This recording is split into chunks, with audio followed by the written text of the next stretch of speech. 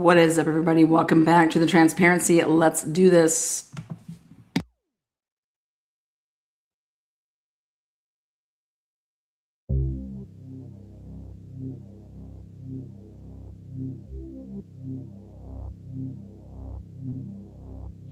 The reason I've asked you to come out here today is because a matter of great importance and public interest has arisen, and I think it's important for everyone to have a certain amount of transparency as to what's actually going on in this case.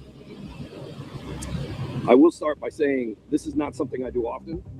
I think this case is equally important to everyone, because if this is the type of conduct and these are the type of things that are done in this case when everyone is watching, you can only imagine what's being done when no one is watching. And I think these cases are incredibly important for that. And trust me, I have extensive experience in cases that are high profile, where people are watching. And if you're sloppy and you do this in a high profile case, you absolutely do it when no one's watching. And that's a scary thought here. It's a scary thought when I employ all of you who are here to, we're trying to do our job. We want you to ask the tough questions. Don't take the guided tour. This case is not as simple and as open and shut as it has been laid out to be. You have only heard one side of this case, and what's coming out of it reeks. And I think all of you, it's your journalistic responsibility to seek out and ask them, why are you putting on a police officer who's lying on the stand? Why are you allowing that to happen? Why aren't you recording meetings with very important critical witnesses? Why are you not getting these statements completely locked down? And ladies and gentlemen, I will tell you there's a very good reason, and the reason is an obvious one. So I would ask that all of you, and even those who are listening, to seek out and ask these questions and hold them to their level of professionalism. And I can tell you this, it gives me no pleasure to stand here and do this, none whatsoever. I hate it with every being, every part of my being, but I will do it. I will fulfill my oath as an officer of the court and as the lawyer who's been entrusted with Shannon Gardner's life. They're not going to get away with lying in the court. We're not going to stop until we seek justice in this case. They're not going to get away by creating evidence. And we're not going to allow that to happen in this case. I certainly hope that if there's any ambiguities, that they clear them up immediately. Mr. MIZZRAAAHEEE. They explain why they didn't record that meeting, why they didn't file a police report on that meeting, why Detective Johns is lying about speaking to a person when in fact he actually did, lying as to why she changed her number when in fact she still to this day has not changed her number. There's no reason any of these things could have had to have occurred in this case. If they really have a case, if their case is as open and shut as they say it is, to the point where they're confident enough to seek the ultimate penalty of death, then none of this should be going on. None of this. And the fact that they expect us to stand by and let it occur just is not today, baby. Welcome to the transparency. Good morning. All I have to say is an extra good morning to none other than Miss Christina Stifler and Mr. MIZZRAAAHEEE. Mr. MIZZRAAAHEEE, come on, guys. Nobody's ready for today. I mean, I think except for me. And I do believe that those lawyers in that courtroom are definitely ready. We are just trying to bring to light what the hell is going on in our courts. And they are doing it when it's the biggest stages and everyone's just sitting there. Like, what are these media personalities doing? I'm going to tell you what they're doing. Last night, I had the absolute privilege of enjoying a night off. I took that liberty right there. I had the privilege of making jokes up with my son, and he had to answer some, getting back to school questions about I don't even know. You know what they do in the first couple days, try to find out about you and shit. I'm like, what is this, an interrogation? And he thought he was funny. And one of the questions, it was like, what's one of the first things that you do when you get into the classroom? and my son is like, move your you know what? And I'm like, what? He's like, yeah, move it. Like, get into the classroom and like move your butt, like move it. Like, I'm like, what? I was like, is that your answer? He's like, yeah. Like, first thing I need to do in the classroom, when I walk in the classroom is like, move your ass. I'm like, maybe go to your desk, put your things away, go to your folder. He says, no, I got to move my butt. Like, I got to bust it. I'm like, okay. He's like, can I write that? I was like, is that your answer? He's like, yeah, I got to move my butt. Like, I got to get going. I was like, if that's your answer, I mean, you're being honest, right? He's like, that's the first thing I thought about is that I got to move it. I got to move my butt. I said, then that's your answer. And you better put that down. No joke. That's what he wanted to tell me about yesterday. He's like, what do you think about this question? I was like, what is this, an interrogation? What's going on over here? All right. So everybody's getting back to school with their kids, and I think it's awesome. Make sure you guys get those pictures taken. I wonder if Mr. MIZZRAAAHEEE has kids. I don't even know. I wonder if Christina Stiffer has any kids. I don't even know. But what I do know is make sure you guys take some time, get those pictures by the door. Make sure you measure your kids. Okay. Get your measurements in. We were just looking at ours the other day. And, I'm like, man, look at this gap. Like, you just didn't grow at all. And then like, whew. But enjoy those moments. But when you get to your classroom, man, move your butt. Snap, snap.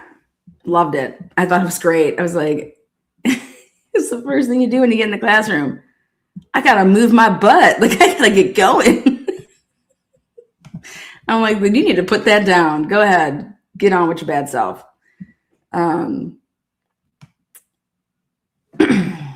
Also, today is the day that I've been waiting for 3 years.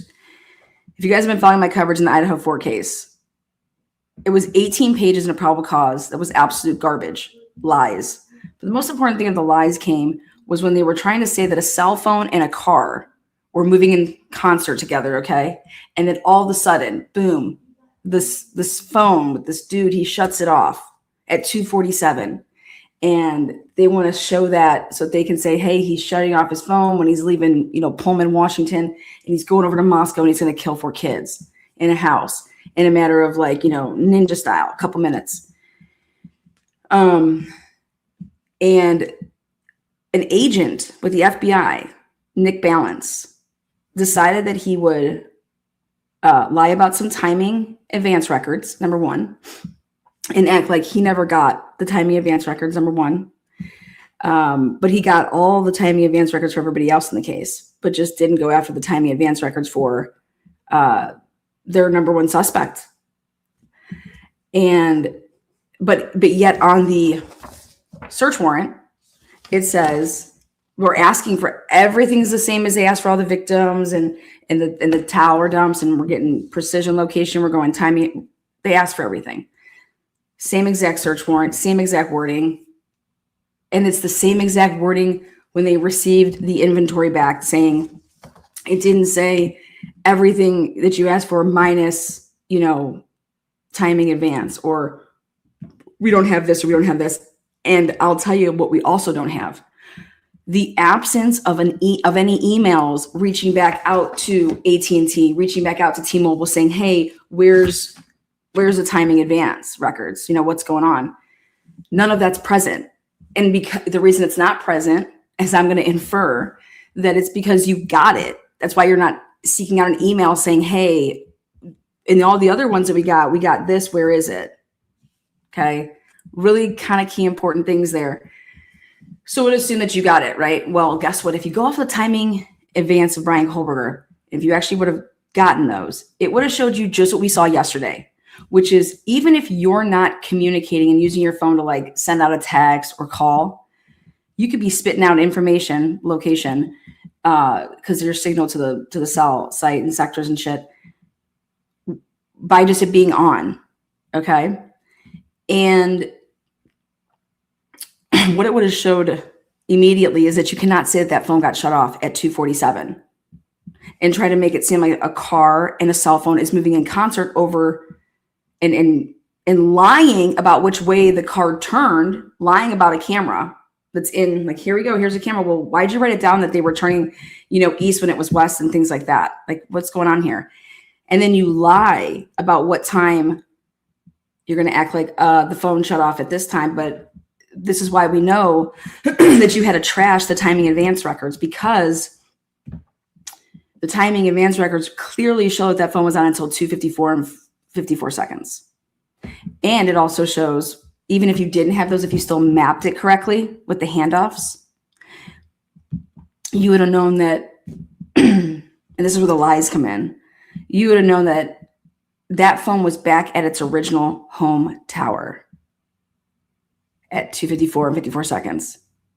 So you're never going to get your probable cause signed, your warrant signed, and your affidavit and your words, because if you would have said that this phone wasn't moving in concert with that white car, and it actually, the car goes this way and the phone stays on and the phone goes back to the apartment, you can't go any further in the case.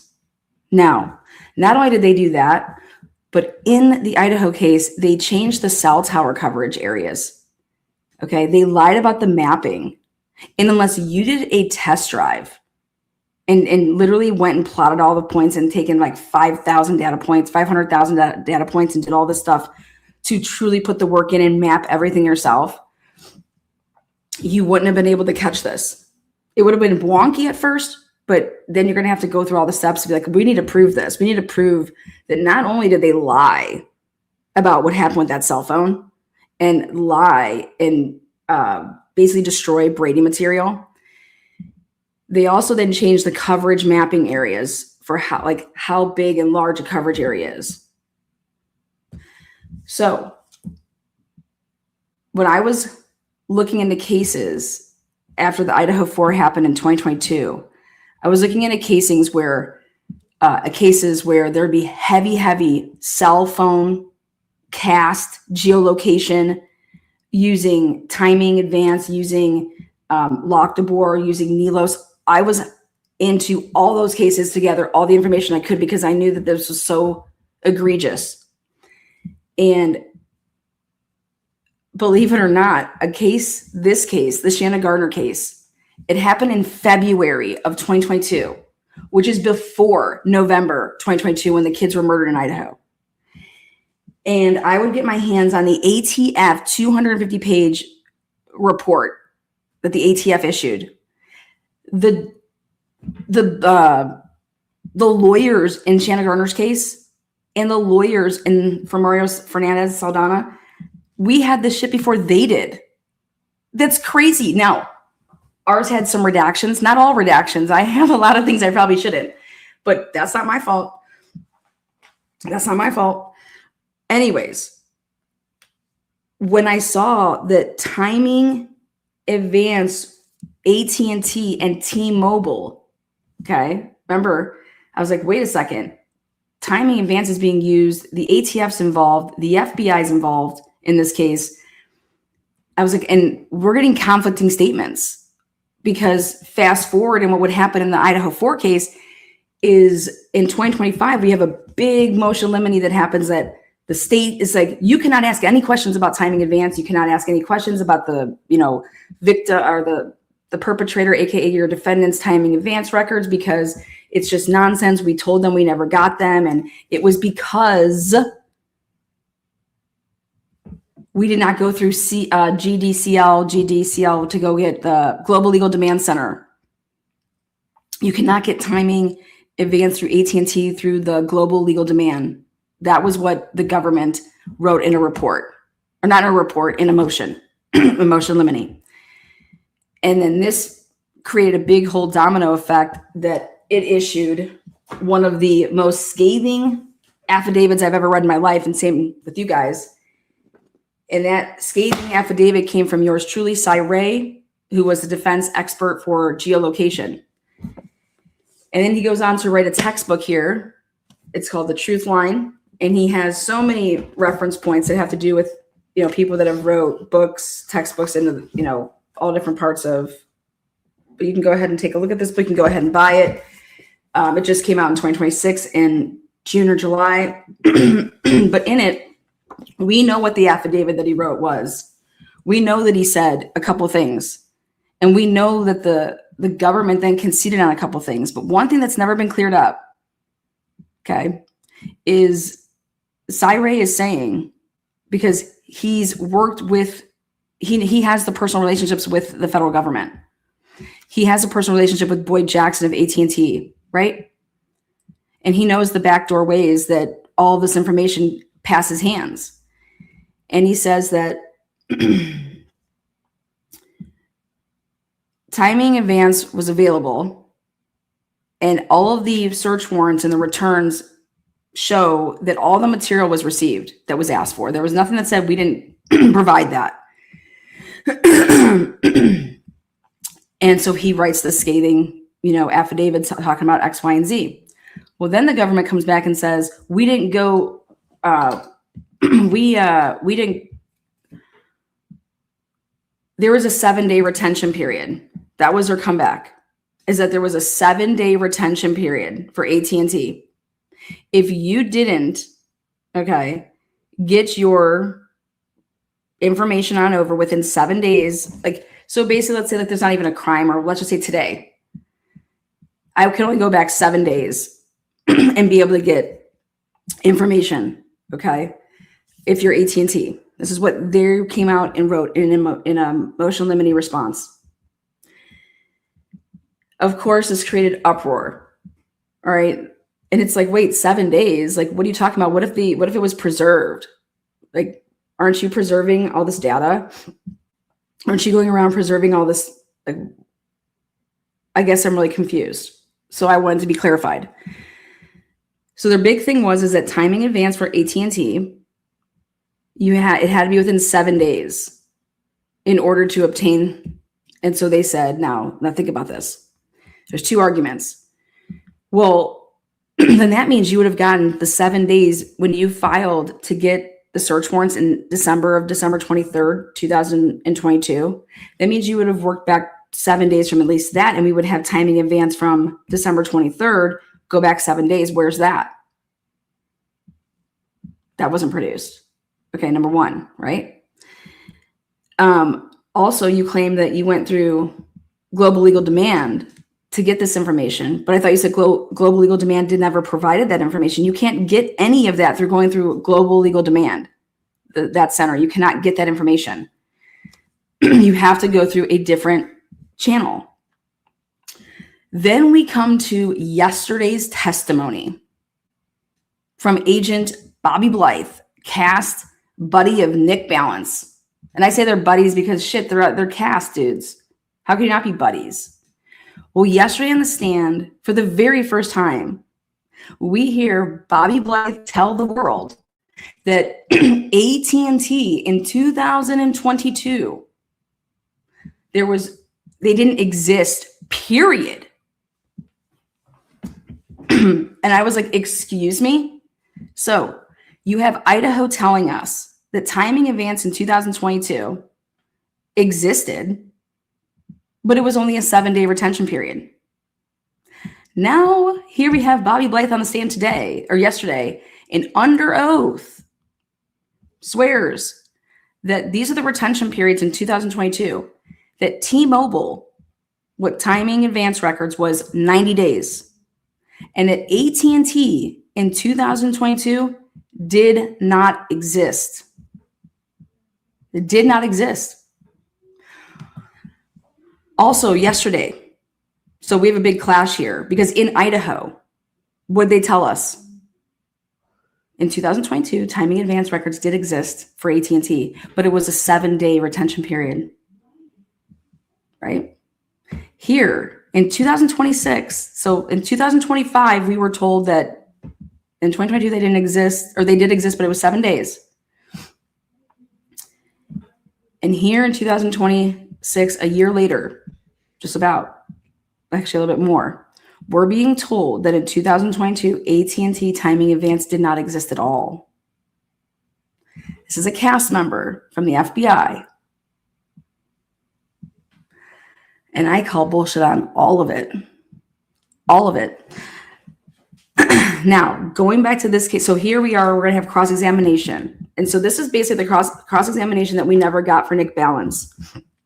And we were probably never going to get because Judge Hippler put a little, his own stipulation on things that, hey, you can voidar Nick Balance, and you're just going to ask him one question, which is, did you receive the defendant's timing advance records? And it's like, what? What? All he's going to get up there and say is no. Great job, Hippler. Anyways, so this is going to be the cross-examination that we never got, and as close as we can get to it. But it's so key. This case and this testimony is so important to somebody named Brian Kober. Like, he can't even imagine how important this is, and nobody's watching. Nobody's watching, and my channel was built off of the Idaho 4 case, and here we're giving it to you. You need to watch this. Today's cross-examination, if you're so all about the Idaho 4 case, like you claim y'all are, which now I know that you're not, by the way, because this is what you would be covering. This is the only thing you would be covering. What's up, Bella? Yeah. 1 second, please. Where's your sticky?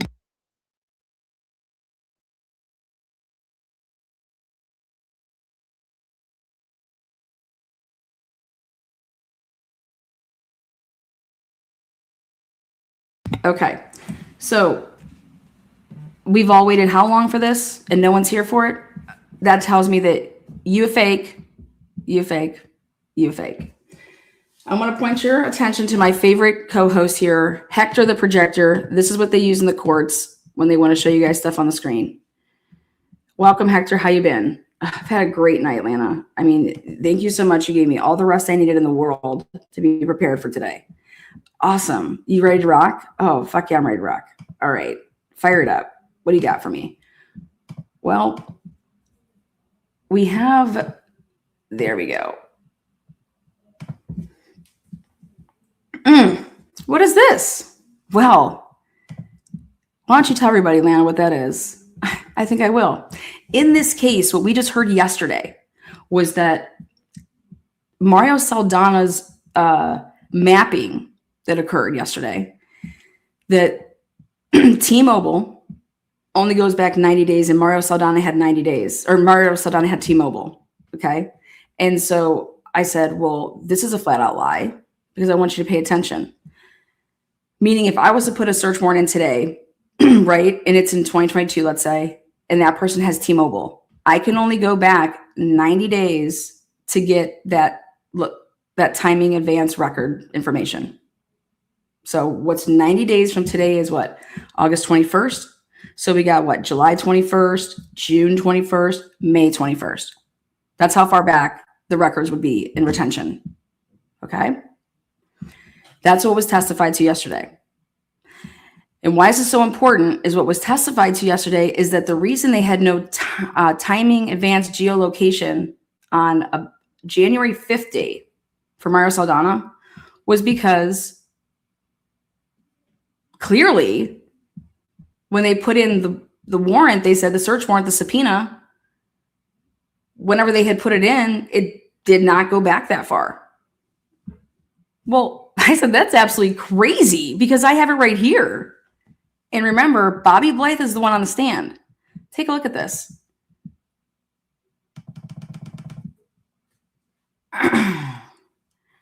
On Tuesday, February 22nd, ATF Special Agent Mark Mutz completed the AT&T subpoena and the T-Mobile subpoena for Shanna Gardner's cell phone and Mario Fernandez Saldana's cell phone. Look who is involved with it as well. Would you say it ain't so, Hector? What is that? Stiffy? Look at Stifler. ASA, Christina Stifler signed. She signed. This is prosecutorial misconduct. Christina Stifler signed. That's like Ashley Jennings when she signed the shit for Idaho. She knows what's going on. She knows when this shit was handled. You know what 90 days is from February 22nd, 2022? Does that get you to January 5th? Does that get you there? I think it does. I think it gets you there in some. You cannot make this up. Now, you guys should be asking yourselves, wait a second though. Why isn't Special Agent Mark Mutz, ATF, on the stand? Why is Bobby Blythe from CAST on the stand? I think we might find that out today. I'm over here wondering why Lindsay Butler, by the way, Bearcats baby, Cincinnati, Lindsay Butler, ATF, criminal researcher, civilian employee, Christina Stifler's right-hand woman in this case. We got some issues there, but she should have already testified in this case, because to lay the foundation as to how all of this truly happened, you would need Lindsay Butler's testimony. But notice that the state has not called Lindsay Butler to the stand. Nope, never, not once. You know why? Because Lindsay Butler, there's a lot of problems there. I'm waiting to see if the defense will call. I know in the Shannon Gardner case, we are going to hear from Lindsay Butler. There's no way that we're not going to hear from Lindsay Butler in that case. Anyways, so not only did that happen, I want you guys to take a look down here. Oh, wait, here. Sorry.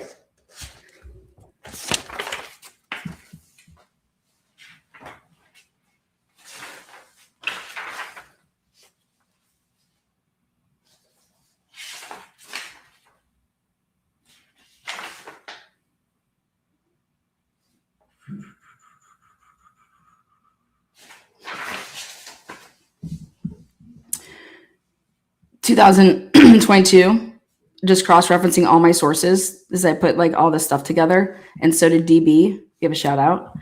So what you see right here on March 4th, 2022, Google preservation letter submitted for who? Your staff. You guys, why wasn't Henry Tenen stuff done like this? Henry Tenen was in Mario Saldana's phone records. He was calling him and stuff.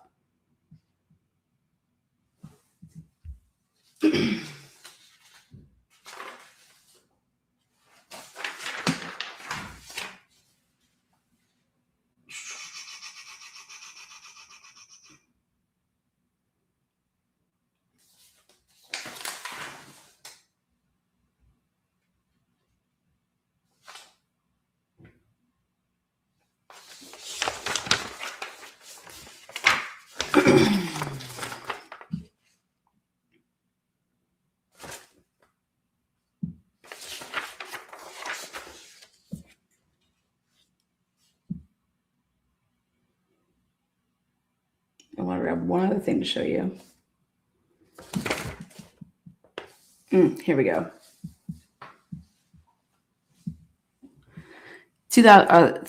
March 9th, 2022, JBPD releases surveillance video vehicle of interest. What is that? The dark blue Ford F-150 truck of interest. Surveillance video from businesses. Public information release. So right there, that's your date, right? Notes. Vehicle later linked to Henry Tenen. Okay.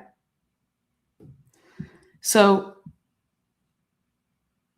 we had a detective testify this week and said that we made a drive-by in February of the Potomac Avenue address and didn't see a blue truck. You guys just drove by once? Just curious. So you got, I find it super, super hard to believe, right? Super, super hard to believe that Henry Tenen, if Lindsay Butler did her job, which was anybody in Mario Saldana's orbit, you're supposed to be looking into.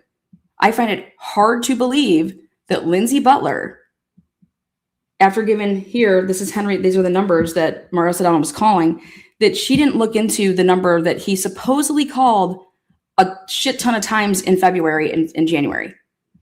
Yeah, you would have found out that, yeah, he's his tenant. Sure. But you would have dug in at least and saw, okay, yeah, he has somewhat of a criminal background, right? And then all you have to do is like there was no, like, you didn't go one step further to see what vehicles he owned or what vehicles anybody in his family owned, then she should be fired. That's just horrible work. But I don't think that happened. In fact, I think that they had been looking for that blue truck for a long, long time. But they needed to make it seem like that they didn't find it, but they did. And I want to see if that can possibly come out, that can be proven. So this is what mainstream media, though, wants you to believe that's going on in this case, because we are 4 minutes out. 4 minutes out. And I just want a little, just here's a little taste of what.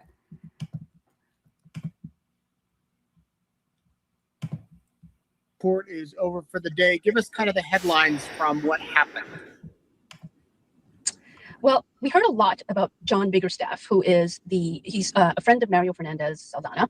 And it's the state's position that it was Biggerstaff who secured the gun, allegedly, for Mario, who then gave it to Henry Tenen to commit the murder.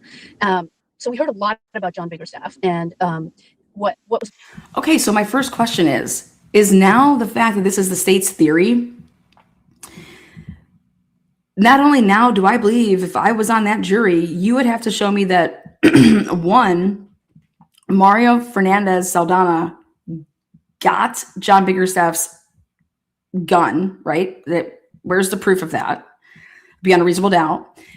And so that now becomes a component, right, to the jury, right? If you're going to solicit somebody to commit murder, which we have heard nothing about solicitation yet, and that's the only thing that matters in this case, you're going to have Henry Tenen, or the jury's going to have to, beyond a reasonable doubt, believe that Mario and John Biggerstaff, that gun was exchanged.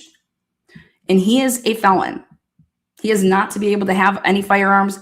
And do you understand that at no point in this entire investigation was John Biggerstaff ever arrested for the probable cause that he was sourcing out weapons for murder for hire cases? Where's the arrest of that? That you don't have probable cause for that? Sure you do. Probable cause is the easiest thing to get in the world. John Biggerstaff has never been arrested to this day, ever, for being a felon in possession with firearms. Okay?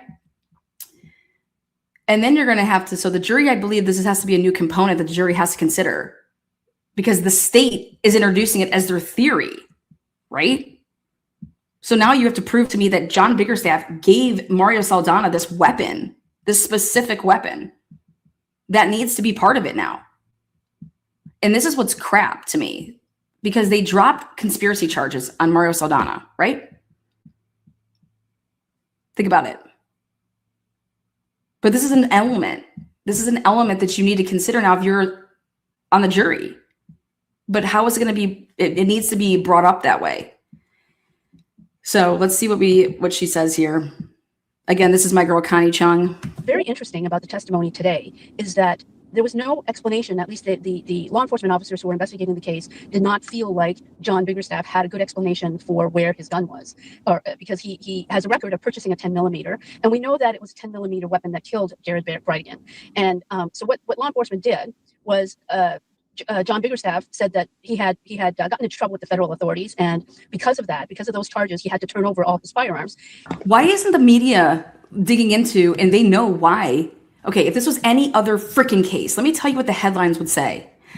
John Biggerstaff, given full immunity, who was indicted, okay, for running a prostitution ring and being an ex-law enforcement at the JSO, who was a reserve officer, who was arrested in connection with tipping off drug dealers of search warrants that were coming their way, and to be able to, like, you know, hey, you might want to clear that fucking house.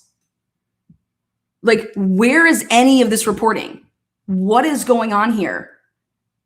Where's mainstream media and their little, where's Nancy Grace blowing out some headline and talking about, holy crap, we have swingers, but we have a guy that used to be a police officer, and we have a son who is a police officer in Dallas, the Biggerstaffs here. And John Biggerstaff, this is his history, is doing X, Y, and Z. Where is any of this shit coming out? How is this not? You guys do your homework. It's all right there. We're not hearing any of it. And in his record, or in his affidavit, he listed a Glock 40 10mm weapon that was turned over to his son, among other weapons. And so because they didn't feel like they could really, felt like he had a good explanation for what happened to that gun, they asked John's son, Juan Biggerstaff, to wear a wire and talk to his father. And hoping that this... Connie, you're leaving out the most important part. What do you mean he didn't, the government didn't believe he had a good enough reason to not know where that gun is? He purchased that gun. John Biggerstaff purchased a Glock 40 10mm in 2016. This crime was committed in 2022. He had to turn over and fill out an affidavit and turn over all of his guns and fill this out to a federal magistrate to say, hey, I am no longer in possession of all of these guns, and listed them all out. They were given to who?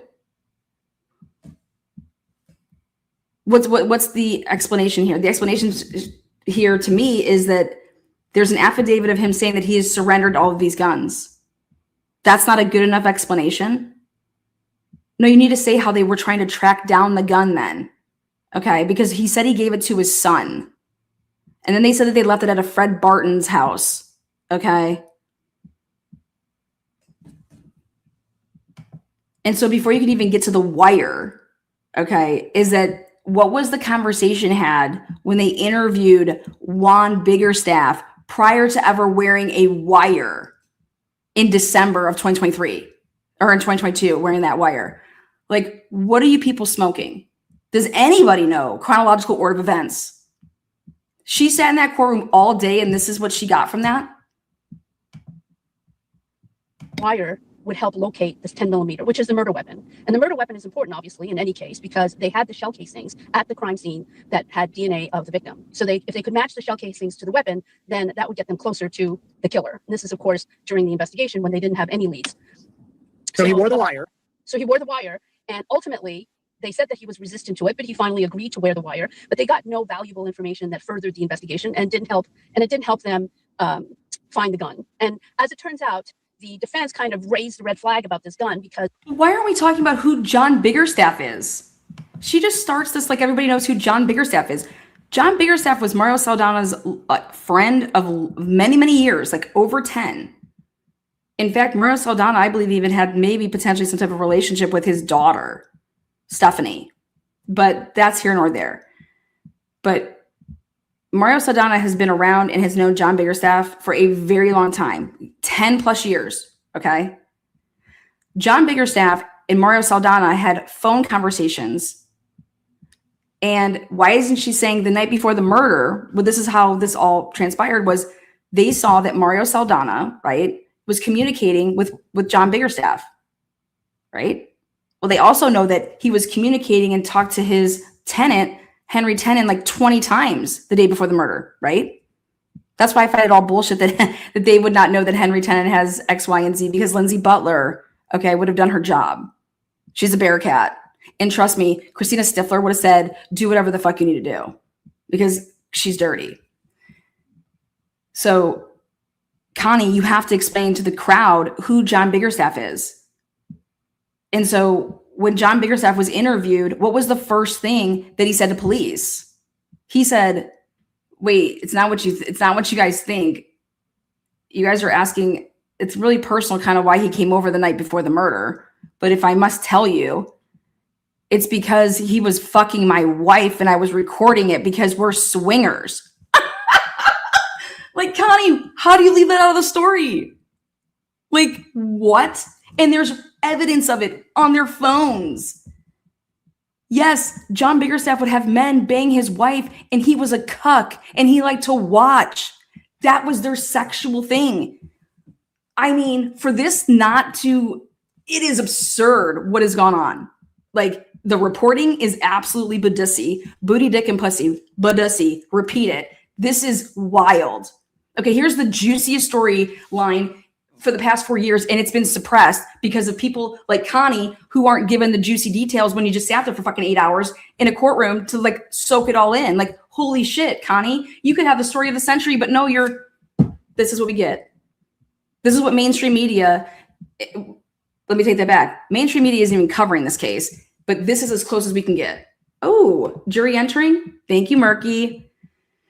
So let's get into the courtroom. Connie, I wish we could have gotten more tea today. We only got 2 minutes and 31 seconds. We'll come back maybe at a break. Connie, thank you again for your reporting. Did you find your wallet? That's all we care about. We will be buying you lunch. Much love. Jury entering. Here we go. The jury. Ladies and gentlemen, the jury. Connie Chung.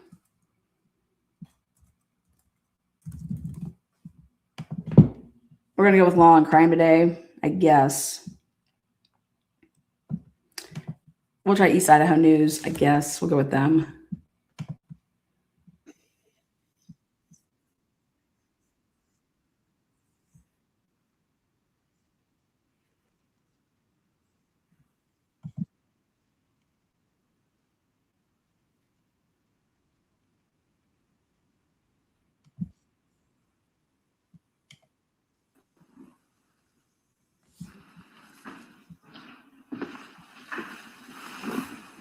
All right, Mr. Dreiser, you may proceed with cross-examination.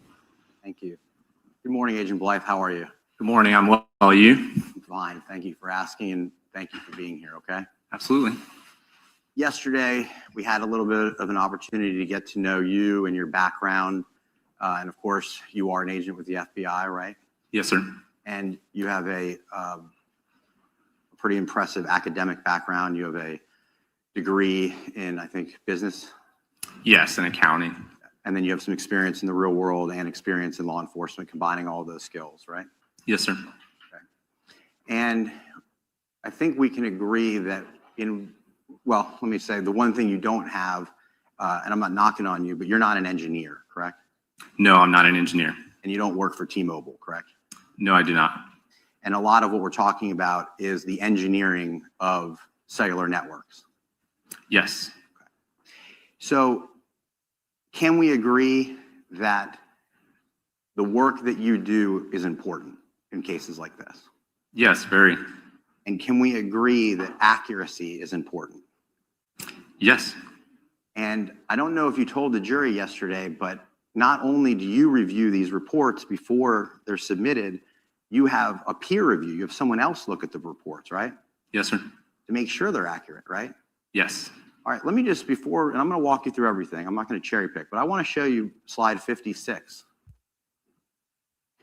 This is from March 5th between 9:12 and 9:50 p.m., correct? Yes. And yesterday you talked about the TA records associated with that. But if you look in the call box, those TA records seem to be from 2/17 of 2022, correct? Yes, so there's a typographical mistake in the call-out box. So that's a mistake that you made before you submitted this evidence to the government? Yes. And the peer review person, he didn't catch that either? Apparently not. And as you sit here today, is it a typographical error, or did you put the TA records from 2/17 inside of the PowerPoint? I'm confident that it's a typo in the call-out box for the date. I didn't replace the date with March 5th. I apologize. Okay.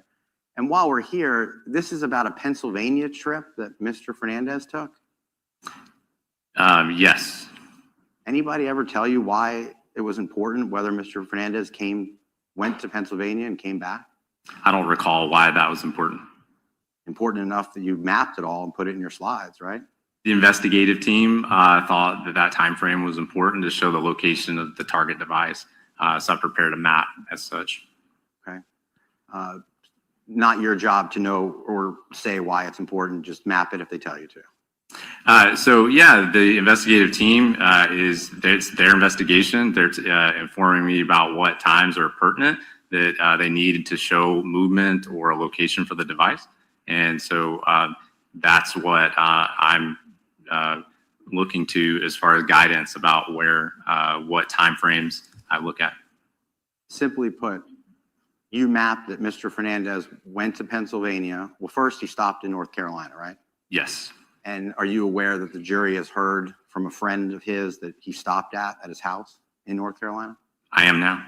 You are now, because I told you? Yes. Okay. And on the same dates that you mapped, and then if I understand correctly, he went up to Pennsylvania, and I think your testimony, these are my words, but he sort of hauled ass back to Jacksonville.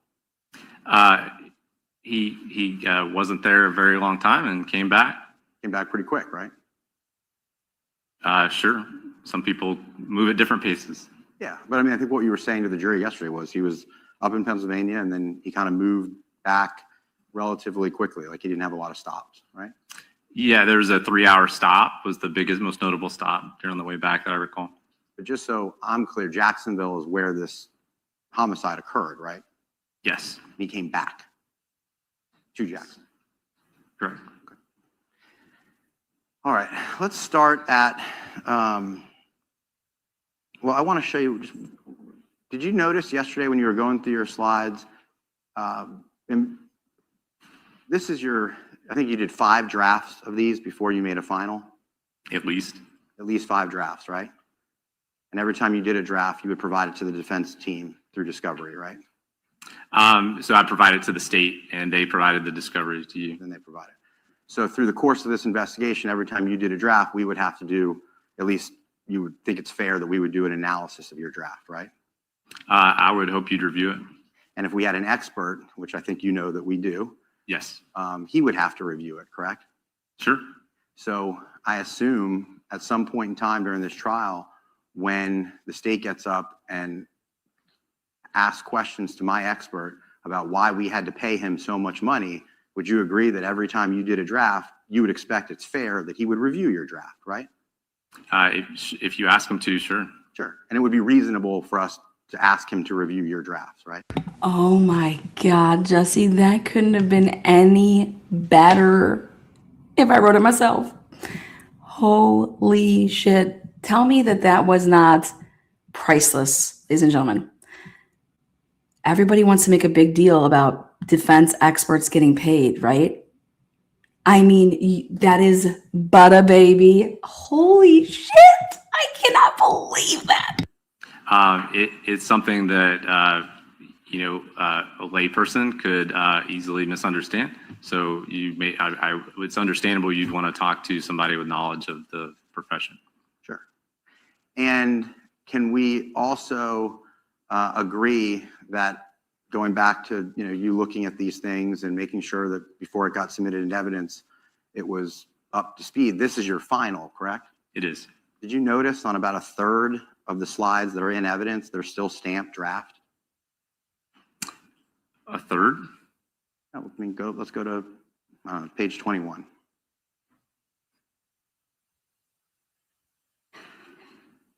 See draft?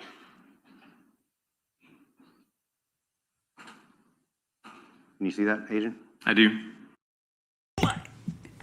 Ladies and gentlemen of the jury. Oh my God.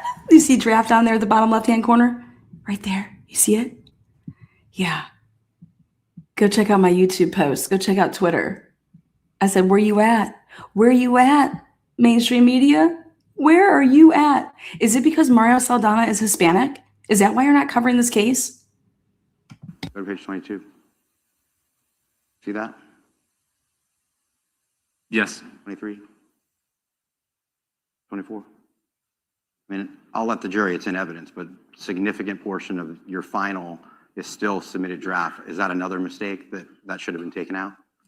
In preparing over the past month or two, I noticed some things that wanted to modify somewhat. Didn't change the conclusions or the overall locations or anything like that. But I had somebody take a second look at them after I made some changes, and I forgot to take the draft stamp off. Okay.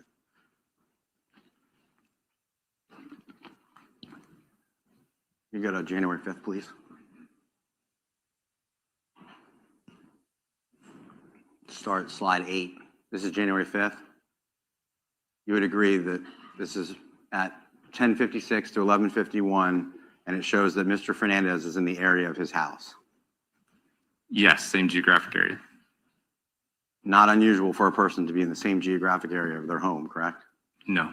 This doesn't tell you anything about Henry Tenen or anything about Mr. Fernandez other than he may be home, right? Correct.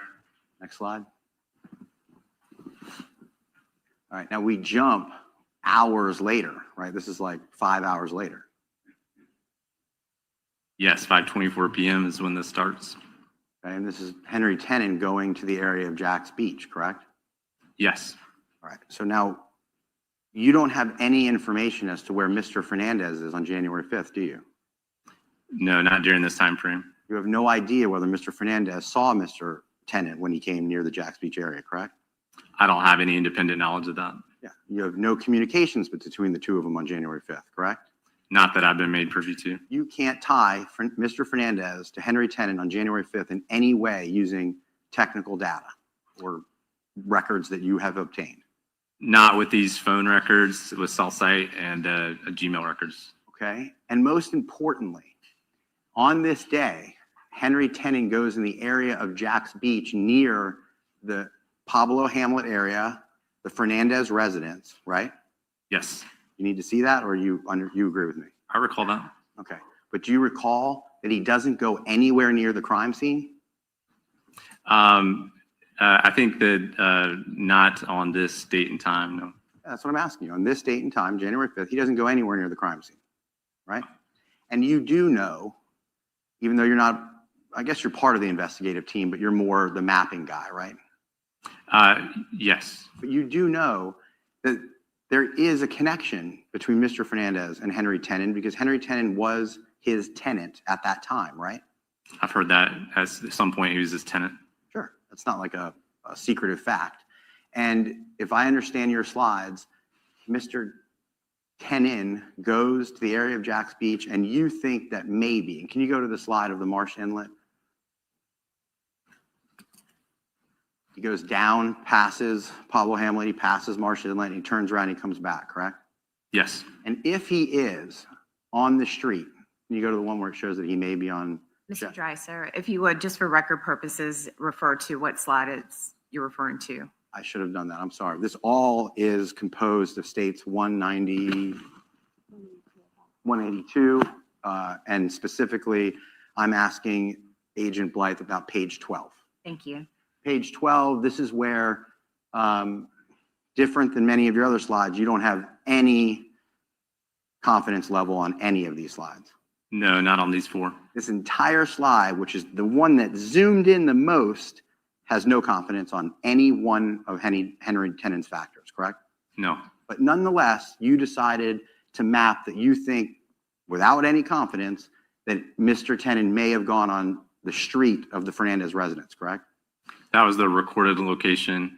And throughout the duration of the analysis, I was able to see that these locations, with or without a known source, followed in line, stayed along roadways. They weren't errant off in the middle of nowhere or a place where there was no roadway or a place where a person and a phone could be. So looking at them in their totality, they all seem to be very reliable locations. Even if you're right, which you may be, he's on the street for what, 30 seconds at max? I mean, if you're exactly correct and your totality of the circumstances all added up, you can't put him on that street for more than 30 seconds. Correct. So, and you have no reason to believe that Mr. Fernandez was home. I don't know. You have no idea, right? No, And you don't know if Mr. Tenen was dropping off rent money in the mailbox. I don't know that.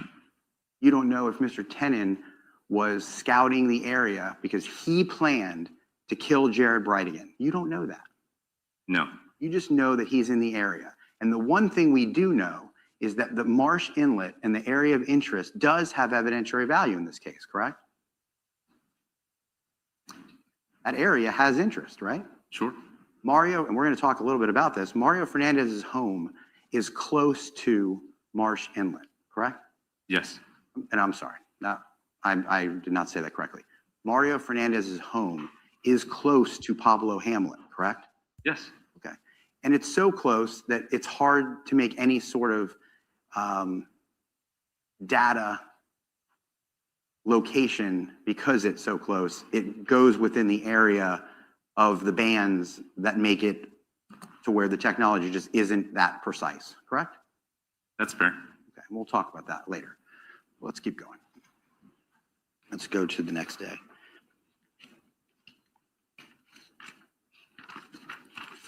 And that would be January 25th, correct? Yes. And on January 25th, I mean, this has so much data on it, but let's just break it down so simple so the jury knows what they're looking at. You believe on January 25th that Mario Fernandez went over to John Biggerstaff's house. His phone moved to that area. He used the tower closest to his house and had a calculated distance, roughly the same distance from the tower as the house was, which is consistent with him being at the residence. It's a great point. You don't track people, do you? Well, You phones track don't devices. move themselves, but people have their phones. Research shows that we keep our phones within arm's reach the vast majority of the day. But yes, technically I'm tracking phones. So Mr. Hill in his opening statement told the jury just that. He said that studies show that people keep their cellular devices within arm's reach. That's what you guys rely on, correct? Yes, that's how we find people all the time. Exactly. I don't want to jump the gun, but on the 29th, you don't have Mr. Fernandez's device anywhere except for the Potomac address, correct? That area, yes. Yeah, I mean, he goes from his house to Potomac, but the phone never leaves Potomac, correct? On the 29th? Right. Correct. So by the studies and by what you're aware of and everything you're trained on and how you locate bodies and guns and all the things that you say that you've been so successful doing, it's because people are generally within arm's length of their devices, correct? Usually, but sometimes people intentionally leave their devices behind in cases. They Sometimes. do. And that's when you have to use what you said yesterday, which is other investigative efforts when you're doing historical cell site analysis to see if you can confirm whether people have done that, correct? If you can. All right, we'll get there. But on this day, Mr. Fernandez goes to what is known as an old friend of his, correct? You know that he Biggerstaff? knows- Yeah, My understanding is they are associates of some kind. yeah, they've known each other for a long time. Okay. And on that day, you know that Mr. Fernandez called Mr. Biggerstaff on his way over there. Because in all that data, it actually shows a call from Mr. Fernandez to Mr. Biggerstaff, right? Yes. Before he gets there. Like, hey, I'm on my way, right? You don't know what it said, but that's not far-fetched that someone would call and say, I'm on the way to your home, correct? No. And then right when he gets to the house, there's a message or a call saying, well, you don't know what it says, but it's right when he gets there, not far-fetched to be like, hey, I'm here, man, right? Yeah, I don't know why he called him, but Okay. could be. All right, so he's there for like an hour or so, and then he leaves, right? I don't remember how long he's there. I think it might be the next slide. Yes. All right. This is slide 16, Your Honor. Thank you. And you don't know why he was there. No. You have no evidence what he was doing there. No, sir. Someone just asked you to map whether Mario Fernandez was going to a guy's house that he knows for a long time. He left. That's what you know. That's what all of this information tells you, correct? Yes. All right. Let's go to January 29th.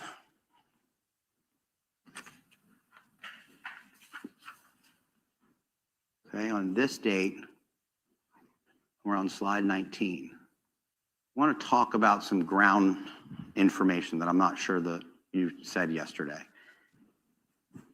Anytime the location of interest or the address of Potomac or anything on these slides, anytime, would you agree that your testimony, a golden rule, is it can never be farther than the bands?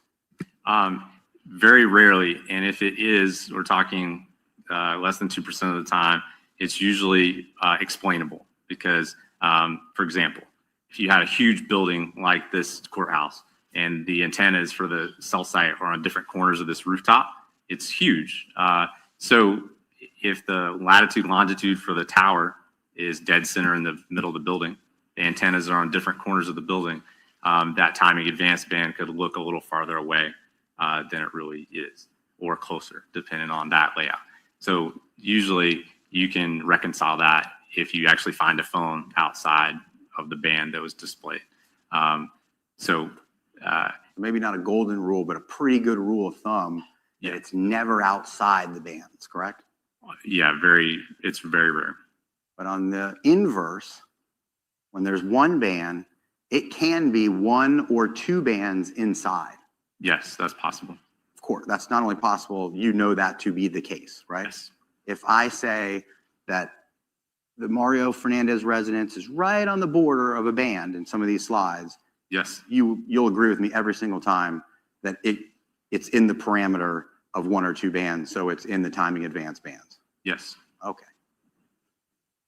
The other thing that I'm not so sure was clear yesterday, in these pink bands, and let's use slide 19 as an example, anytime you may have a dot inside the pink band, but you have no idea where in the pink band the device is. So are we talking about these dots are from Henry 10 and 53. These aren't timing advance estimated locations. Glad you pointed that out. I want the jury to be very clear. I'm not talking, and I didn't say this, so thank you.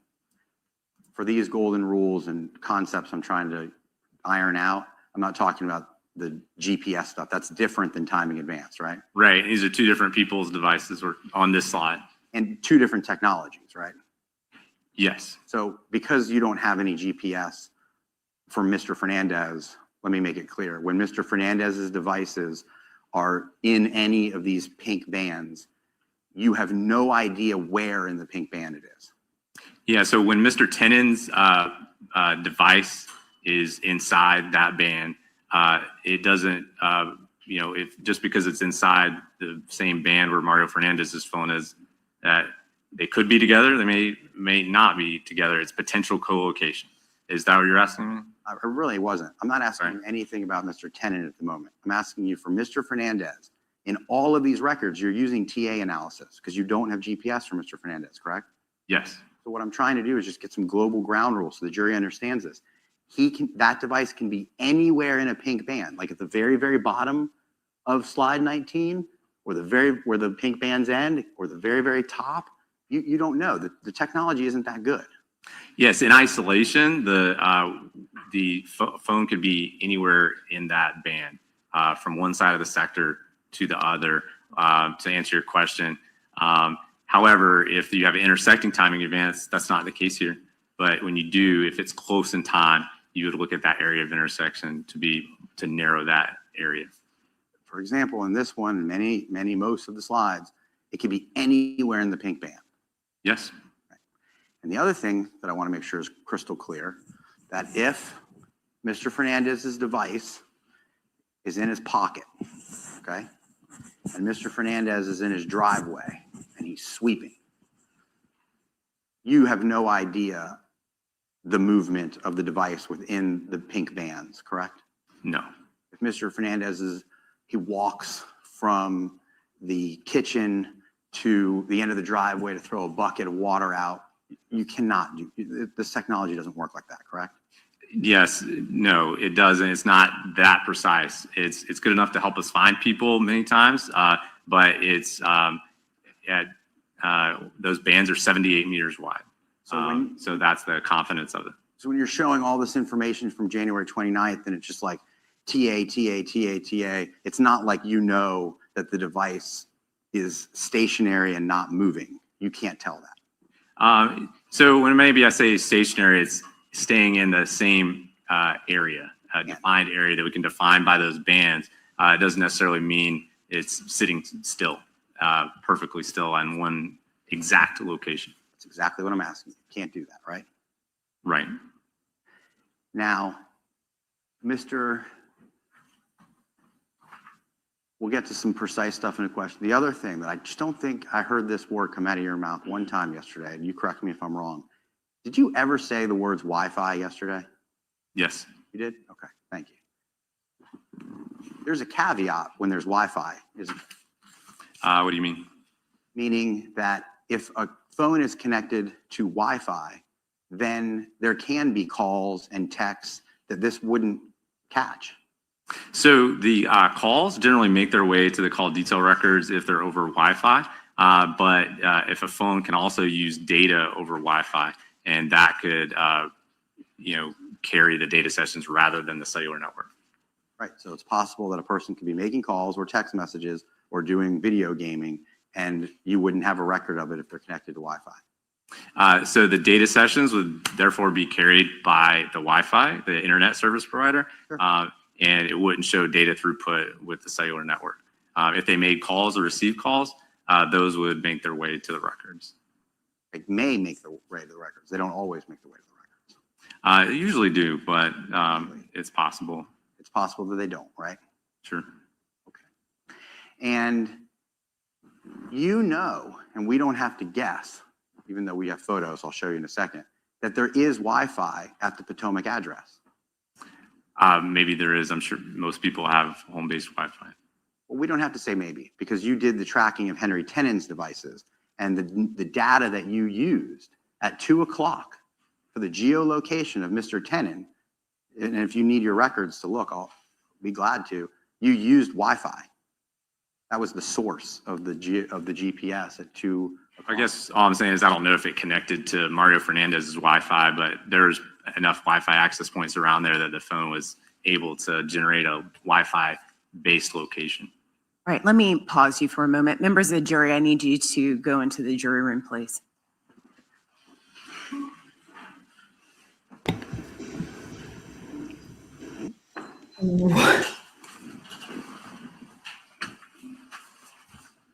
All right, what's Judge Kite? What's going on? We've been screaming Wi-Fi in the Idaho 4 murder case and nobody wants to talk about it. This is probably why.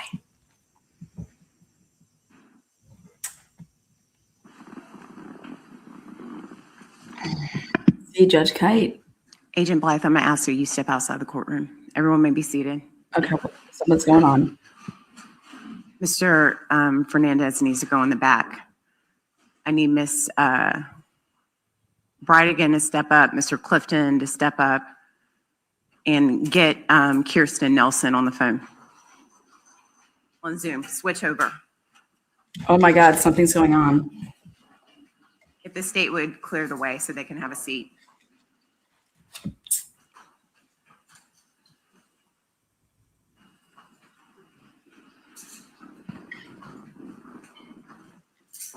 We got, oh, I know that 5 minutes ago something did just happen in the courtroom. I think this is about, she has to turn over her device. Kirsten Brightigan is being asked to turn over her device.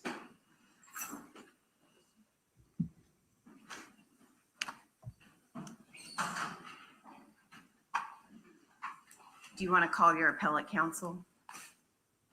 They can join via Zoom. Okay, remember guys, there was a motion out there. She has to turn over her cell phone. So she has to turn over her cell phone.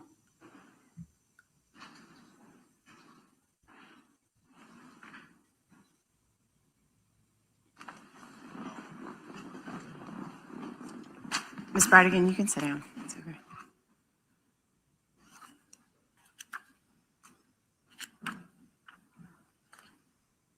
Okay, so late last night, there was a filing to stay, a motion to stay to prevent Kirsten from having to turn over her phone.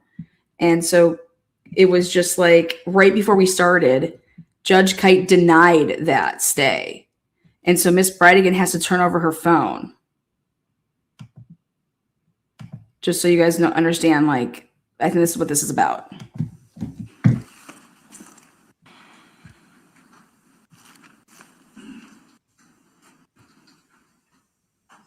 Print a copy of the order of compliance.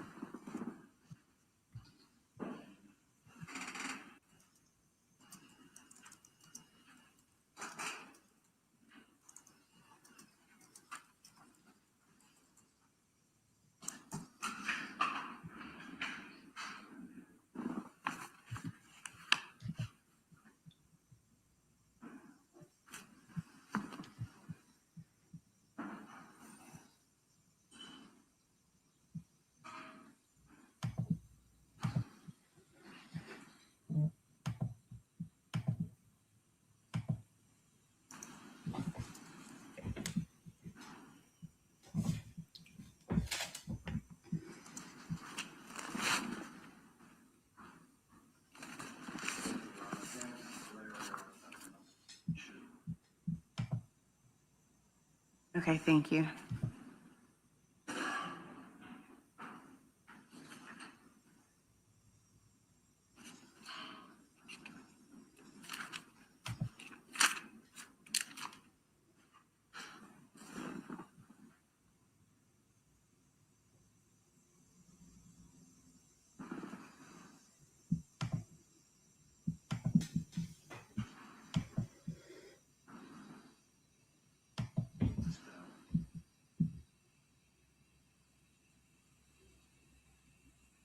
This is not what somebody does if they have something. This isn't the actions of somebody that has nothing to hide.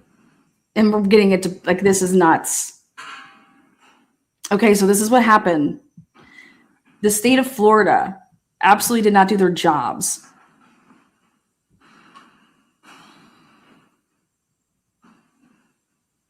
Miss Brightigan started having phone communications via text, via apps and stuff like that with witnesses in this case. Okay. She had a deposition where she admitted to all of this, and she said, here, I have nothing to hide. You can take my phone. The state of Florida is like, oh, because also she's communicating with the state of Florida, the prosecutors. Okay. And the state of Florida is like, oh, we have an issue because we don't want that shit to get out. It's one thing, you're allowed to inform. She has Mercy's Law behind her. She's a victim. Her husband was murdered. Okay. And that has standing, but you cannot, everything is within,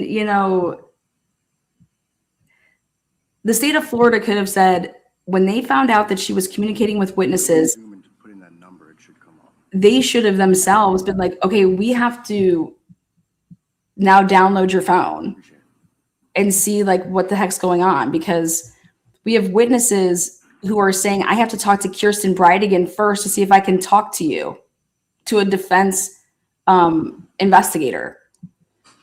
And it's a material witness, because this person's and I think that the state's probably not going to have her testify because of this, meaning the person that the communications, her name's Erin, a female.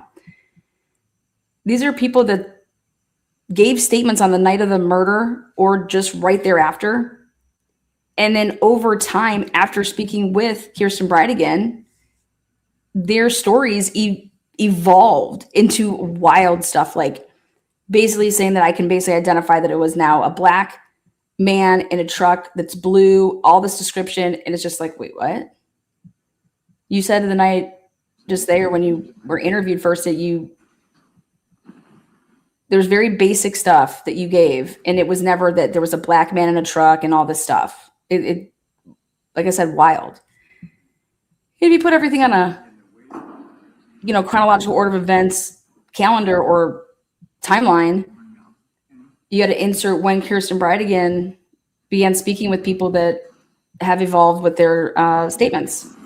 So much so that then the state, when they took these statements, didn't record them or said that there was a malfunction with the recording. And then Christina Stifler, in a discovery response, just wrote to the defense team, yeah, we had so-and-so down at the state, down at the office, the Attorney General's office, and these are the statements that she said to us. It's not recorded because our recording device malfunctioned. I mean, this has been a reoccurring theme here with all of these witnesses.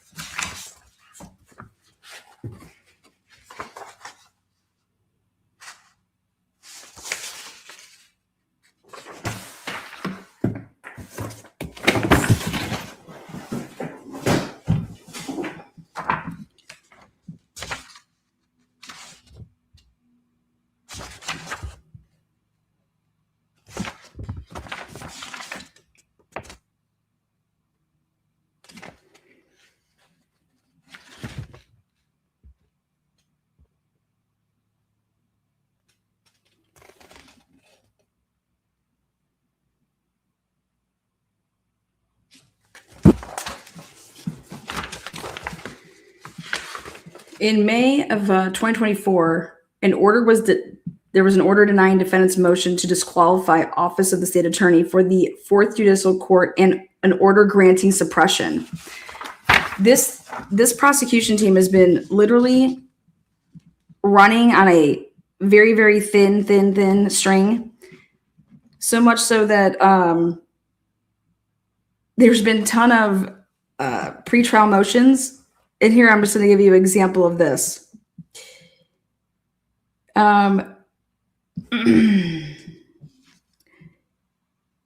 Miss Day, one of Mario's lawyers, testified that defendant Fernandez retained her office's legal services on August 23rd, 2022. She was the primary attorney tasked with reviewing the discovery provided by the state. Miss Day testified defendant Fernandez created both the text messages and timeline at the request of his attorneys. Additionally, Miss Day stated that she had spent hours reviewing the discovery in this case and that the text messages do not appear in any other locations other than the Google Drive return. Miss Day said that she has attended discovery meetings with the state and that ASA Stifler has confirmed that the state intends to use the text messages in prosecuting defendant Fernandez. Okay, so think about this. Oh, Lana, I thought that they can't go after your Mario Saldana's communications with his attorneys are privileged. Okay, if your defense attorney is saying to you, "Hey, I need you to create X, Y, and Z, get it on over," so they used a source called NextPoint to like transfer. You hear evidence.com that you can upload, and you're using it as discovery points between everybody. That's the attorneys. Are the attorneys from the Gardner firm on Zoom? Good morning, Your Honor. Kirsten Nelson on behalf of Ms. Gardner. I believe Jose Baez and Ron Sullivan are also present. All right. Yes, Your Honor. Okay. Good morning. Is Mr. who's represent Sam Solario? Sam, you can hear us. Could you just announce your presence? I can hear you fine. I'm not visible because I'm unsuitably attired for court, Your Honor, and Yes. I didn't want to appear poorly. Yes, sir. I appreciate that. Thank you. So, Mr. Clifton, for purposes of this hearing, I received, while I'm in the middle of the trial of the state of Florida versus Mario Fernandez Saldana, I received an email indicating that Ms. Brightigan is refusing to comply with the court order. Is that correct? Yes, Your Honor. All right. And then Ms. Nelson is the person that notified the court. So, Ms. Nelson, I'll hear from you. Thank you, Your Honor. I also apologize. I am not suitably attired for court, so I will keep my camera off. We are moving for a motion, or our motion is for an order to show cause why Ms. Brightigan should not be held in contempt for failure to comply with the court's August 11th order, as well as the order this morning and the order yesterday.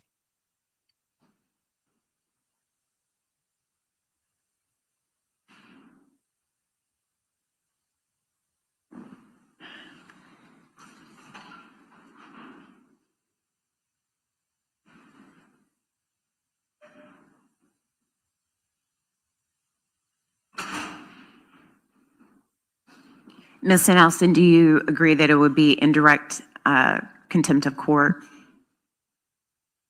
Yes, Your Honor.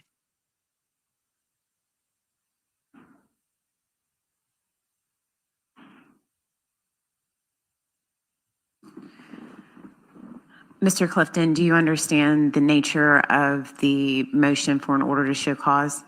Yes, Your Honor. All right. So it is basically non-compliance with the court's order that was entered in on August 11th. And for the record, the court had a hearing that was requested based on the subpoenas that were issued pursuant to a prior order. The court heard the objection of the party, the non-party. I then, after that hearing and after consideration of the side, that was presented during the objection. The court overruled the objection and issued an order of compliance because it was not being complied with. That is the prior order. Then this morning at approximately 7:19, this court got notice that Ms. Brightigan wanted, counsel filed a petition for all writs. The 5th District Court of Appeal has docketed now the appellate process, which is the appropriate way to go if there is disagreement with the court's decision. In the trial court, I believe it was you, Mr. Clifton, that filed the motion to stay this morning. It was approximately, I think, about 8:15 or 8:20, maybe. 20 p.m. last night, Your Honor. But It was 10:20. I didn't get notice of it until early this morning. Yep. Then defense counsel filed a response.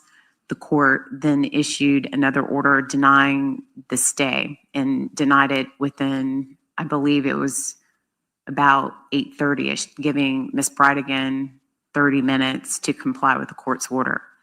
Additionally, in the prior hearing, in the prior order, the defense has gone through the expense of asking and paying for an expert to come up to take possession of the phone to comply with the court's order and then return the phone to Ms. Brightigan in short order so that she could have her phone basically selectively downloaded and then returned to her so that there would be as little time away from her phone as possible.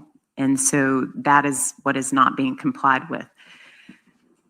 Do you believe that this is sufficient notice, or I can write the order to show cause? I'm going to grant the order to show cause, and I can write down date and time. Pursuant to the rule, I believe that you are entitled to reasonable time to prepare a defense for Ms. Brightigan.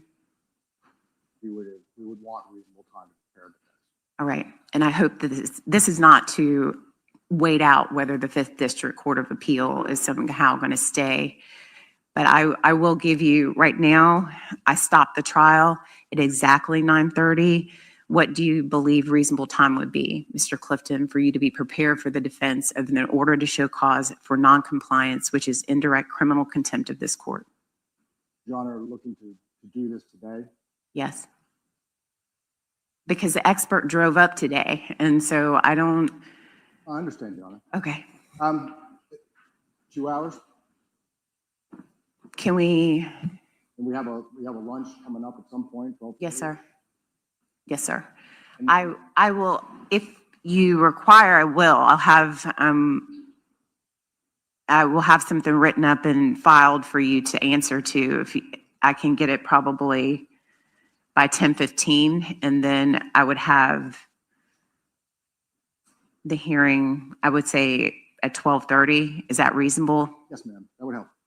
Yes, sir. All right. And whatever counsel, if you all could get in, do you want Ms. Gardner transported? No, Your Honor, we'll waive her presence. Thank you. All right. I will see you all again at 12:30 for this hearing, okay? Thank you, Your Honor. All right. Thank you. Thank you, Your Honor.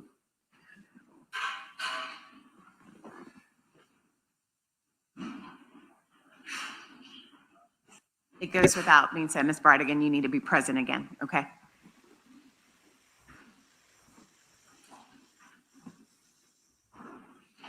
Go get the jury to get back ready as soon as. All right, guys. This is just awful. I cannot say it enough, but the state does not care about you. The state does not care about you. The state cares about themselves and themselves. To think that Ms. Brightigan has to stand up there after saying I have nothing to hide, because I believe that she does not have anything to hide. Okay. The problem is the state has everything to hide. Okay. And so if Ms. Brightigan is saying you can have whatever, I have nothing to hide, I made comments about the defense team. I messaged with people in my messenger app. Yeah, so what? Who cares? So what if I said horrible, nasty things about the defense team and that, oh, Jose Baez got off one killer. Now he's going to get off another killer. Okay. That's her opinion, right? Think about this. And anybody can think and say that. And I think that, but this is what Miss Brightigan doesn't know and doesn't realize, is that the state has everything to hide, because it's all of their communications with Miss Brightigan that would go way beyond, okay, that you were supposed to disclose things that if she's a witness in this case, okay, yes, I understand she's also the Jared's wife, okay, but you're supposed to do that balancing act to keep the integrity of a case. And the state has been doing this the entire time. Christina Stifler has acted like a cop. You guys see her testifying every freaking time there's somebody up there. She's doing the testifying. She was there day one at the crime scene. And then she was at every juncture. She's writing up search warrants. She's signing them. She was the Ashley Jennings of Idaho 4, okay? This broad, that's the state right there, Assistant Attorney General right there.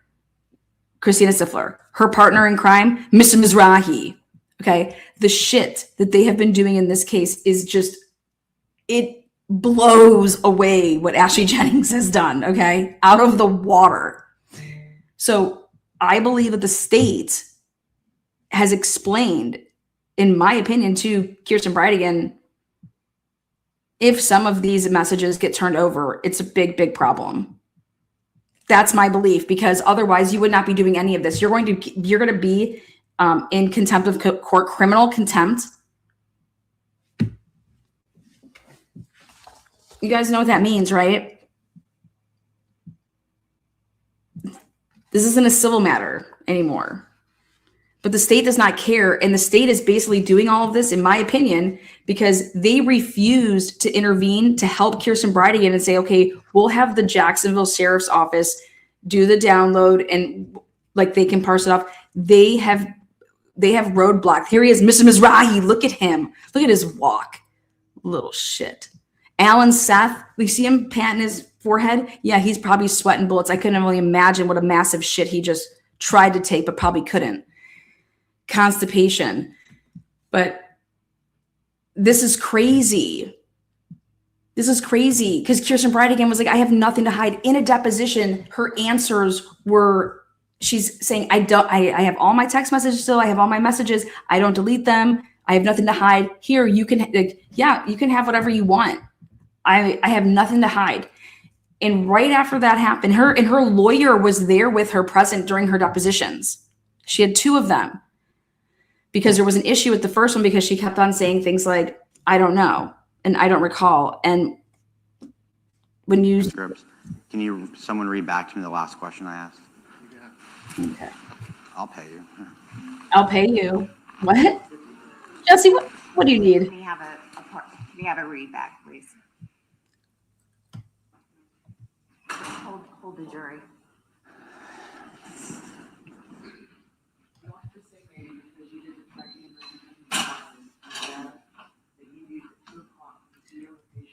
It's already past that. Because now she was talked to by the state, in my opinion.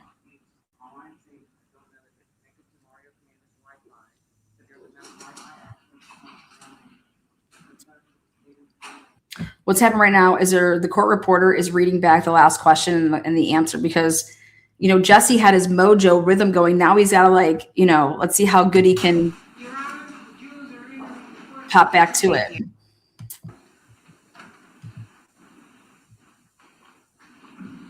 Kirsten Brightigan was running a Facebook page called Justice for Jared and something with Instagram. And you know how many messages, indirect messages would be back and forth? Well, she was having them with witnesses in this case and with the state of Florida, AKA Stifler. All right, welcome back in, members of the jury. Everyone may be seated. Okay, here we go. Mr. Dreiser, if I could just interrupt you for a couple more seconds. Members of the jury, I want to apologize for the interruption. I want to make sure that you all understand that the interruption has nothing to do with either the state or the defendant in this case. Instead, I had an emergency issue that I needed to resolve prior to you all continuing because it's time sensitive. And so I apologize for any interruption. I believe that we're back on track. So if you thought anything, you should disregard anything. It was my issue, not the attorney's. Does everyone understand that? If you could answer out loud. Yes. Perfect. Let's go. All right, we're back. Yes, sir. Okay, thanks for being here. We're now on January 29th. That's a day that the government asked you to map, and you did that, right? Yes. Now, did you talk yesterday about the fact that you do sometimes, in other cases, review surveillance in conjunction with cellular data so you can form a better expert opinion, right? Yes. You did not do that in this case. I'm generally, unless it's my own case or an FBI case on my squad, I'm not part of the investigative team. And so I'm not out doing video canvases. So any video surveillance that would be provided to me to use in conjunction with this would be dependent on the investigative team. If it was available for them to find it, get it provided. I still have permission to walk around? Yes. I took the liberty without asking. Thank you. Why did he get involved in this case? Well, just for example, they did provide you information that they thought was important, and I'm reviewing states 210. This is the vehicle, the license plate readers. Do you remember? Oh, here, I can just put it down. Remember looking at that yesterday, Agent? Yes, I do. You didn't pull that information, correct? No, The investigative team gave that to you, correct? they did. And that was to help you, in your expert opinion, make conclusions as to where Henry Tenon may be located, correct? See if that lines up or not with those locations, yes. And it did. It had Yes. some evidentiary value that Henry, or a vehicle registered Henry Tenon's father, was near the location of where Henry Tenon's cell phone was via its GPS, correct? Correct. So that's exactly what we're talking about. The ability to try to confirm otherwise, which is just numbers and data on pieces of paper that you received from T-Mobile, right? So I use it as a technique. I call it layering. So if I can get more data sets, more locations, I'll use them. Perfect. And I asked you in this case, did you review any surveillance as a part of your layering technique that you just described to the jury? No, I don't think there was any other surveillance that I can recall provided to use in conjunction besides the license plate readers. Would it help assist you in your expert opinion to know, and the jury has already painstakingly watched hours of compiled surveillance that law enforcement did, not at this time, but at the Potomac address? Meaning, would it help you in your expert opinion to know that Mario Fernandez frequents the Potomac address regularly? I don't, I obviously can see when his phone was in that area from the records I reviewed. I haven't reviewed the poll camera or whatever kind of camera surveillance was in that area. Let's try to do this together. This day, you have Mr. Fernandez's device at the Potomac address for a couple hours, give or take. Yes. In evidence is hours and hours of Mr. Fernandez at the Potomac address. Does that help you say that this data is consistent with Mr. Fernandez going to the Potomac address as seen in the surveillance that's been admitted into evidence? Yes, that would be one more indication. If you see the vehicle or him on camera, that shows that, might show that he moved there with his phone. Consistent with the day that you mapped, right? Yeah, if there's camera footage showing him there, it's consistent with this map. That's all I was asking. Now, this is where on slide 19, Mr. Fernandez is moving from the Jacks Beach area to his rental property on January 29th. That's what this slide shows, correct? I don't know if that's his rental property or not. I know that address is associated with Mr. Tennant. No one told you that Mr. Fernandez owned that place? No, This is the first that you're learning of that? I don't remember that. Again, I'm not part of the investigative team. I'm there for phone-based location information to try to show where devices are around these circumstances. Well, let's talk about it. You're the expert in this case, or one of them.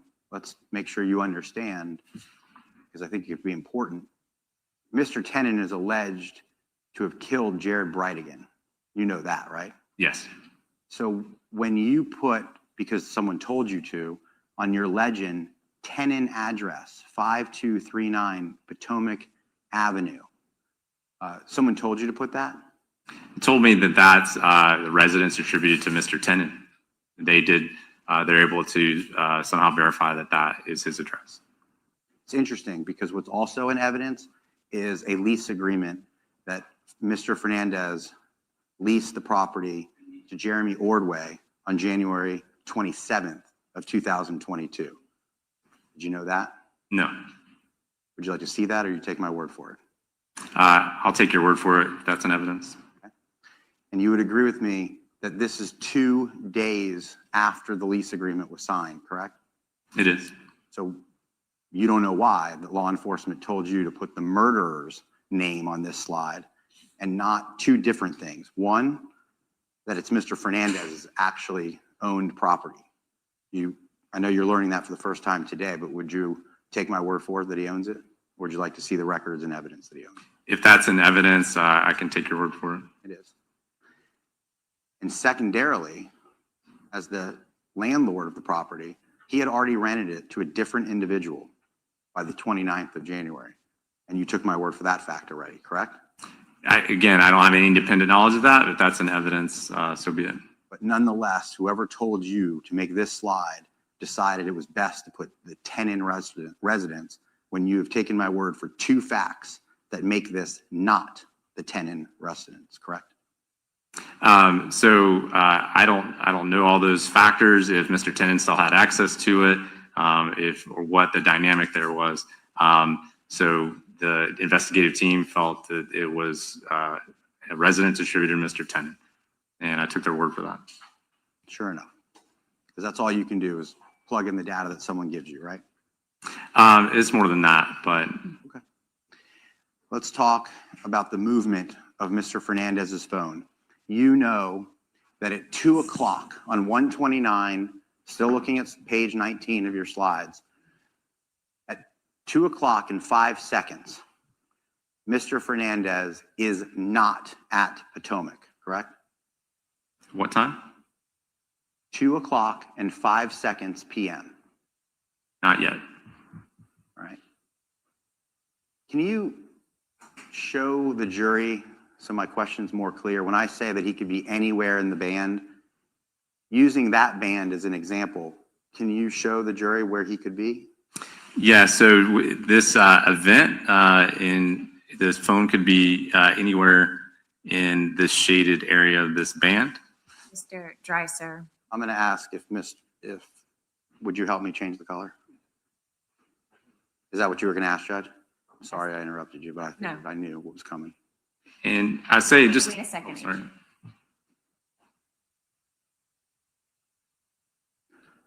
It's red right now and you can blue. see it. See what blue looks like. Can you try doing that again? Sure. Yes. And you should always go speedy trial. I like that. And just to clarify, when you show movement of a device and you see these timing advanced bands, yes, in isolation, the phone could be anywhere in the shaded area of that band. But if a phone is moving in a vehicle, the phone's going to be on a roadway. So you're going to look to where the roadways are as part of that overall route in that movement to see where that phone would have been during that time. I agree with you. Just to clarify. There's one road and a swamp on both sides. It's likely on the road, right? Yes. People can't drive through a swamp. I think we all get that. Right. In this case, there's a lot of roads though, right? There are several, yes. You don't know what road he's on, right? Not exactly, no. So he could be pretty much anywhere in the band as long as it's not somewhere off the road. I mean, based on the timing, I think it's most likely somewhere along Old Kings Road or an adjacent road, but there are several roads around there. Okay. But we agree, under no circumstances, according to your expert opinion, is he at Potomac. At 2:02, the phone is I'm asking you very specifically. on its way. At 2:05, he is not at Potomac. I don't think so yet, no. Okay. At 2:12, using the geolocation call-out number, Henry Tenen appears to be at or very close to the Potomac address. Yes, And that's a confidence meters of 56 meters, correct? yes. Okay, so if you drew the radius. That is an unknown source, though. And I thought we talked that you don't like to use unknown sources. Do you agree that's an unknown source, Agent Blythe? Mr. Tennant's 2:00? I don't recall that being an unknown source, but again, I looked at these locations in their totality. The reason I didn't show the radius for the other unknown sources that was so low, because they were less than 3 meters, which is unlikely a device could get a location with less than 3 meters, even with GPS.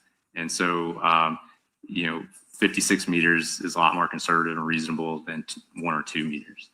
Nonetheless, 56 meters, approximately 160 feet, somewhere around the Potomac address is what you think. Yes, At 2:00 and 12 seconds. Right? right.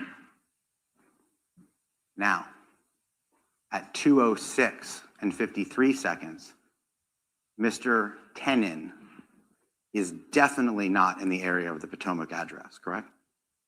No, he's moved to the area of Old Kings Road and Edgewood. Yep. And we know he's on the move because he hits another tower at 2:08, and then he has geolocation at 2:10. So bear with me. We know that Mr. Tenen is on the move, 2:00, 2:06, 2:08, and 2:10, moving away from the Potomac address. Yes, And we know that Mr. Fernandez at 2:00 is not there, and then he moves closer to the Potomac address somewhere around 2:02 and 25 seconds, correct? yes, You said yesterday that they could have been there for a short period of time together, right? potentially. But potentially they were not there at the same time together, correct? I'm sorry? Potentially they were not there at the same time together. So sometime between 2:00 and 2:06, I don't know when, Mr. Tennant's phone began moving from the residence towards Old Kings Road. So I don't know exactly when during that 6 minutes and some change that his phone left. It looks like it would probably take, a little bit of time to get that distance. I don't know the exact drive time, but they're very close to overlapping. So I don't know for sure that based on this data, that they were together, but they could have been. And I really thought my question was really simple. I know you think they could have been. I'm asking you, they may not have been. And you gave a very long answer, but you agree with me that you can't say that they were together at that time period at Potomac, correct? Correct. And while you track devices and the studies show that people are within arm's length of their devices, can you tell me one time while Mr. Tenen is away from Potomac that you can put Mario Fernandez with Henry Tenen?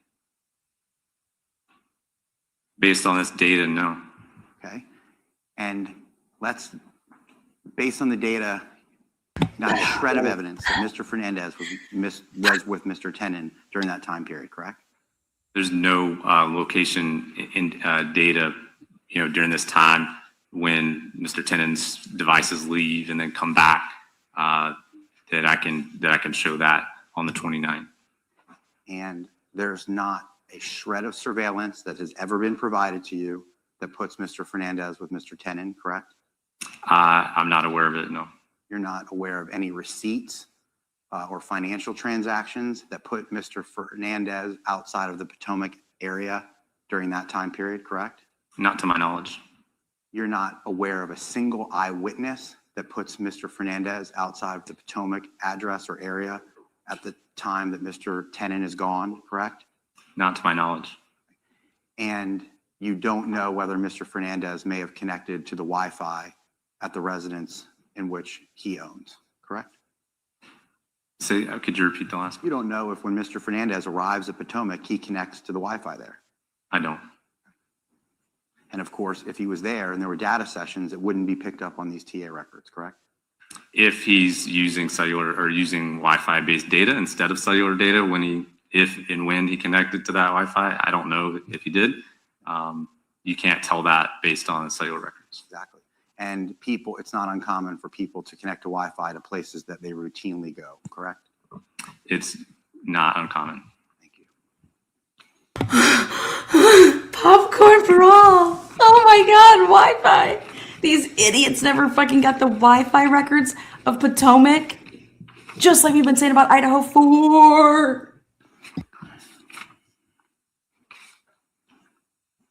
You have a bunch of slides that reflect that Mr. Tennant went near the crime scene during that time period on January 29th, correct?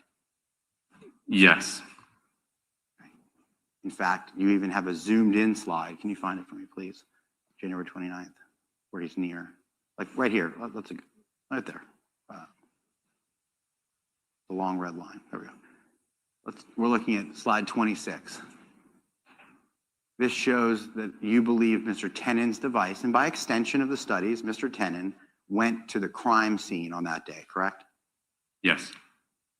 You have no evidence whatsoever that he went anywhere near Marsh Inlet, Mr. Fernandez's residence on that day, do you? I don't think so, no.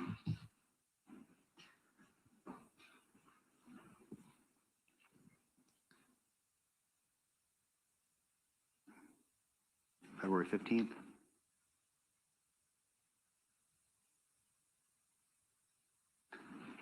On February 15th, you have reason to believe, using the data, that Mr. Fernandez may have gone to his rental property in the morning? Yes, the Potomac Avenue address, yes. Okay. Mr. Tennant wasn't there? During this time frame, his device is over where it's indicated with the 9 events here. We're looking at slide 34. Correct. Easy answer is Mr. Tennant's not there, correct? His device is not there. His device isn't there. Thank you. And did you know that the area that it is in is Modison Pallets, where Mr. Tennant worked? Did anybody tell you that? No. This would be an example where Mr. Fernandez is at the rental property and Mr. Tennant is not at the rental property, correct? In this instance, no, correct. Yeah. Just like on the 29th, right? On the 29th, you're just talking about Mr. Tennant's device is leaving? Exactly. Yeah, Mr. Fernandez's device remains in the area of that residence. Similar fact, right? Yes. Now let's go to later in the afternoon.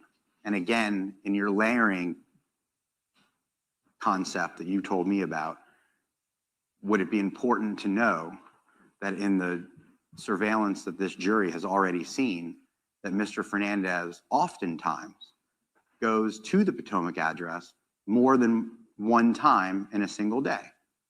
Would that help in your layering? Not really. I mean, it shows a pattern of life, right?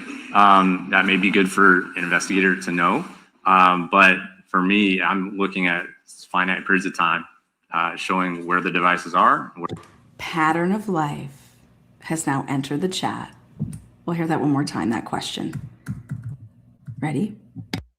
Already seen that Mr. Fernandez oftentimes goes to the Potomac address more than one time in a single day. Would that help in your layering? Not really. I mean, it shows a pattern of life, right? That may be good for an investigator to know. But for me, I'm looking at finite periods of time.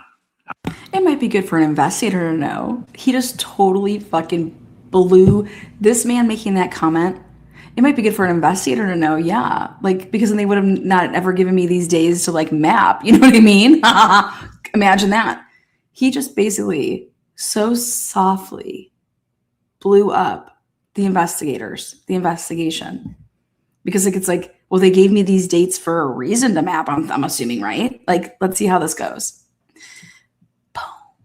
Showing where the devices are, where they move, as best as I can. You would agree with me, it gives the jury some perspective that he goes there more than one time in a single day, consistent with what you mapped, right? I don't know that it pertains to my mapping. It's you can make whatever arguments you see fit. Thank you, sir. I'll do that. And then later in the day, he goes back to the address for a short period of time, correct? Mr. Fernandez goes back to the Potomac address. Yes. Slide 35, Your Honor. But now, would you tell the jury, this time you believe the data shows that Mr. Fernandez gets to the rental property that he owns and Mr. Tennant is there, correct? So between 4 and 4:29:25, Mr. Tennant's device is there. I know, but let's break that down. Okay. Mr. Tennant leaves the property, doesn't he? He does. And he leaves before Mr. Fernandez leaves the property, correct?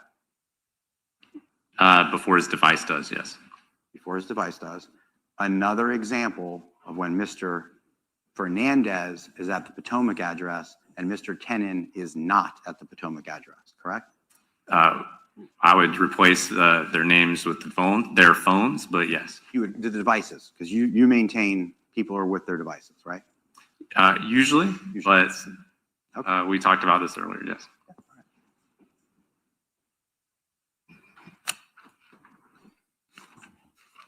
On the evening, moving to the 16th, which is the day of the homicide, let's go around slide 39.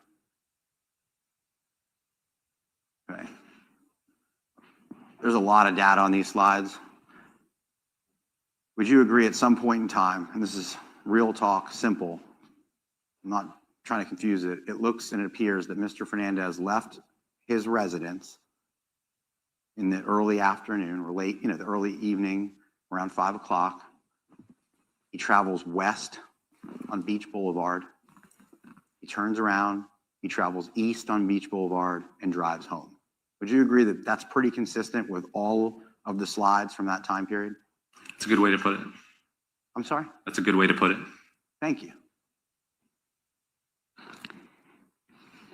And now, again, no one's ever provided you any evidence that Mr. Fernandez left his home on the evening of the homicide, correct?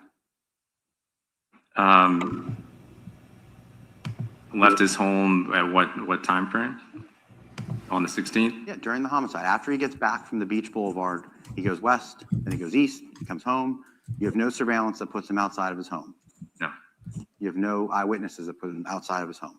No, not to my knowledge. So you talk about TA records and that there could be a gap in the TA records and that it could be that his phone was off during the time of the homicide. That's what you told the jury yesterday. It's possible. Possible. You also told the jury that these are all just snapshots in time, correct? They are. You also know, and I'm going to use your words, there can be blocks of time where network engineers just don't record timing advance for a particular market area. That's true.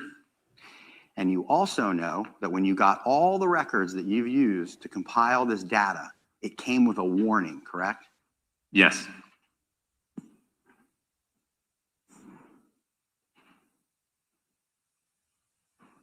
If I just may have a moment, Your Honor, I got to switch gears. Where have you been, Offie Master? Love you. Content that matters, as always. You guys, this man didn't do a drive test. This is what needs to stop. People that are just like, yeah, I'm going to go testify to just some fucking data. Like, here, just map this. No idea why I'm being asked to do any of this. You know? But this needs to stop. This is the warning that you received from T-Mobile? It's a note on interpreting timing advance records. Yes, I've seen it or read it. Would you read the first paragraph to the jury, please? Your response includes timing advance records. TA records are not call records. TA records are specialized historical location records. They are based on tower registrations and are not dependent on a voice call, text message, or data session. TA records are stored by market as defined by T-Mobile Engineering. TA records are retained for 0 to 90 days. Retention varies by market. Timing advance data may not be available in every market, portion of a market, or for every IMSI, which is an account-specific number for a user on their network. And even if call records are found, there may be times when no timing advance records are available. Please exercise caution in using these records for investigative or prosecutorial purposes. You are, in fact, using these for prosecutorial purposes. Absolutely. And what they mean there is you need to know, understand them, and they're gracious enough to come and provide training directly from their network engineers to FBI CAST and other units. And in their training, because you've already testified to it, you tell the juries that there are times where, I'm going to use your words, there are blocks of times where the network engineers just don't record timing advance for a particular market area. Those are your words. Yes. And this is what we're talking about. One of those times between approximately 7:10 and 8:20 p.m., right? It could be, but I don't know that for sure. Of course. So now let's go to the slide where it sort of shows the desolate time period that the prosecutor talked about at great length yesterday evening.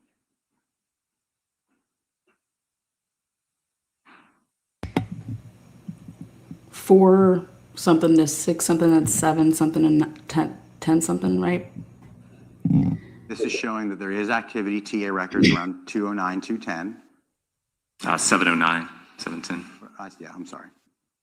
2 being the month, 709 to 710, and then there's a gap. Yes. Between 820. That's what you were talking about. That's what T-Mobile's talking about, right? Could be, possibly. Okay, so now let's go.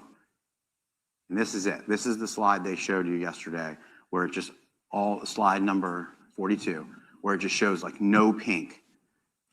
And it looks like nothing happened, right? This is a representative that there's no TA records during 7:11 to 8:19 p.m. That's the slide that you developed, correct? As well as the note shows there's no outgoing or incoming text messages during the timeframes noted. Okay. Again, you don't know if he's connected to his home Wi-Fi, correct? I don't know. And let's go down to the slide that shows a bunch of TA records on the night of the homicide.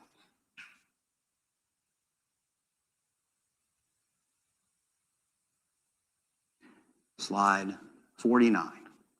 So on this exhibit that you put together, different than the desolate one where it just shows nothing, you put all these TA records on the right-hand side, correct? There are a lot of timing advance records, yes. But let's focus on the top. There's a timing advance at 9/11/04, correct? Yes. There's not another one until 10:02, correct? That's correct. That's approximately a 52-minute section where there are no timing advance records, correct? Why aren't we showing that as a single slide from 9/11 to 10:02, just like before? Yes. And if you made a slide, if you wanted to, which you didn't, but if I asked you to, and I'm just going to ask the jury to visualize it, a slide, if the crime had occurred at 9:30, just for a moment, are you following me? Yes. If the crime occurred at 9:30, you could make an identical slide to the one I just asked you that say between 9:11:04 and 10:02 p.m. and it would look identical. There would be no TA records, correct? Correct. There's no calls or text messages during that time frame either. So when the government asked you yesterday and Ms. Stifler said something to the effect of, and it just happens to be that during the time of the homicide, there's no TA records, it was based on the slide that shows nothing, correct? It's just, that is what it is. There's no records during that time. And it is what it is that there's no records between 9:11 and 10:02 p.m., right? This is what it is. There are no records. The question is why didn't you create a slide from 9:11 to 10:04 that showed the blankness? To give it perspective, to say that, like, why aren't you making your own slide showing that? Well, because the murders didn't happen between that time, right? Because that would actually signify, like, oh, look at, well, it was like that at this time as well. That's what needs to stop. And like, show it all or show fucking nothing. Be consistent in your presentation, or you should not be allowed to give a presentation. This is slided. Between that time period. And that's not something Mr. Fernandez can control, is it? So potentially, yes. In some respects, you can not make phone calls. You can not use data. You can turn the phone off and not have connectivity. But there is this other potential reason with the network not recording timing advance, which it would explain lack of timing advance. It wouldn't necessarily explain the other data sets, but that's why I pointed out reasons for both yesterday, and you're pointing them out again. And those are the possibilities and the reasons behind them. Okay. You just don't know, right? No.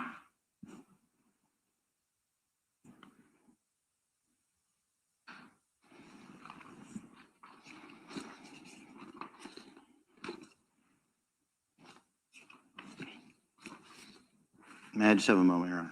Yes.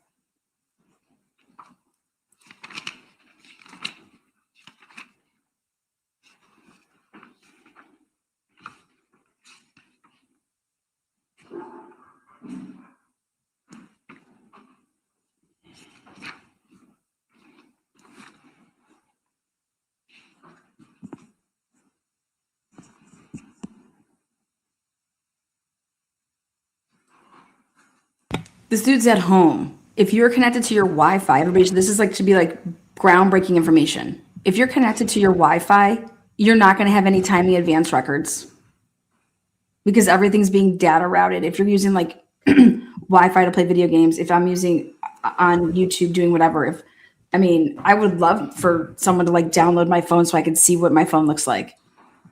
But if you're connected, he's at home, he's connected to his Wi-Fi. So that would then do what? Agent Blythe, do you see that there's a timing advance gap starting at 12:43 a.m. on the 17th? About a 30-minute time frame. Yeah, between 12:43:32 and 1:16 a.m. 14, and I'm referring to the same slide, Your Honor, slide 49. That sort of gap in or lack of timing advance for a short period of time, 30 minutes, let's say, could be the phone being somewhat idle. Text messages, voice calls, using data, cellular data can generate those, as well as signaling when the phone's moving. But while the phone's just sitting there idle, there may be a little bit less. Or I guess it could be argued that he turned his phone off and back on again, right? It's possible. Did you know law enforcement was there at approximately 12:36 that night? That's when they arrived? I don't know when they arrived. No. Okay.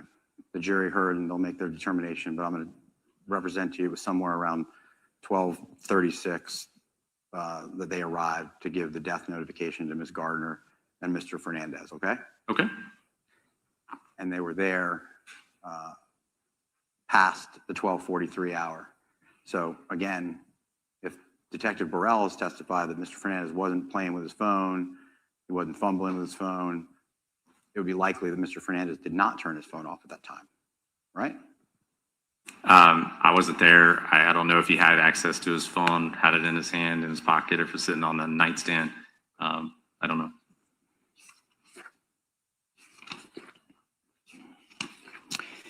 All right, and then we talked about Pennsylvania, so I'm going to move on. And then you put some graphs together at the end that show a few different ways to visualize what you thought were some important historical pieces of information about when he uses his phone and when he doesn't. Is that a fair description? It's just pattern of life is showing in a benign way just when the device is used more by frequency when the device is in use based on the call detail records. That's what I was going to ask you about, based off call detail records, right? Yes. None of these charts factor in Wi-Fi whatsoever. No. So, well, yeah. So text messages are indicated in the records. Calls go in the records even if they're over Wi-Fi. It's not including data sessions. it's not including data sessions. You didn't factor in Wi-Fi into this equation whatsoever. Well, a lot of the records are there, whether the phone's using Wi-Fi or not, in the call detail records. I think my question was, you did not factor what's happening when he's connected to Wi-Fi during these time periods at all. So again, that's why I was clear. It's based on the call detail records, and it doesn't necessarily account for other usages of the phone that aren't incorporating the cellular network. Like gaming. Oh, like gaming? Gaming, like data sessions. Correct. The jury's learned that Mr. Fernandez was a big gamer. Did you know that? No.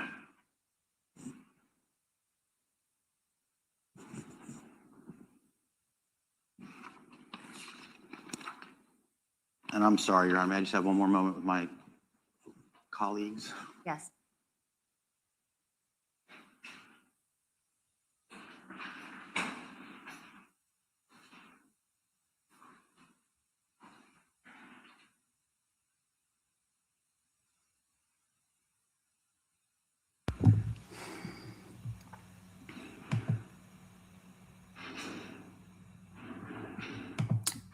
They're streaming.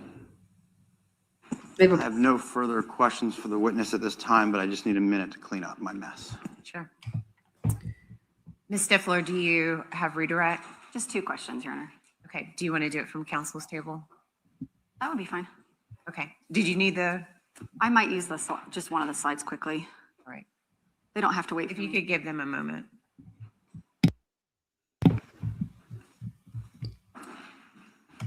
I mean, we just learned something that was so significant here today, that timing advance records. I'll just use the Elmo. Thank you. The Elmo, that's Hector. I named mine Hector, though. Hector, the projector, baby.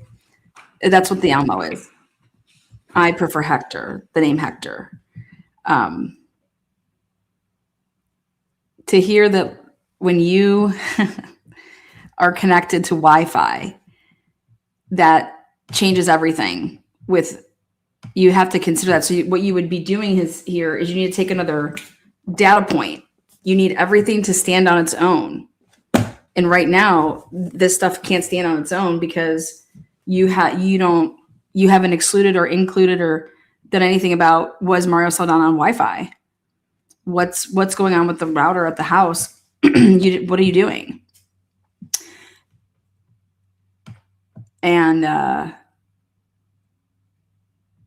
you would know that if you got that material.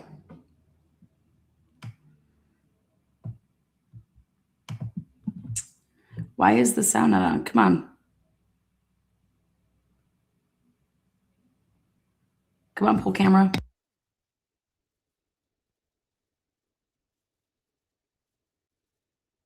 Again, it's not us. Come on, sound.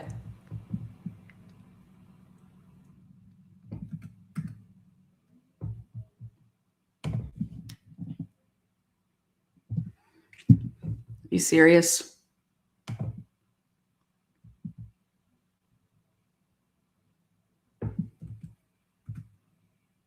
And warrant movement of those devices with the level of precision warranted by the data set.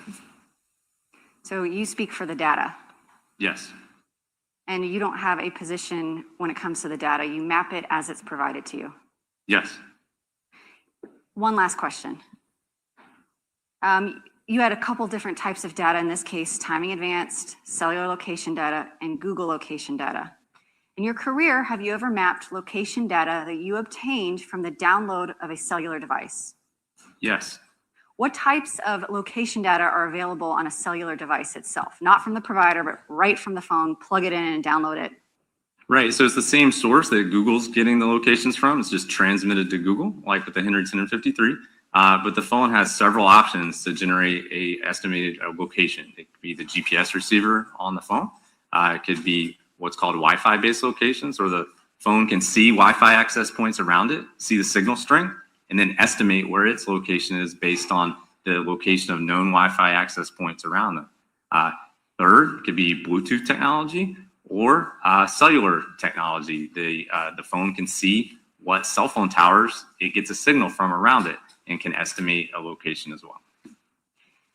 Is that type of data more precise, similar to the Google location data you had for Henry 10 and 53 at Gmail? Certainly the GPS, Wi-Fi, and Bluetooth sourced locations, yes, those would be typically more precise. Cellular is just going to be similar to cell site in that it's a broader estimated location. So if you had the ability, if data was available on Mr. Fernandez's phone, with location data, it's possible you could more precisely map the location of his device during some of these time periods, Yes. if that data existed and was available to you. Yes. I have no further questions, Your Honor. Anything further for this witness? Just Come on. on those points, correct? Okay. Get him. Do you know if on the night of the homicide, when they gave a death notification, they asked for Mr. Fernandez's phone? I don't. Do you know when his phone was collected via warrant? I do not. Certainly law enforcement can get warrants, they can stop people, and they can collect their devices, correct? Yes. And generally, the suspect doesn't know when that's going to happen, correct? Your Honor, this is beyond the scope. Now, this is directly to her asking questions about other people's phones and other investigations, what information he could use if he All right, had it. stop. I'll overrule the objection. You can ask. Thank you, Your Honor. People don't generally know when their devices are going to get seized. No. And in this particular case, a warrant was issued approximately 11 months after the homicide for Mr. Fernandez's phone. Did you know that? I did not know that. And that's when they got it, 11 months later, right? If that's true. That's when you would have had that ability to look at that phone when law enforcement seizes it, right? Yes. And in your expertise, nowadays, people are extremely reliant on their cell phones, correct? Yes. New cell phones come out regularly, correct? Yes. And people get new cell phones fairly often. Every couple of years. Some people more than that, right? Yes. Thank you. No further questions. Anything further, Ms. Stifler? May the witness be excused or Maybe excused. subject to recall or no? Sure, we'll do him subject to recall just in case. Right. Agent, you understand what that means? Yes, ma'am. Okay. She So might you can use step him- down now, please. she might use Stay him in as a contact with the rebuttal. attorneys. Yes, ma'am. I don't know. Next witness, is it a longer or shorter witness? Probably going to be about an hour. Okay. Members of the jury, we're going to take our mid-morning break. We'll give, the court will give you 15 minutes, so we'll return back at 10:50. Leave your notepads on your chair, please.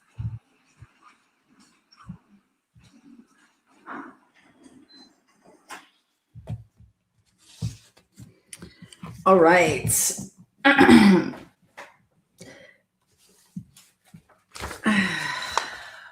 Boy, oh boy, oh boy.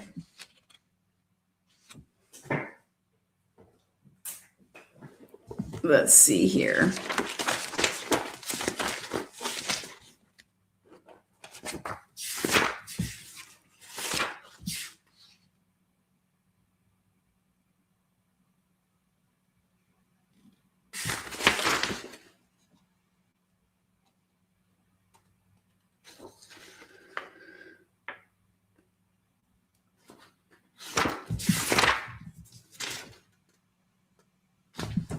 John Biggerstaff. Let's talk about him for a second. I'm curious if this is going to come up. John Biggerstaff. Let's see. What's the date? Filed 10/6/2017.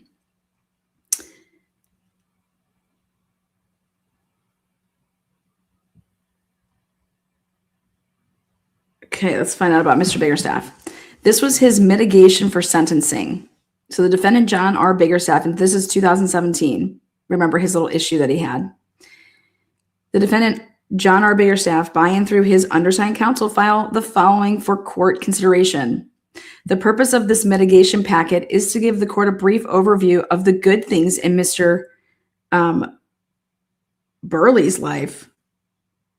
I think they meant to say Biggerstaff's life, but whatever. Here we go. Mr. Biggerstaff has lived most of his life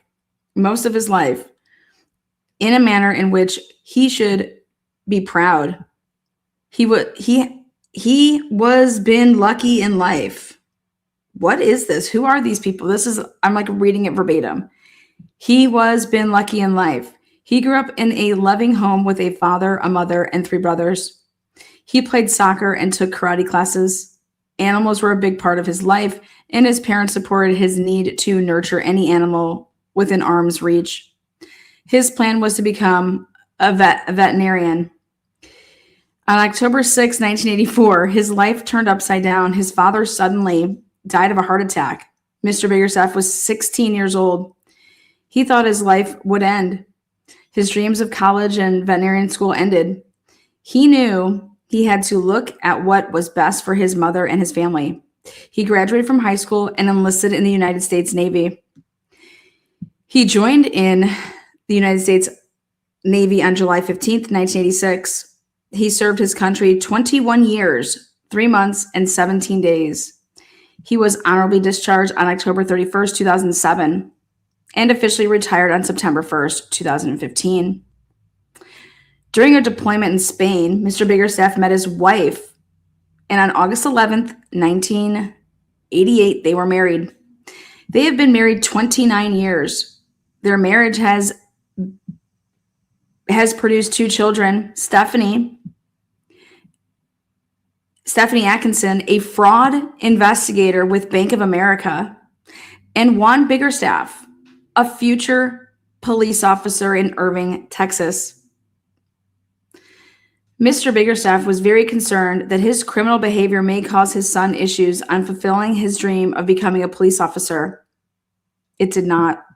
Mr. Biggerstaff's family is the most important thing in his life. Having to explain to them what he had done and that he was going to plead guilty in federal court was one of the hardest things he has had to go through in his life. His family rose to the occasion and have supported him throughout this process. He is very proud of his family and children. After the military, Mr. Biggerstaff went to work for HP, Hewlett-Packard Enterprises, on September 1st, 2007, and has remained in the company's employed and has been employed for 10 years. On October 1st, 2014, while working for HP, he became a volunteer reserve officer for the Jacksonville Sheriff's Office. He lost his position as a reserve officer because of this crime. And it is one of his biggest regrets. This crime was Mr. Biggerstaff tipping off drug dealers. Tipping off drug dealers. When search warrants were being obtained to go raid homes and stuff like that. He lost his position as a reserve officer because of the crime, and it is one of his biggest regrets. He is proud of the good work he did prior to his termination. His work performance was documented in yearly performance evaluations. Mr. Biggerstaff received the highest proficiency ratings in his evaluations. His work during Hurricane Matthew rewarded him with a letter of thanks from Sheriff Mike Williams. His position as a reserve officer, as well as his previous military service, allowed him to obtain a position as a Zone 2 Sheriff's Watch co-chair.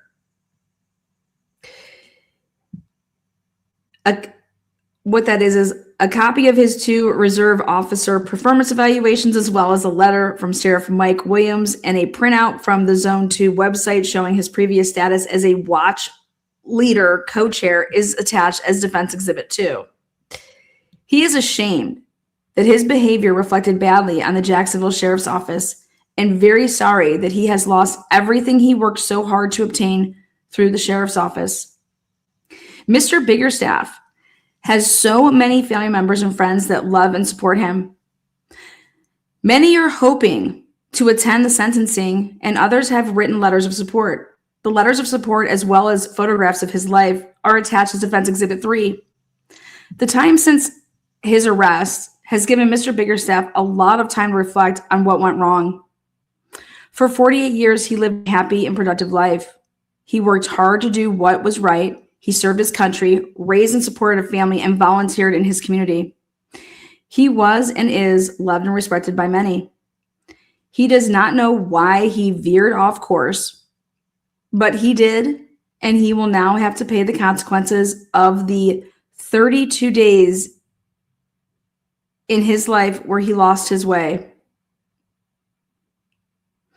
He has accepted responsibility for his crimes and actions and accepts the consequences for his actions during that time. He has become a convicted felon and voluntarily waived his right to pursue a career with law enforcement. He has given up his rights to own or possess firearms, something that was very important to him. He wants the courts to know that the person who lived those 32 days in June and July of 2016 is not him. He is the person reflected in the letters, photographs, and accolades. This was filed 10/6/2017. This was his mitigation for sentencing. And then there's hella exhibits, okay? Overseas ribbons, 1st, 2nd, 3rd, National Defense Service Medal, Air Force Outstanding Unit Award. I mean, you could just go through all this shit. But key point here is so this is like a big thing here. Okay, John Biggerstaff, when they were talking about this, I want you guys to pay attention. This crime shocked the community, right? In a beautiful place, Jacksonville Beach. Wait, a guy is just, his little girl is in the car and he's shot and he's killed right there and around what? Pretty nice, expensive homes in that area.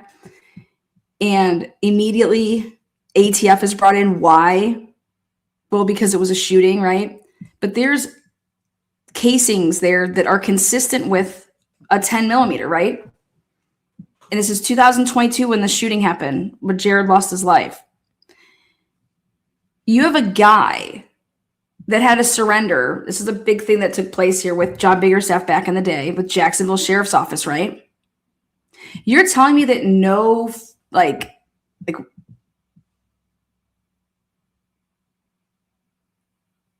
just think about this.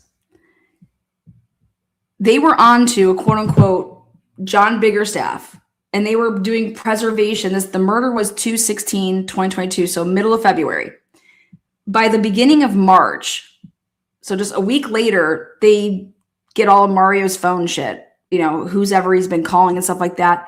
They see immediately that Mario Saldana immediately is talking and knows John Biggerstaff. Do you know immediately what that would do? And they're like, oh my God, like, wouldn't you be pulling up immediately? Like, oh, that guy had to, turn in, you guys would know he had to turn over all of his weapons. He can't have firearms anymore. Oh, on it, that dude had a 10mm. Well, so do so many other people. But that's how this just totally went into like, boom. We're not looking anywhere else.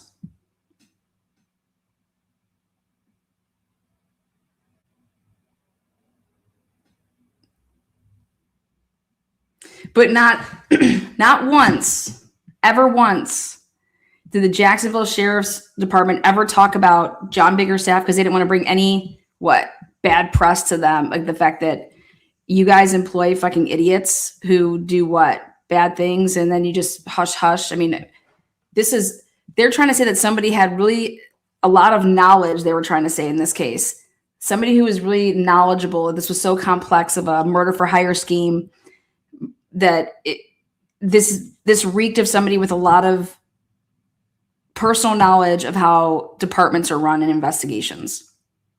What?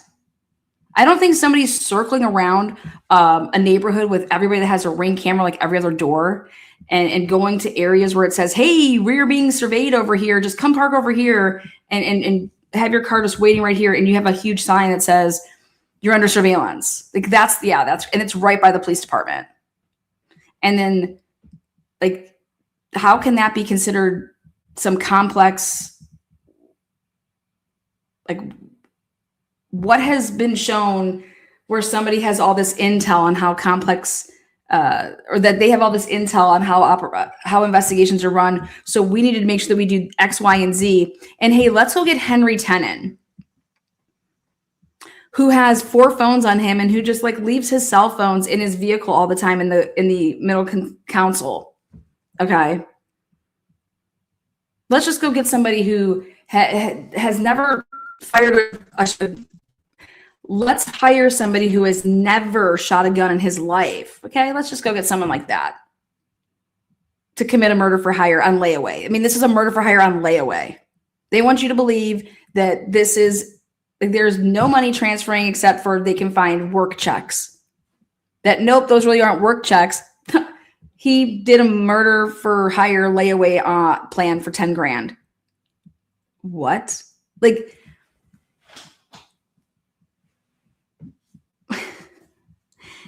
and when they start realizing that, okay, let's go investigate more of the bigger staffs, they see that, oh my God, Mario is having sex with the wife. That's why they're hanging out. It's it's recorded. On February 15th, Mario Saldana is banging Maria Biggerstaff, his wife. And guess who's recording it? John Biggerstaff. So the night before the murder, when they're supposed to be like planning, like this isn't like the town when like what Blake Lively shows up and wants to get railed by Ben Affleck, right? That's what we're saying is going on here. Mario Saldana just shows up the night before the murder, has all these phones. So some big complex thing is like, hey, they know how investigations go. Let's just be on all our phones with, let me call Henry Tenen 20 times. Let me call John Biggerstaff, 20 times. That doesn't show me that somebody knows investigations and how we're avoiding, like, you would have no communications. Okay. You wouldn't be circling the crime scene and driving all over with the truck that's going to supposedly transport the shooter. That to me doesn't seem like, complex investigations. And if I'm going to do a murder for hire, why would I ever think that I have to supply the murderer with the gun? Like, what? That doesn't make any sense to me either. And then I'm supposed to go get a gun that is literally in documentation, serial numbered up. Like, that's how we should commit this crime, should be with a gun that is in an affidavit and on the record with the Jacksonville Beach Police Department, as well as the sheriff's office, as well as just basically the state of Florida in Jacksonville City, okay? That there is a gun with the federal magistrate serial number. Here you go. Like, that's the one that we should use in a murder.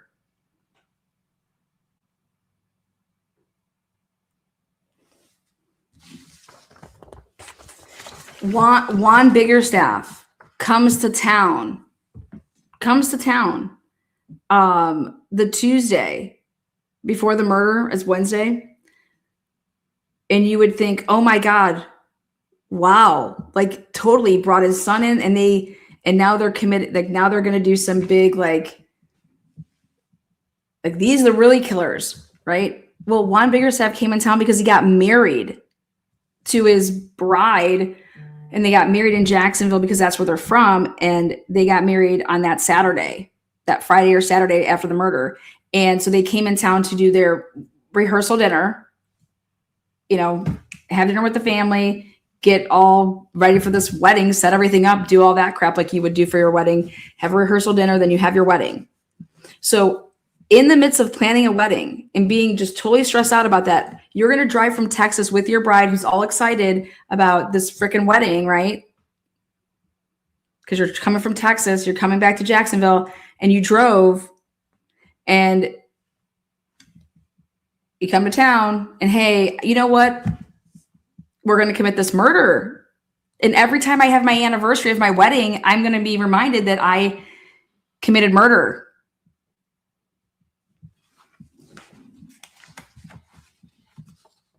Basically, when these people would have been investigating this case, at every turn, there's a reason for everything. Like, these people just didn't come in town for nothing. They got married. Okay. Mario's hanging out with them because he's banging, they're swingers, but then he's also setting up tables and chairs for the wedding and using his truck, and everybody's using their vehicles.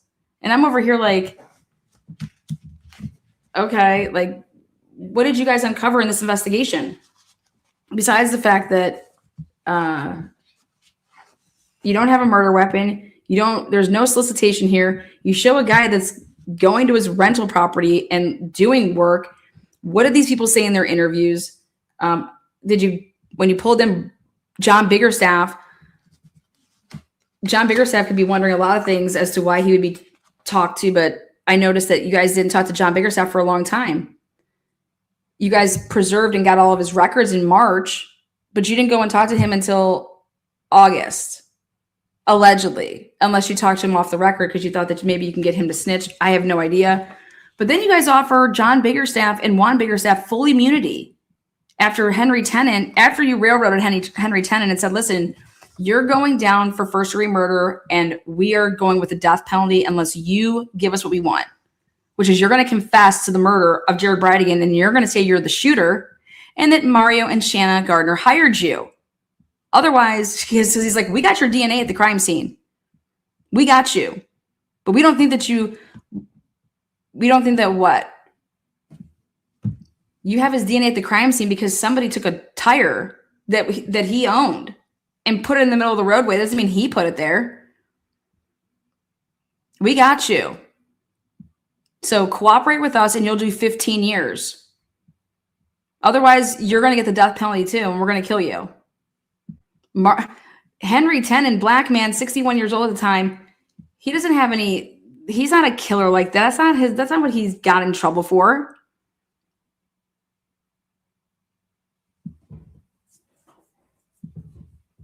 He couldn't give them any information.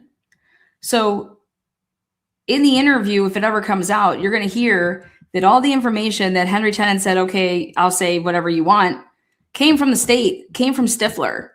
She uses these words, which were, these white people used you. These white people used you, Henry. And you didn't know that there was a kid in the car, did you? These white people took advantage of you and used you. They don't care about you. And I'm like, white people? I'm like, Mario's Hispanic. Who's white? Shanna Gardner's never met Henry Tennant in her life. What the fuck are you talking about? Who's using who? No, it's horrible. So Henry Tennant doesn't give you anything. Doesn't give you anything. You arrest him and put him in jail county in August. Off of some ruse of some traffic bullshit. Then you leave him in there. And you guys are trying to say that you're doing all of this stuff, investigating. Then we're going to do a press conference and we're going to announce that Henry Tennant is the shooter and that he didn't act alone. But before we do that, we're going to set up all the wiretappings, okay? And so when we put this ruse out that, hey, we arrested Henry Tennant in connection with the Jared Bridegan case, and then watch these white people go crazy and let's record everything and we're going to get them like we got the Adelsons. Well, the guy yesterday testified. He was the wiretap guy, but he didn't even know that, it was his friend. He had no idea the call was being recorded. We heard it yesterday. That's the evidence they're bringing forward.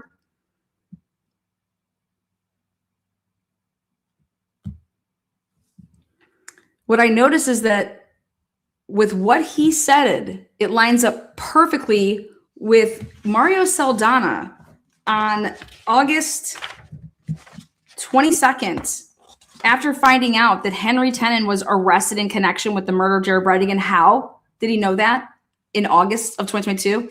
Because the police came over to the property at Potomac and told Jeremy Ordway that Henry Tenon's truck was involved in the murder of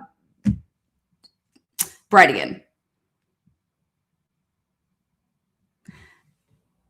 Johns and Lamont write up search warrants and leave all that shit out, making it seem like Mario knows about this because he committed the crime with Henry Tenon, and that's why he would, be knowing about something and then being on a recorded line with Gardner or whoever, and they're talking about Henry Tenon. That's because of what the police told Jeremy, that they left out of everything. And this is why search warrants were allowed to happen in this case, because of the lies of Stifler, of Mr. Mizraahehee, Detective Johns, Detective Lamont, all these fucking liars. And so what you think that you're getting is this awesomely packaged, like, no wonder why nobody wants to cover this case, because they're making it seem like this is just, dude, these people are sick. They plotted and they killed Jared Blythe. And it was over a baptism custody dispute.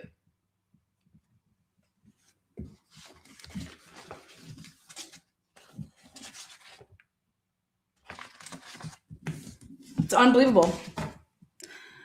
But the craziest part here is that you're going to offer immunity to the actual killers. Because I know the state knows that Henry Tenon didn't kill Jared Blythe. He's not the shooter. They knew that, but they didn't care. They just needed him to say it. Because you say you're the shooter, you're going to testify against Mario and Gardner. And so it wasn't until after they did their little press conference, then they have a meeting with Henry Tenon after that. Okay. Henry Tenon had no idea he was getting arrested for the murder of Jared Blythe and as being the shooter. That's what the press conference was all about. Henry Tenon's friend, because Henry talked in jail, could make phone calls. One of his friends was like, "Man, are you hearing what they're saying out here about you? That you're the shooter." And here's Henry. "Oh, is that what they're saying?" Like, just, these are all recorded conversations on the jail call. Henry's not like, "Yeah, fuck those white people." Remember, Henry likes white women, according to Jimmy Jones. He loves his white women, but guess what? If when they get out of line, whoosh, he'll smack a hoe. And if we get to see from Jimmy in this Jimmy Jones in this trial, it will be amazing. I hope that all these people testify. But Henry Tenon was like, "What?" And then also on the same recorded line, he's like, his friend's like, "You got an attorney, don't you?" Like, he's like, his comment, and it needs to be blasted, is that I got 2 attorneys and they both work for the state. Those are his words, because he's got the AGs in there. He's got Mr. Mizraahehee in there. He's got Miss Christina Stifler in there talking with Alan Chipperfield, who fucking sucks. Touch your toes, Chipperfield. What the fuck you've done in this case you should be disbarred. Henry Tenon was kept out of a courtroom for years because they knew, the state knew, his own attorney knew, that Henry Tenon gave false statements to save his own life. And he wanted to tell the world that, he wanted to tell the judge that he had never been sentenced or anything like that. They didn't do any sentencing. And you have to ask yourself, wait, why wouldn't you're saying that he's pleading guilty, he's taking a plea deal, and he's going to testify against Gardner and Saldana, and that's why that's like their big arrest here. That's the only way that you're arresting these people, is because Henry Tenon said, "Okay, I'll say that I'm the shooter, and I'll testify that these people hired me." Okay, you gotta complete you gotta complete this plea deal and complete it all with a sentencing, and then boop, here we go, right? Well, the state of Florida keeps on postponing bringing Henry Tenon into the courthouse for years. And then finally and I was like, why are they doing this? Because they knew that once Henry Tenon got into the courtroom and Alan Chipperfield was tipping off the fucking state and saying, "My guy wants out. My guy wants out."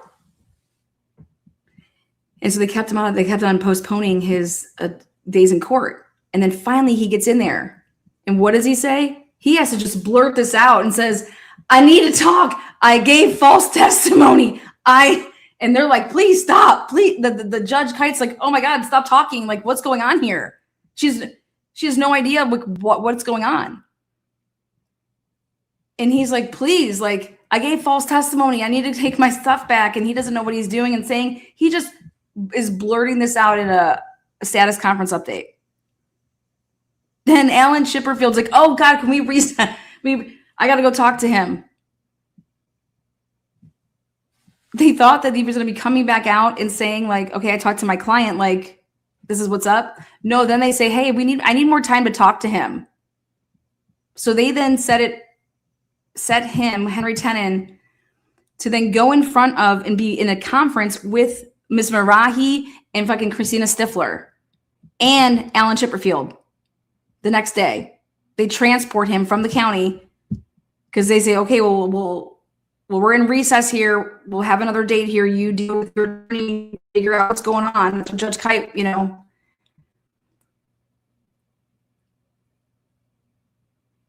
Henry Tenon, there was basically a meeting, and it should have been recorded, between Henry Tenon, Christina Stifler, Mr. Mizraahehee, and Alan Chipperfield.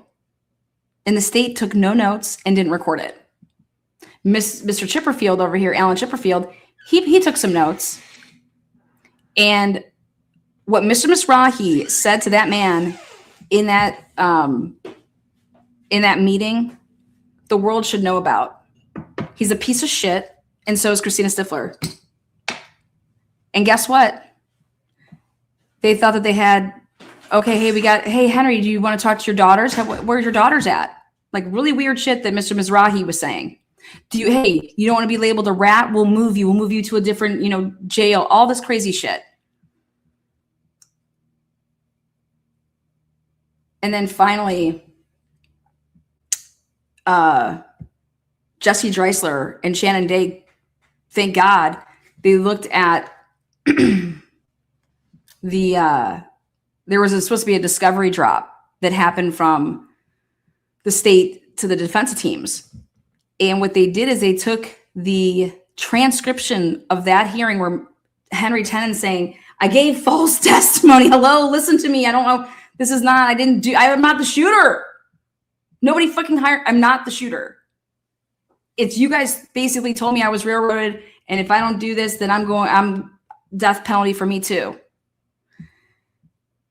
These pieces of shit took the discovery and basically buried. So if you get here's like a external hard drive and you put just a bunch of folder files, none of them are labeled. And just one of those is the transcription of Henry Tenon saying that. That's how they found it. That's how, and then, and so I've been reporting on this and I'm like, this is absolutely crazy. And here's mainstream media doing nothing. And when I knew that they knew something was up is when they just stopped covering the case completely. Because if you actually put a journalist on the case, the stuff that you guys are going to be reporting could not be what you're reporting. And so I'm calling all of you out. Vinnie Politan, where the fuck are you? Nancy Grace, where the fuck are you?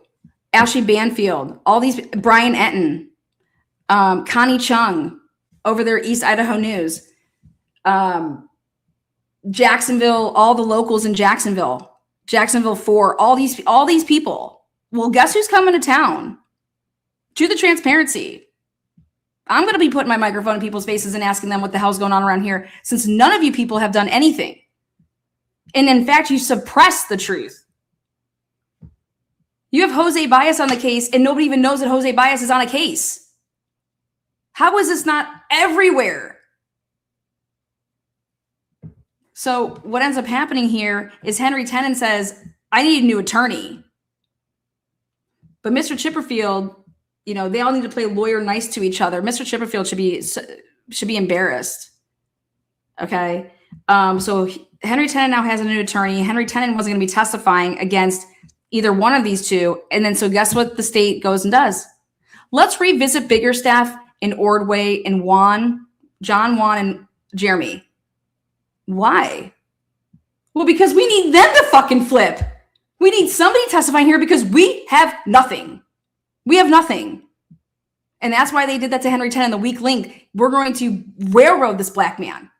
And so where's what's his name? Ben Crump and all those motherfuckers.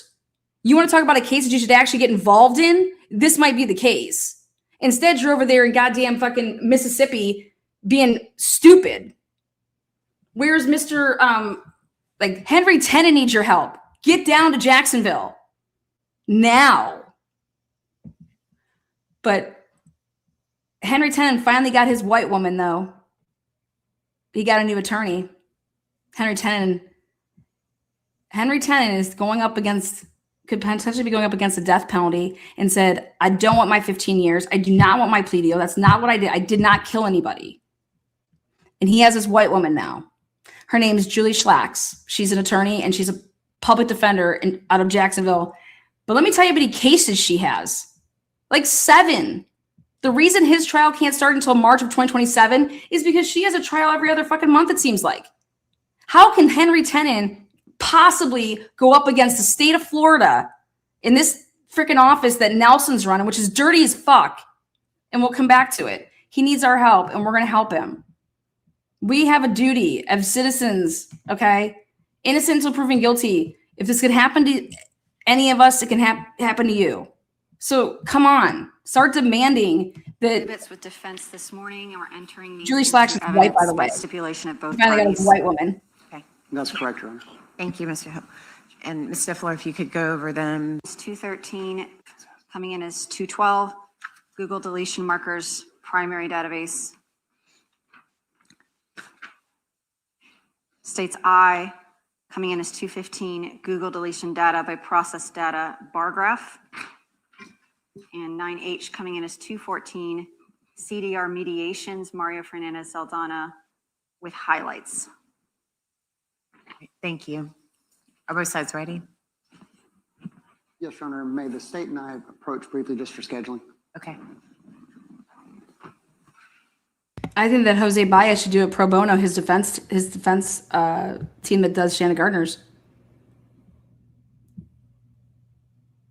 I would love to see somebody big come in and step up. And I mean, Jose Baez is right when he said it. This is not what they're making it seem to be at all.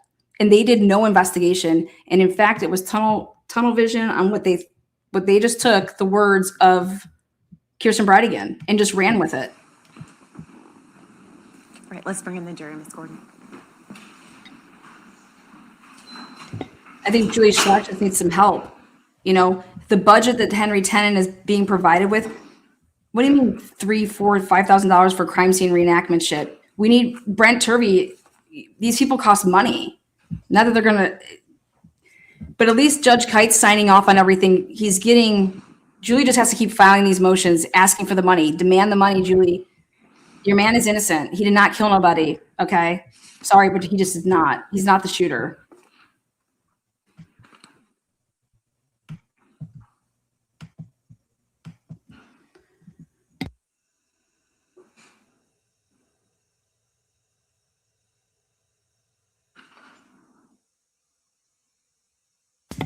Yeah, I would love to see Diane Menashe represent Henry Tenen.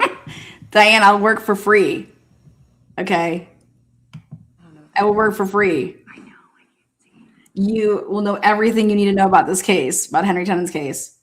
I know Henry's case, Gardner's case, Mario's case. Come check my office. Got all the binders you could possibly imagine. All the boxes are here. It's very organized shit I run around here. I'm on spring break. Here we go. Let's fast forward a little bit. Okay, here we go. Can you get rid of that cup, Ms. Gordon?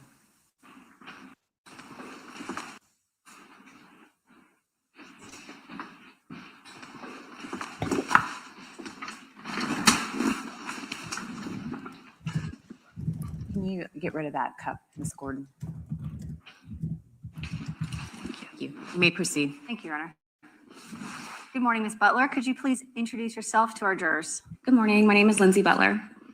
And Ms. Butler, what is your occupation? I'm currently a physical security analyst for the North American Electric Reliability Corporation.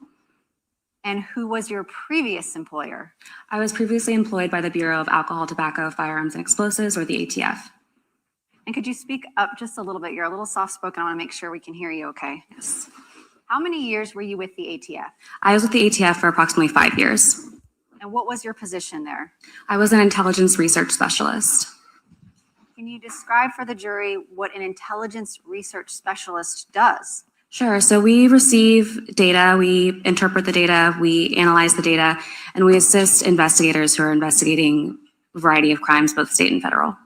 Was your position with ATF a civilian position? Yes, it was. You're not sworn law enforcement. Correct. And can you give the jurors a brief outline of your educational background? I have a bachelor's in criminal justice from Virginia Commonwealth University and a master's in criminal justice from the University of Cincinnati. And can you describe for the jurors, today you'll be testifying about your analysis in this case involving cell phones, Google data, and toll records. Can you give the jurors an idea of the training and education you've had in those types of data, the analysis of that type of data? Sure. So when I started with ATF, I attended a virtual IRS intelligence research specialist basic training program where we covered toll records in our software called PLX.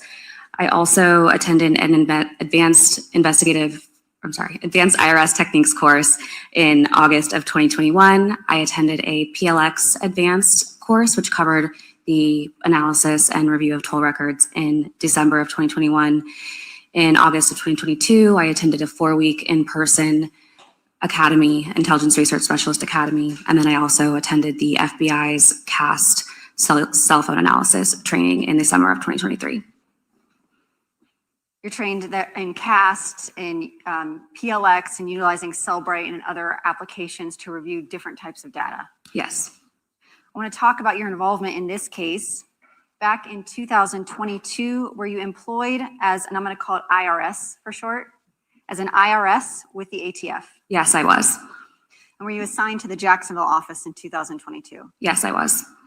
How did you become involved in the homicide investigation into the murder of Jared Bridegan? Yeah. I was notified by an ATF special agent that the homicide had occurred, and I was asked to assist in the investigation. Can you describe for the jury what your role as an IRS is in an investigation like a homicide? Sure. So I would review various types of records, assist investigators with interpreting those records, provide investigative leads, things of that nature. And in this case, you did some preliminary cell site and timing advanced mapping to assist the investigators. Yes. And then later coordinated with Agent Blythe with the FBI regarding that mapping and data. Correct. Do you participate in investigation to the extent of a sworn law enforcement officer, like going out in the field, interviewing witnesses, collecting evidence? No, I do not interview witnesses or directly collect evidence.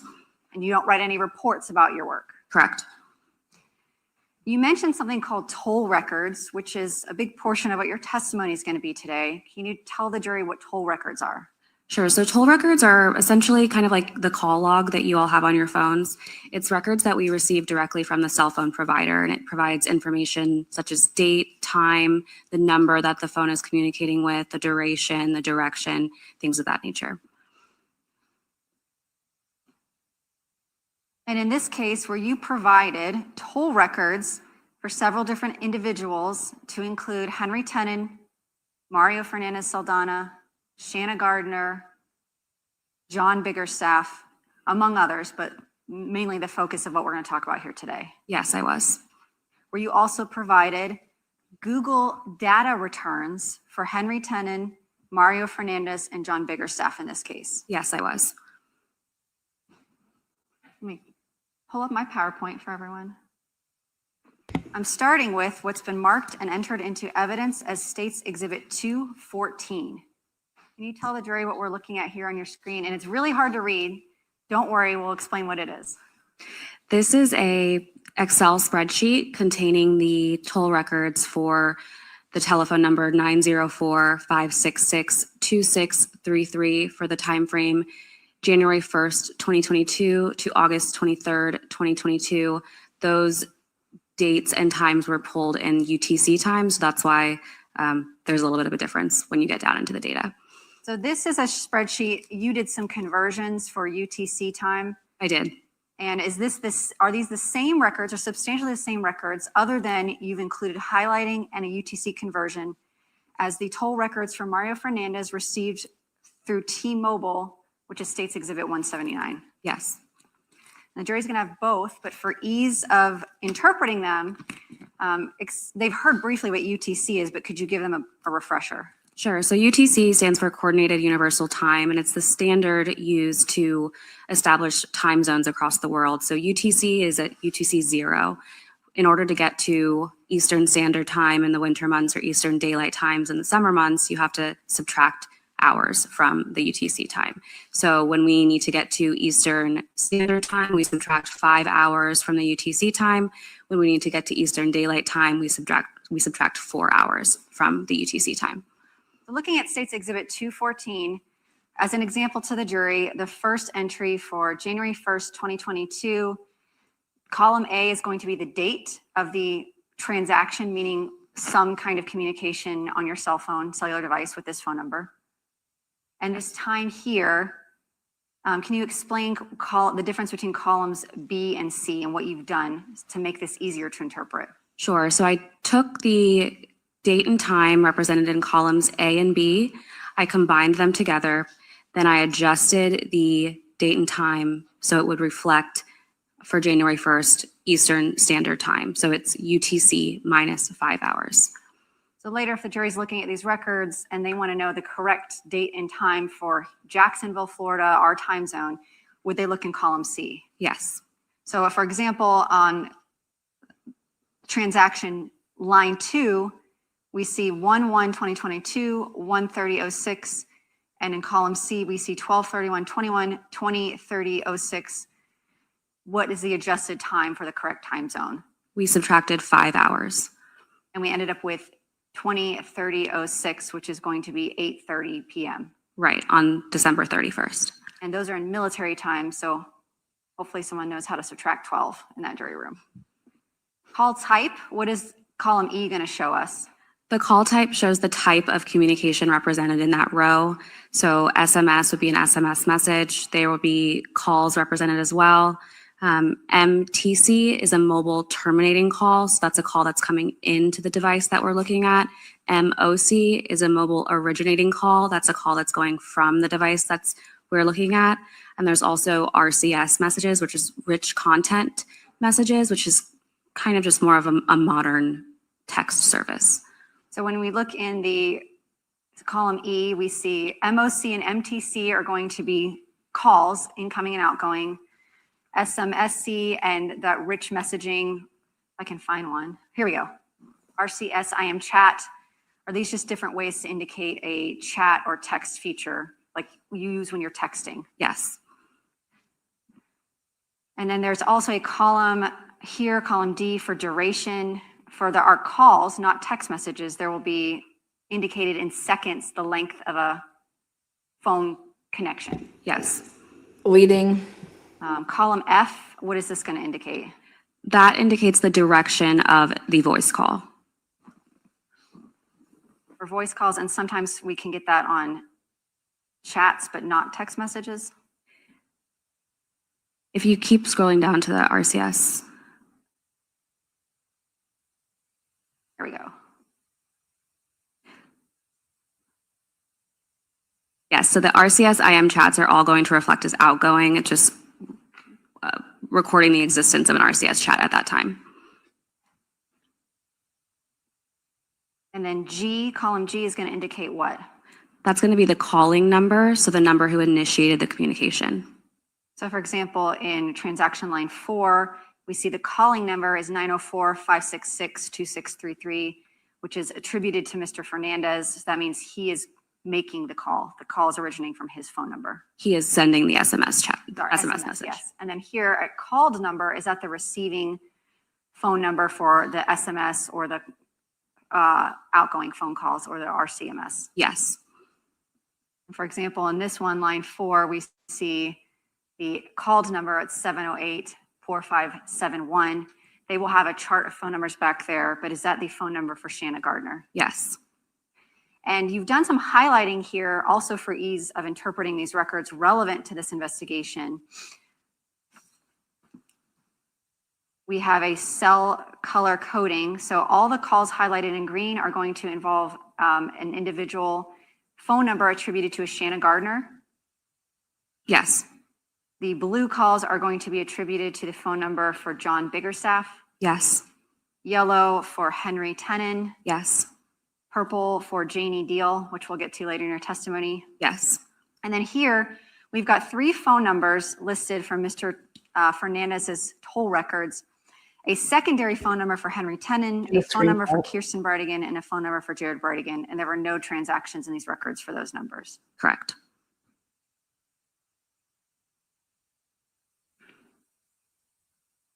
Okay, so I want to talk about some specific dates of interest within his toll records.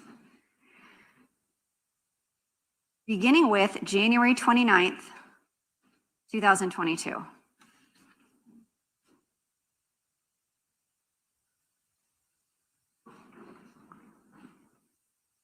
And everyone's got to be a little bit patient with me trying to scroll through all these records. We got all the time in the world. All right, so we have, beginning on transaction line 1402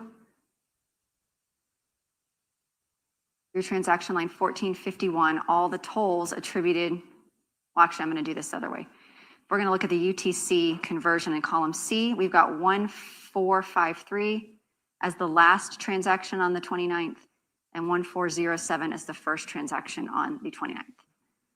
Yes. I'm interested, one, these yellow highlights, what does that indicate about who these transactions are occurring with on January 29th, 2022? Those are communications with the phone number attributed to Henry Tenon. And the adjusted time on these in column C is, these appear to be SMS. Would that be text messages? Yes. The adjusted time appears to be 13-1302, 13-13-13, 13-15-13, and 13-15-26. Yes. We can see here that these messages are, 3 of the messages originated from Mr. Fernandez's cell phone to Mr. Tenon's phone. 1 of the messages originated from Mr. Tenon's phone to Mr. Fernandez's phone. Correct.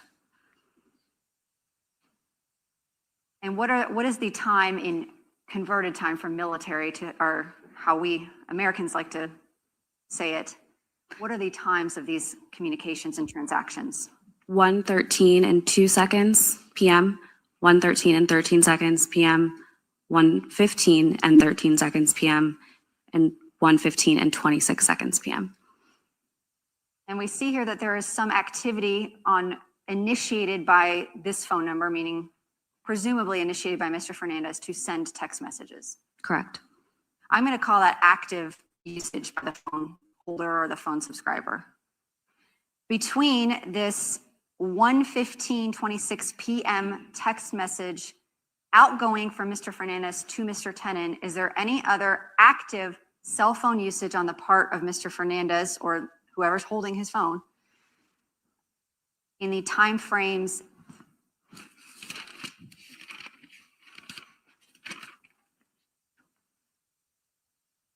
between 2 p.m. and 4 p.m.? No.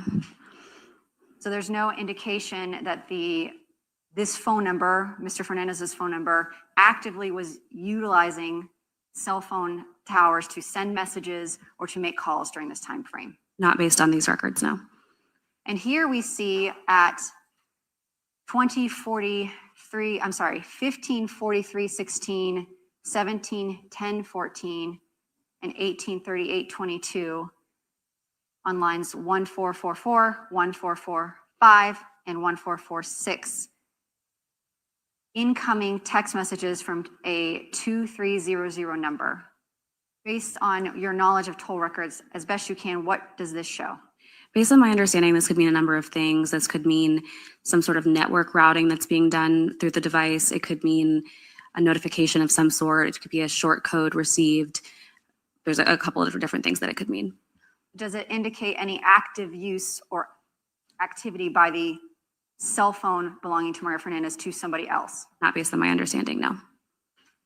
And then the next contact after these texts with Mr. Tenen and these unknown notifications, we have a text message coming into Mr. Fernandez's phone at 18:41 on the 29th, which would be 6:41 p.m. Yes. And who is that text message from? Ms. Gardner. So on the 29th, just to recap, there is no active cellular usage by this phone number during the time frame between 2 p.m. Well, actually, the last active we have would be what? 1:15 p.m. And then the next outgoing text from Mr. Fernandez is going to be 6:55 p.m. That's correct. I want to move ahead to February 16th of 2022. And by the way, here as I'm scrolling, did you notate every single transaction that you observed between Mario Fernandez and a phone number ending in 7612 belonging to Henry Tenen in yellow? Yes, I did. As we scroll through, we'll see, and I'll get to that in a minute, but did you observe transaction and communication activity between Mario Fernandez and Henry Tenen in January, February, March, and April of 2022? Yes, I did.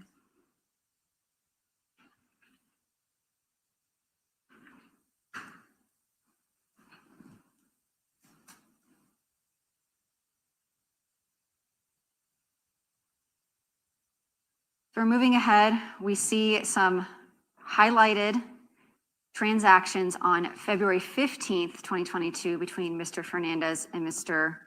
Tenen, beginning in lines 2, 3, 6, 4, and continuing on.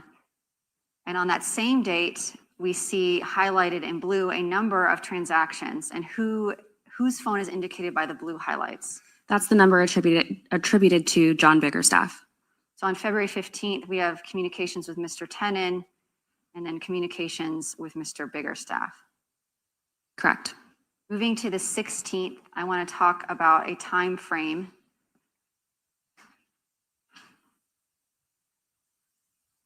So beginning with our corrected from UTC to Eastern Standard Time in column C, the first transaction for 2/16/22 here on 2/4/19.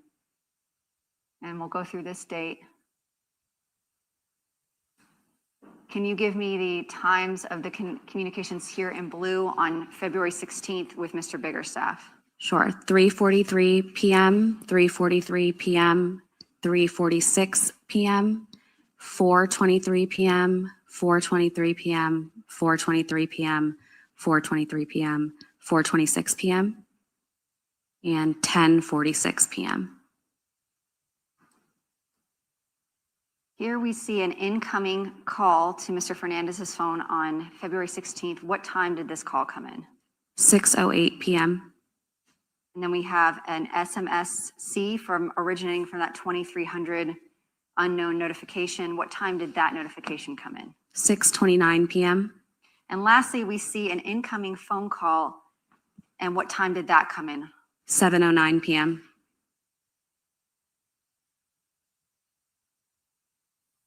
Ms. Butler, you had mapped data previously. Have you had the opportunity to review Agent Bobby Blythe's slides regarding timing advanced data mapping for Mr. Fernandez's phone on February 16th? Yes. And we have here on States Exhibit 182, slide 41. Have you seen this slide previously? I have. And it shows here a timing advanced transaction at 7:09:53 p.m. And does that generally correspond with the last cellular activity on his phone during this time frame here in line 2441? Yes. Is there any cellular transactions between 7:09 and actually I'll just ask you this. When is the next cellular transaction in the records after that 7:09 p.m. on February 16th? 10:46 p.m. Are there any cellular activities between those two timeframes in these records? No. And you've reviewed Agent Blythe's slide that also indicates there are no timing advance records for an overlapping portion of time to the toll records that you reviewed. Correct.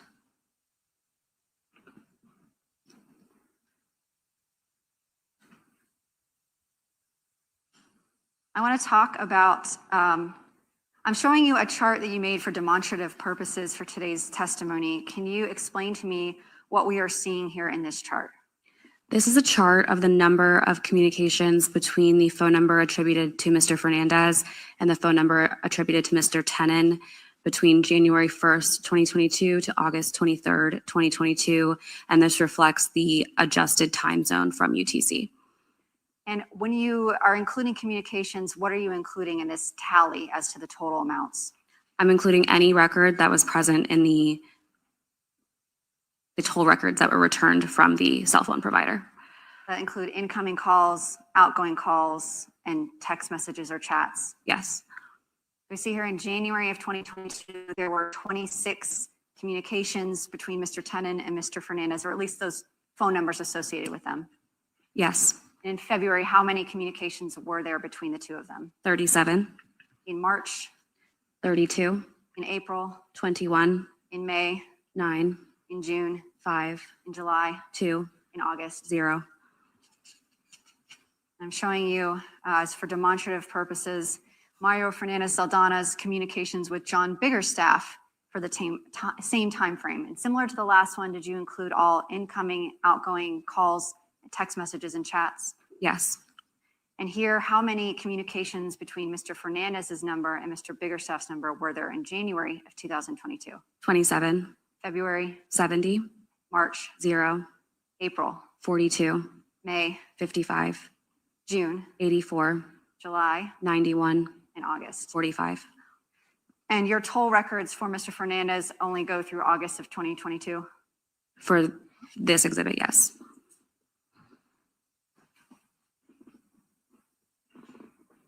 I want to ask about one more date in these records. Actually, two more dates.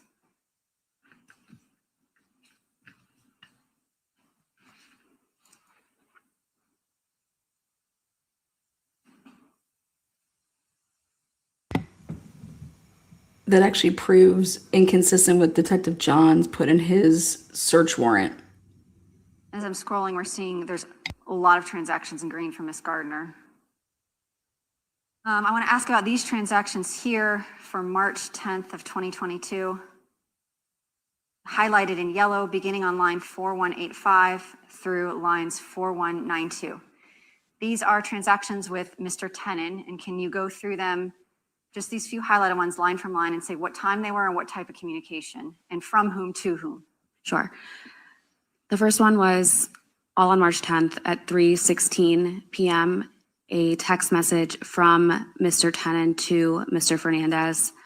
The second was at 3:17 p.m., a text message from Mr. Tenon to Mr. Fernandez. The third was at 3:28 p.m., a text message from Mr. Fernandez to Mr. Tenon. The next one was at 3:36 p.m., a voice call from Mr. Fernandez to Mr. Tenon. At 3:48 p.m., another voice call from Mr. Fernandez to Mr. Tenon. At 4:12 p.m., a text message from Mr. Fernandez to Mr. Tenon.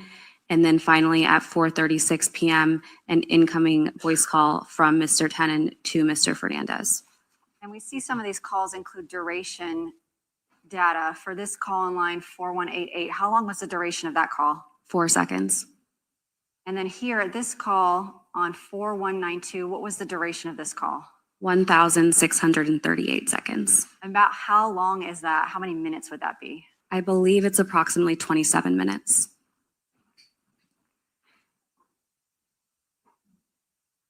And I ask about that date specifically because as part of your investigation, did you pull those records and provide them to detectives based on a specific date being of interest to you all? Yes, I did.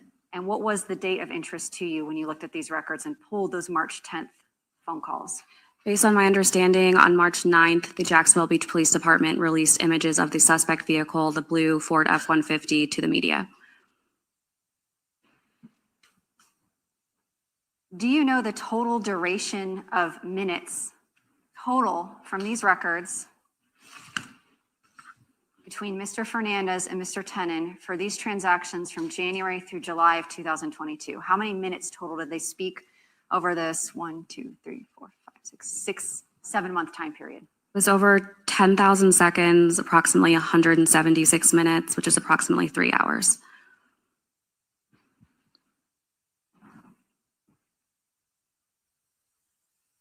And then here with Mr. Biggerstaff, on Mr. Fernandez's phone, the tolls indicate that they were in communication in January, February, and April of 2022. Correct. All right, I'm going to move on to Mr. Fernandez's Google return. And I'm going to, this is going to be State's Exhibit 185. Did you receive a return from Google for Mr. Fernandez's Google account linked to his Gmail address? Yes. Can you describe for the jury what a Google return is? Is it like a cloud? Sure. It's could be considered equivalent to the iCloud for Apple devices, but it contains a ton of records, quite frankly, for the Google account. So it'll have search history, YouTube history. Sometimes it has location data, email content, messages, photos, just everything having to do with that account. I want to talk about some exhibits that you thought were of interest that you pulled for investigation purposes in this case. Beginning with, when you receive a Google return, is this how it looks to you when you're viewing it through your Axiom program? Yes. And we see here evidence sources 2, and there is one return here and one return there. Can you explain to the jury what this screen indicates? Sure. So the return on the left was the first return received, and it covered the time period from January 1st, 2022 to April 15th, 2022. The return on the right is the second Google return that was received, and that covers the time period from November 1st, 2021 to March 27th, 2023. Do you remember when investigators, first of all, do you have to obtain these by a search warrant? Yes. Do you remember when these returns were returned from Google? I don't know the exact date, but it would have been after the end date listed in the return. Was there a time gap between law enforcement's receipt of the return number 1 to return number 2? Yes. I'm starting with the first return you received in States 185. When you were reviewing it, did you look in the contacts to see if Henry Tenon was a listed contact in Mr. Fernandez's Google Cloud? I did. And here we see, is this how you search? This is a screenshot. Is this how you search and find those contacts in that Axiom report? Yes. And there's a highlight there, and it says Henry at Potomac. And over here, we see the artifact information. Whose phone number is that so that we can attribute it to whoever Henry at Potomac is? That's Henry Tenon's phone number. And he has him listed there as Henry at Potomac. Cloud Google contacts. Moving on to the return number 2, law enforcement received this return after the first one. Did you also review to see if Mr. Tenon was a contact in the second Google Cloud return for Mr. Fernandez? I did. And here is the contact list. Was Mr. Tenon a contact in Mr. Fernandez's Google return in the second return law enforcement received? No, he was not.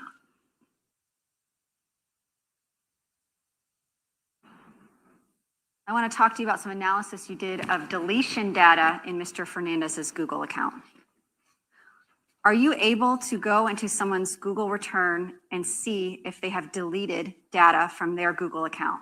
Yes. Can you describe to the jury where you look and how you find that? Sure. So within the Google return, there's a folder called My Activity that contains information about activity associated with the account for different Google products. So there'll be Chrome data in there, search data. There's also a folder titled Deletion Markers. And within that folder, there is a file that contains the records of the deletions process from the account. Did you pull spreadsheet reports of the Google deletion data in Mario Fernandez's Google returns? Yes. I'm going to start by showing you what's been entered into evidence as State's Exhibit 202. And this looks like Greek to me, but can you explain to us what this shows? So this primary file, based on my understanding, contains information about bulk deletions of data or mass deletions of data. So this would be if a user requests the entirety of their search history to be deleted, the entirety of their YouTube history to be deleted. Google refers to them as corpus deletions. And these specific exhibits, did you pull Google deletion for a specific time frame? I reviewed all of the Google deletions that were available. In coming to understand and learn how to interpret these records, have you personally yourself had training or conversations with members of Google in order to understand? Oh my God, look over here all the way to the right. It says www.getafucktonight.com. Sorry, I just had to like wake us all up because we're probably like, oh God, Lynn, I know this is so like, you like love this type of stuff, but can you just like jolt me out of it a little bit? Well, I just did. Look over here, all the way to your right. It says, under where it says like Facebook, YouTube, iCloud, you know, Chrome. Right there, it says getafucktonight.com. And interpret these records. I did speak with members of Google's law enforcement team, yes. I'm going to turn your attention to States Exhibit 213, which is the secondary database of Google deletion records. Can you explain to the jury what is contained in, based on your experience and your conversations with the Google law enforcement team, what's contained in this database? So column A is going to be the date and time in UTC. That's what that Z means, that the deletion was processed from the account. The column B has the original event timestamp, so the date and time of the original record that's being deleted. And column C has the product associated with the deletion in that row.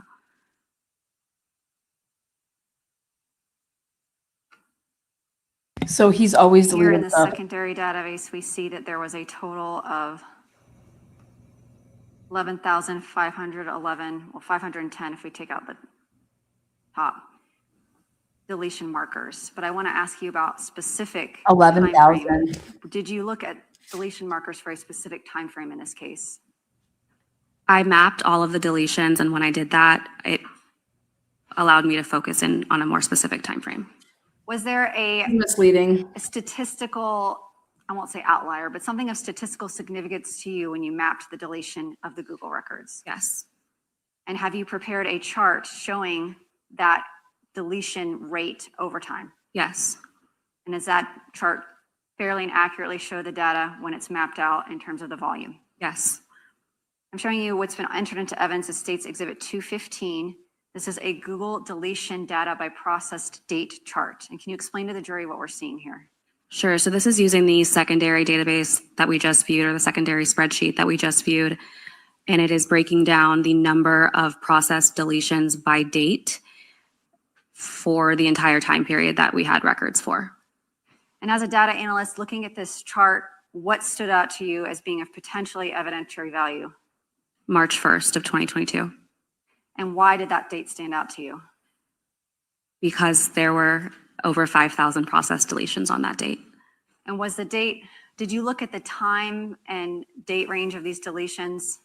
I did. When they started and when they ended? And can you give the jury idea of when they began? Sure. So for the March 1st date specifically, the deletions started early in the morning, approximately 06:11 hours. And I'm not sure exactly when they ended, but the bulk of the deletions on that day were at 06:11. And during your work on this case, was there something significant in the investigation that occurred on March 1st of 2022? Yes. What was that? That was the date that Mr. Fernandez and Ms. Gardner were interviewed by Jacksonville Beach Police for the first time. And to your knowledge, Mr. Fernandez spoke to Jacksonville Beach Police on February 28th to arrange to come in on March 1st for his interview.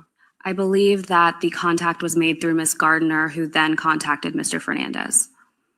And are these deletions prior to when he would have arrived at the Jacksonville Beach Police Department for his interview? Yes.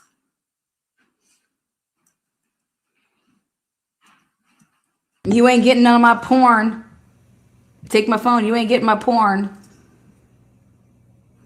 Speaking of February 28th into March 1st, 2022, when you were reviewing Mr. Fernandez's Google return, did you also find internet searches that appeared to be of evidentiary value?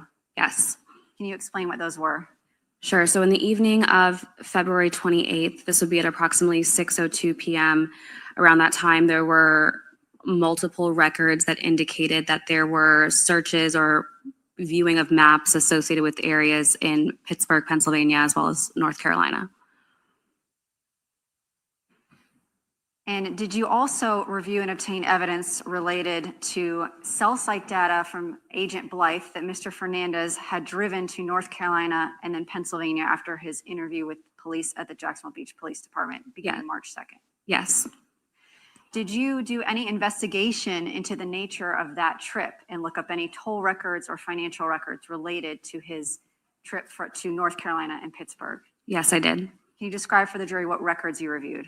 I reviewed toll records. I reviewed financial records that came back. I reviewed receipts that were obtained by the detectives, among other things.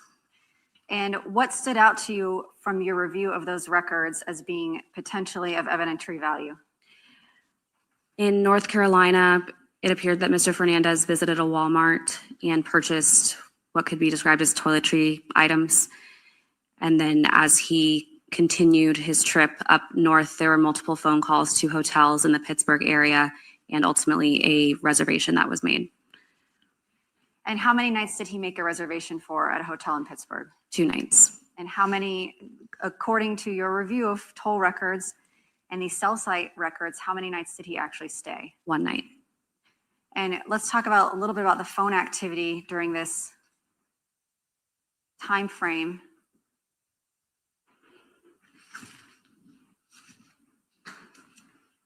From March 2nd to March 6th.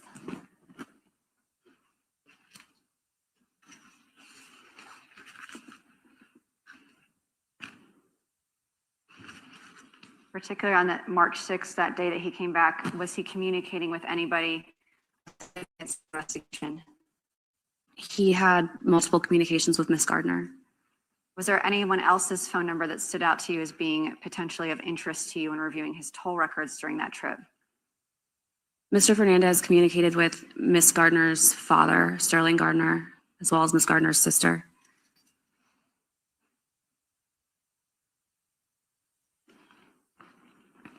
Since the jury hasn't seen it yet, I'm going to show you the documents that you recovered as part of the investigation.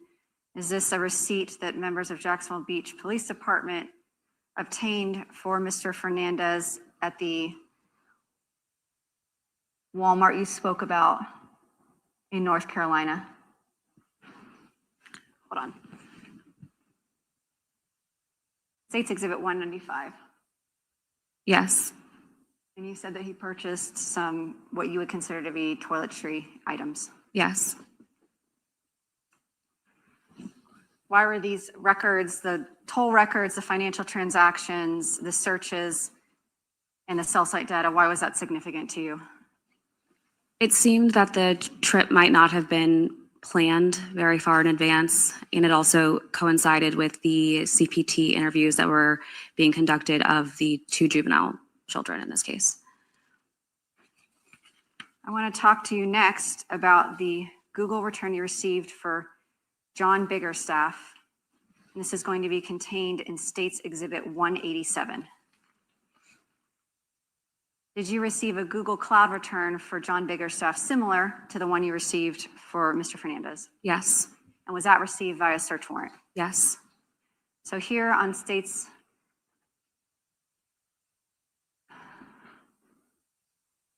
I'm going to publish to everyone. Here on State's Exhibit 187, we see a extraction report for a Google return, and this shows user accounts. Can you explain to the jury what user accounts are? So these are accounts that are associated with the Google account that the search warrant was obtained for. And we see here we have biggerstaffjohn904@gmail.com and a user ID for a Google account. Were you able to search through Mr. Biggerstaff's Google Cloud, including his web searches and web browser history? Yes. And in doing a web search, did you find some searches involving firearms and ammunition? Yes.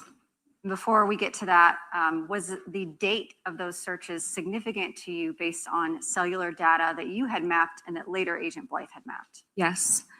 And what date are we talking about? January 25th of 2022. And what had the cellular data shown about January 25th, 2022? It showed that Mr. Fernandez's device was in the area of Mr. Biggerstaff's residence from approximately 1500 to 1630 hours, so approximately 3 p.m. to 4:30 p.m. And when you were going through Mr. Biggerstaff's search history for that date, January 25th, 2022, what type of searches did you find? I found searches for 10 millimeter, the search says 10 millimeter Glock pistol, and that was at 8:15 p.m. on January 25th. And these are not converted out of UTC the way that Google has them here. So it's when it says UTC, does that mean the jury needs to subtract 4 hours? Subtract 5 hours. 5 hours. So we're still in Eastern Standard Time. Yes. Subtract 5 hours. So explain to the jury, is this how the data appears to you when you look at the Google records? It is.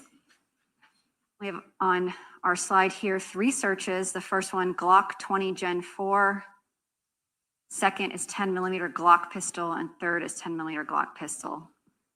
And then the next slide, we see in the same time frame a Chrome search. And what does this indicate? It's indicating that the account visited the website listed here, so guns.com, looking at Glock G20 Gen 4s. And are you able in the return to actually see a screenshot of the page that was visited, captured at the time that it was visited?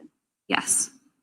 And so moving through the slides we have here, is this what Mr. Biggerstaff would have visited at guns.com when he clicked on those Chrome searches? I cannot say that this is exactly what he would have seen, but this is what pulls up when you click that link. And we see a couple photographs of Glock G20 Gen 4 10 millimeter pistols.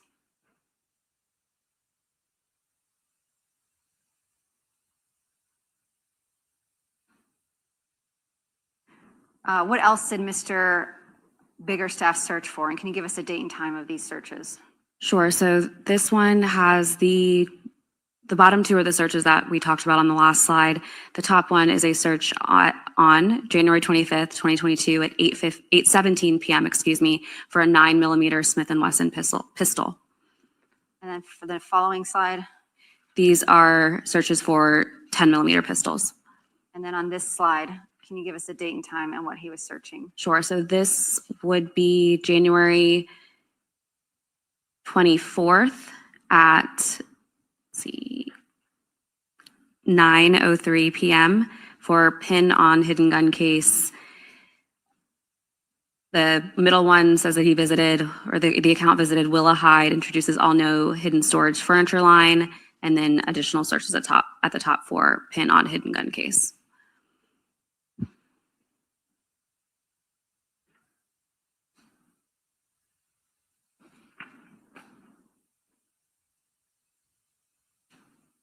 Okay, the last date I want to ask you about of being of some significance is August 18th, 2022. Was that a significant date in the investigation? Yes. And why was that a significant date?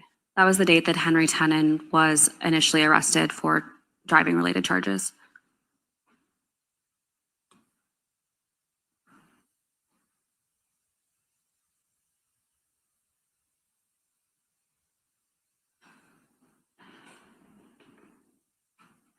And starting August 18th on line 19722, this is at 7:57 a.m.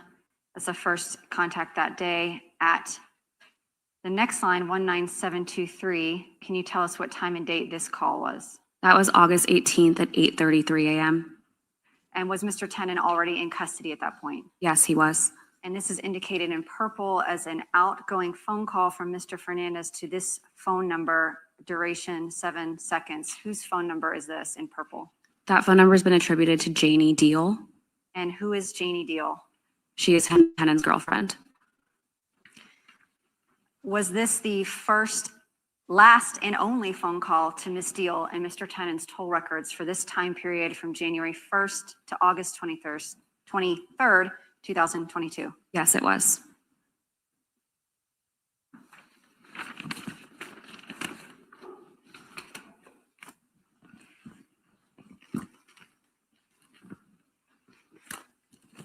Last thing I'm going to show you is State's Exhibit 207.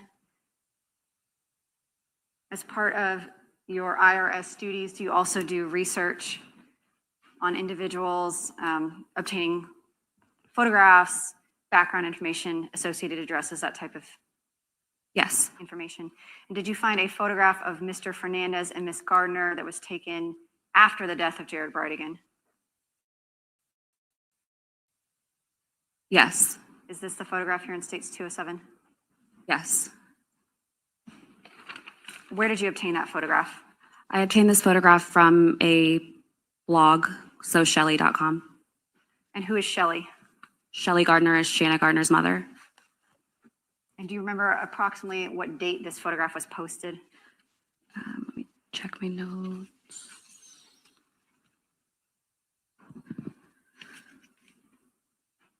I believe this was posted in March of 2022. Thank you, Ms. Butler. I have no further questions, Your Honor. This will be interesting. Are we going to take a break for lunch?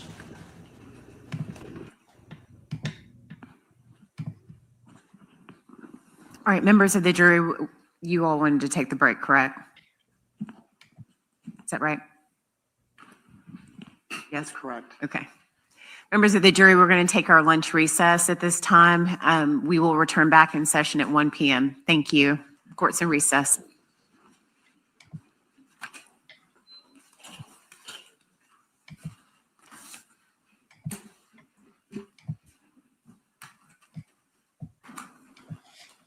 All right. Recess. Lunch break. What are you guys eating today? Woo!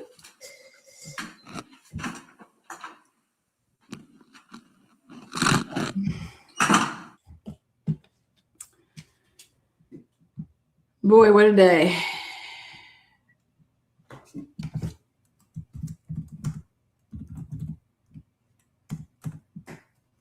What a day. It's lunch.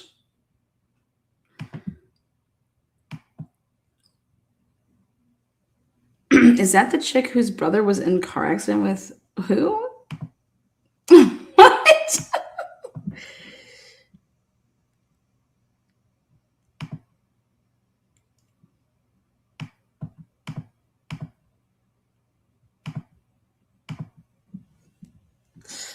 Woo, woo, woo, woo, woo, woo, woo. Boy. Lindsay Butler, what could come on cross? Well, hey, you guys have been watching. What do you think? What did Lindsay Butler tell you?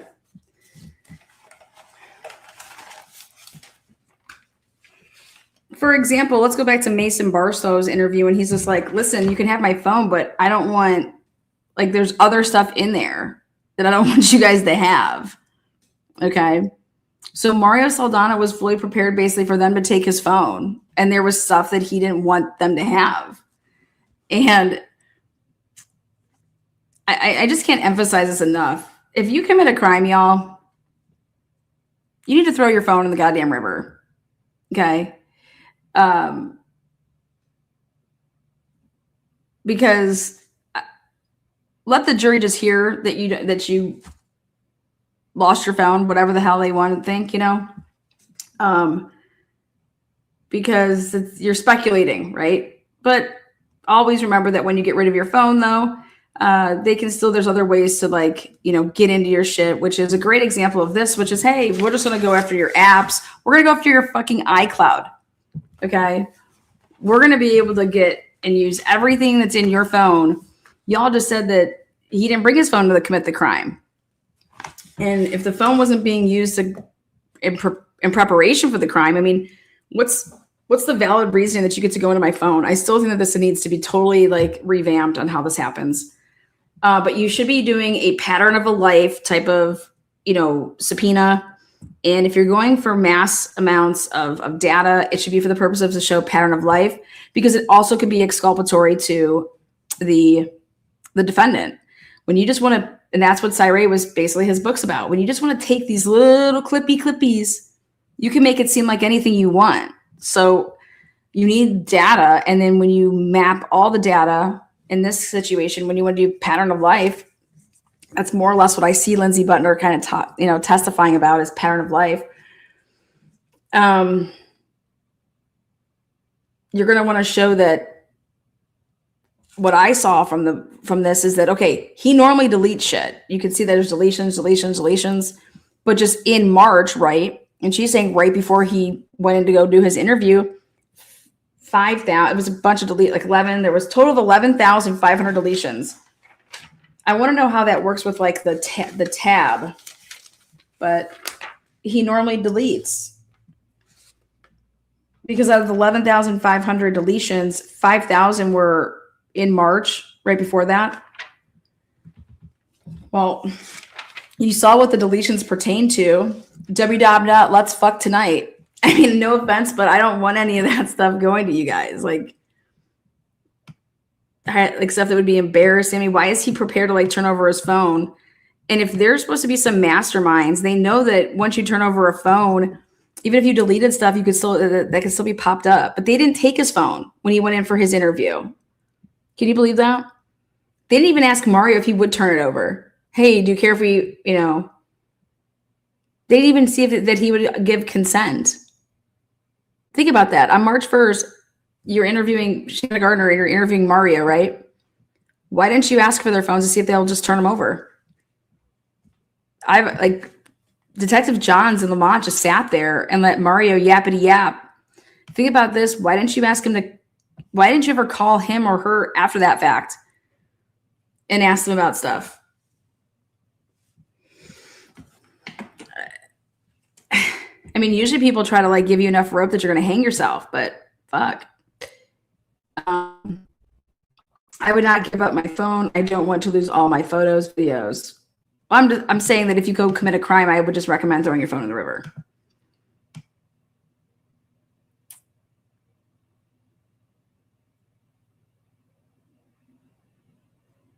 Toast and peach jam. Don't know what that means.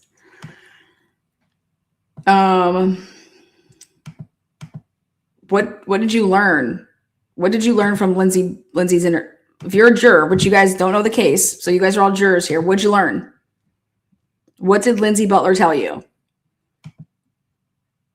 She gave maybe a little bit more context as to why they picked the certain days that they picked, right? I'm still totally confused about this whole trip, like him getting in a car and going down he left on 3-2 to 3-7 to take that trip or whatever. Well, we just had a guy testify yesterday that it wasn't just like he got out of Dodge. So Lindsay Butler came into this courtroom and testified that this trip seemed like it was not planned. Well, yesterday the jury, doesn't matter what she thinks, so the data shows, the guy came in here yesterday and said that he texted me and said, yo, bro, I'm coming through.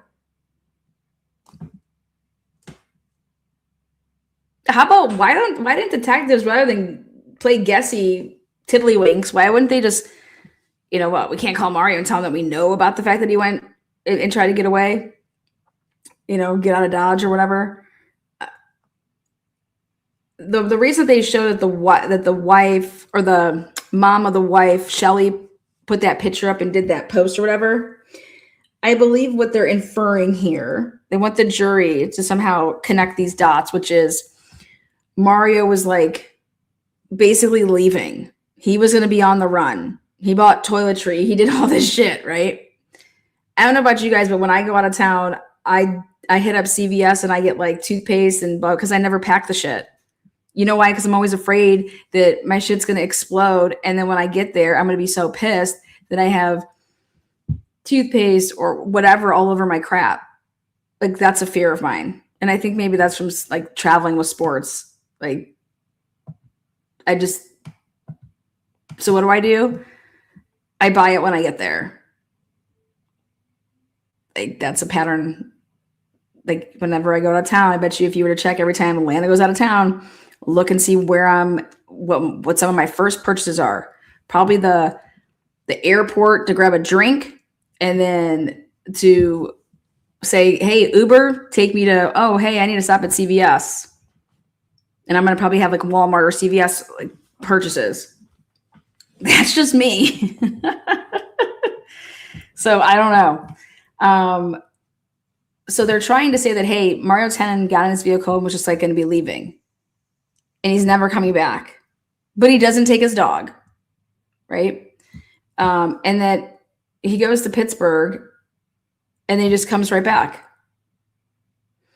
And he's talking to Gardner. They showed on 3/7, I think it was, that they talked on the phone. Well, wouldn't you be talking on the phone to like your partner? I don't know. It seems pretty normal to me. And then they're trying to say that, hey, they had to tell Mario to come back. Don't leave. What are you doing? And he's over here like, dude, they're going to blame me for this shit, you know? And then they're trying to say that, oh, he found out that the kids are going to be interviewed and God, the kids are going to rat me out or something. The kids didn't do anything like that. And then did Shelly Gardner say, okay, I'll even go post and say how much, like, show a picture of Mario and Gardner and how much we support them and love them. And they had nothing to do with this. That was made because Mario just took off. That's what they're trying, in my opinion, that's what they're trying to do. You guys ask yourself if it's hitting like that.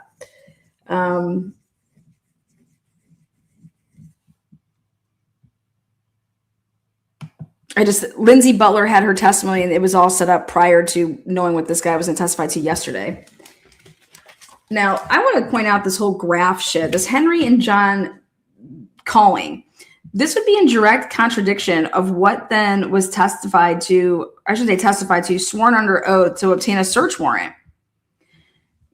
Because Detective Johns, where's my fucking search warrant at?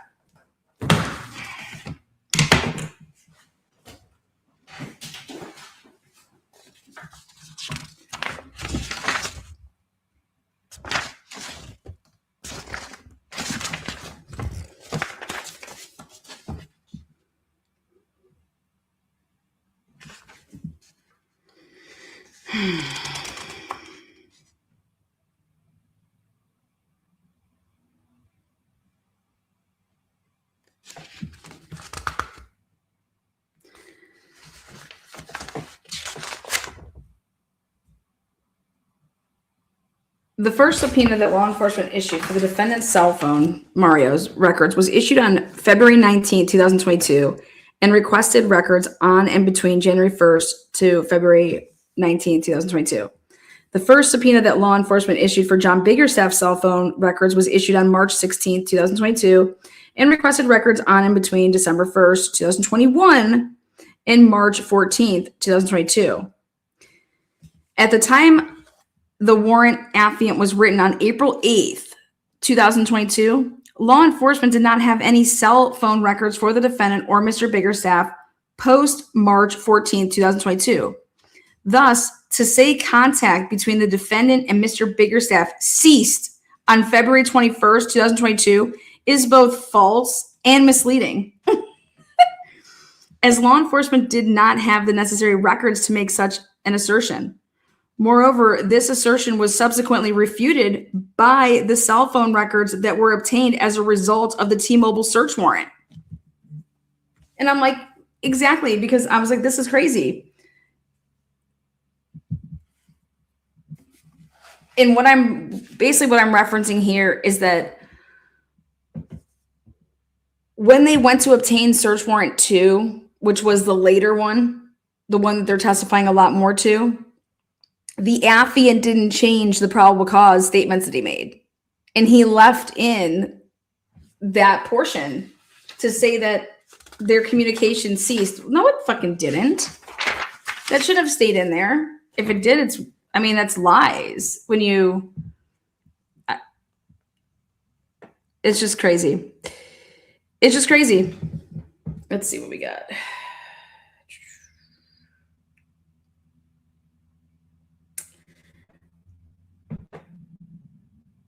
Let's go with Jimmy John's. How does Jimmy John's sound for lunch today? Jimmy John's or Jersey Mike's?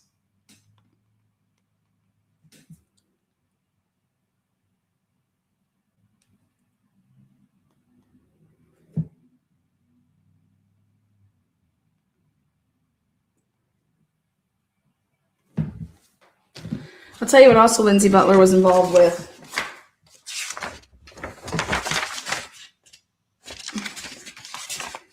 I think they have to go into the fact that Lindsay Butler was doing research for Okay.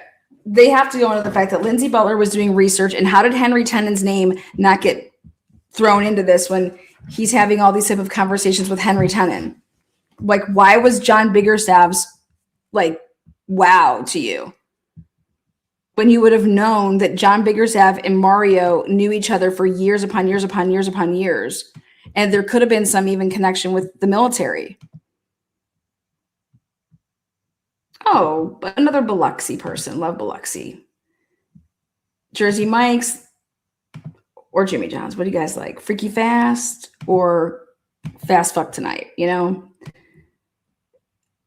Mario doesn't look like a worried defendant, in my opinion.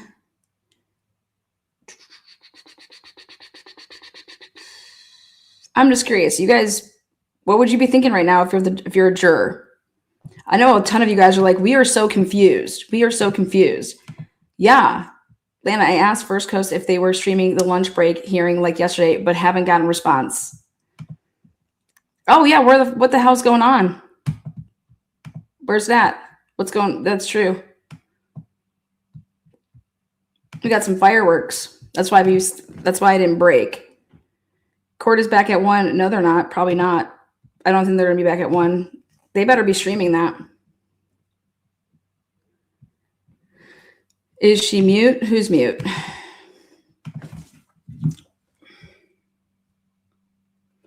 I think this chronological order of events needs to be laid out with Lindsay Butler. We need to talk about how Lindsay Butler was involved day one, and that Lindsay Butler was working side by side with Christina Stifler.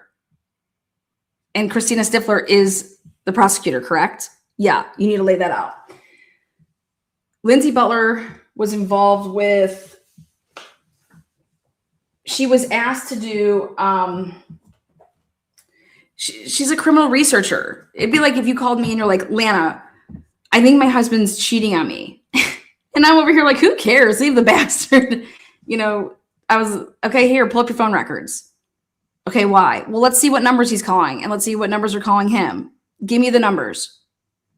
Okay, give me the last month worth of your phone records. Let me look into like, and I'll take all the phone records and I'll figure out whose numbers they are, and then I'll ask you, hey, do you know this person? Do you know that person? Blah blah blah.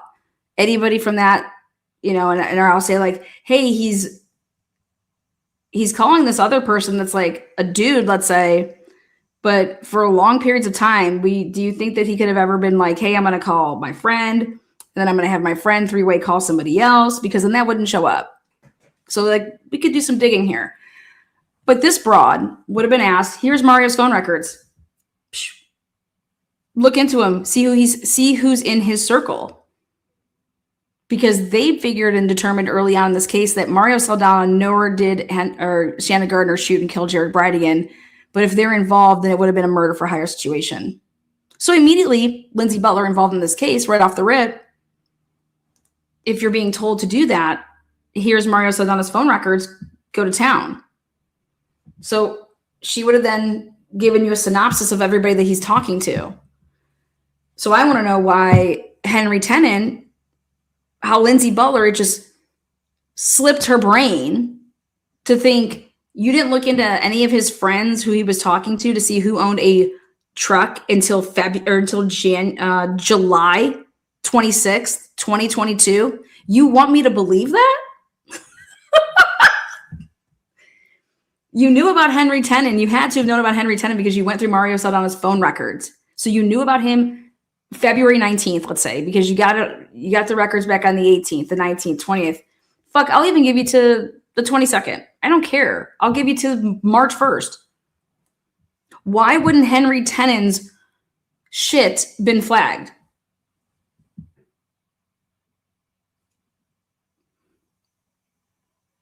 If you're looking into Henry Tenon, how does it not come across your desk that Henry Tenon had a blue truck?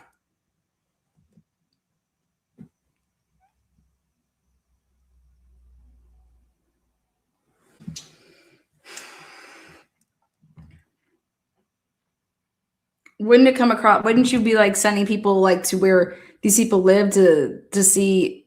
You think the detectives only drove once by the Potomac address? like Burrell testified to and said, yeah, we went by there once in February. We didn't see any, we didn't see any blue Ford truck.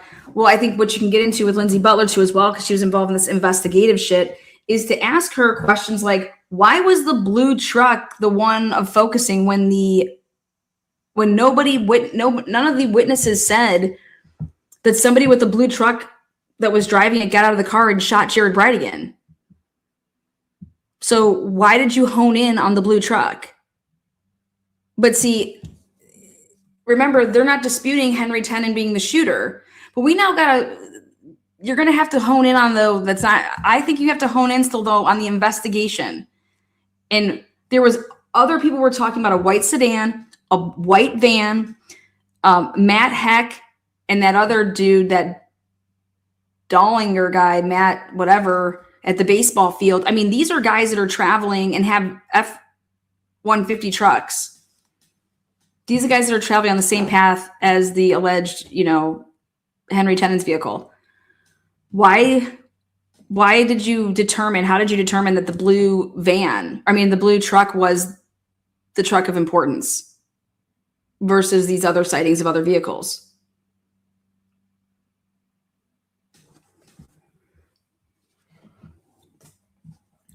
I don't know.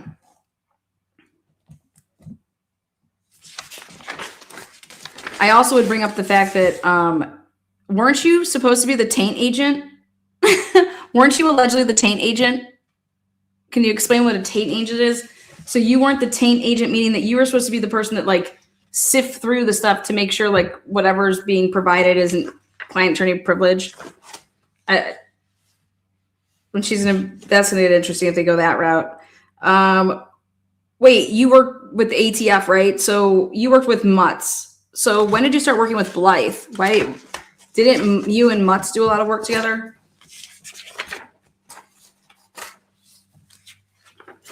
That doesn't make any sense. IRS Butler then reviewed Tenen's Google activity from June 7th, 2022, and observed Tenen conducted a Google search on June 7th, 2022, because remember, they're supposed to be looking for this truck. Who's the cheapest towing company near me?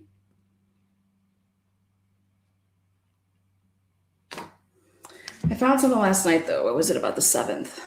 October 7th. Let's see.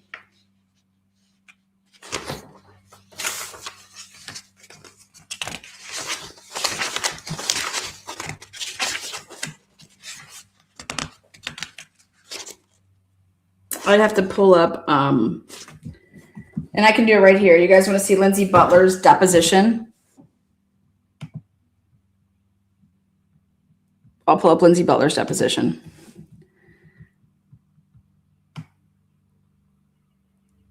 Okay, it's going to be at the beginning.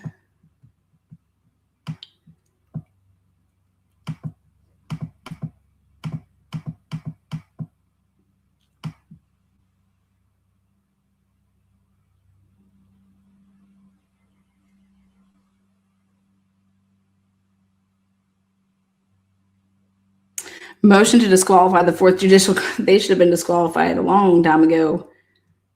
Oh, let's pull it up here. It's like 100. Oh, wait, here it is. Notice of filing deposition transcripts. Are you kidding me? Oh, wait, hold on. I probably have to reset this. Okay.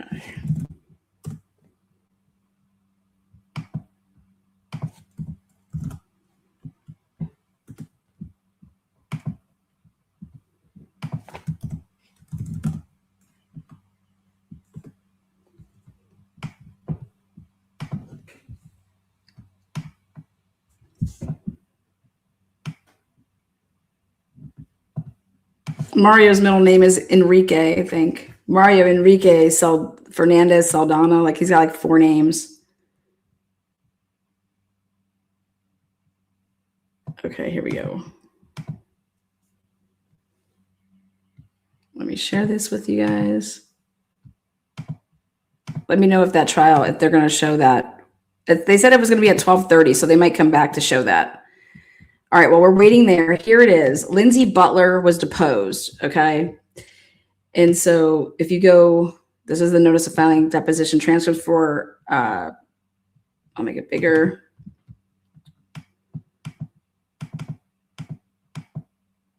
Right here, Lindsay Butler. So Agent Angel Nazario goes first, and then second goes Butler. So we're going to go to her section here.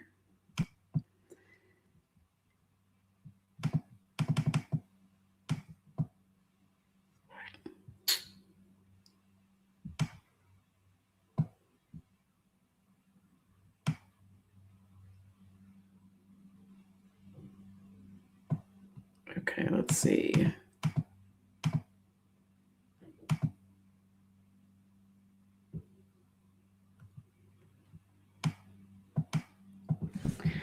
Cross-examination. Okay, so it's going to be, so then Jesse asked a couple questions and then, or they did. So let me get, hers is coming up. Okay.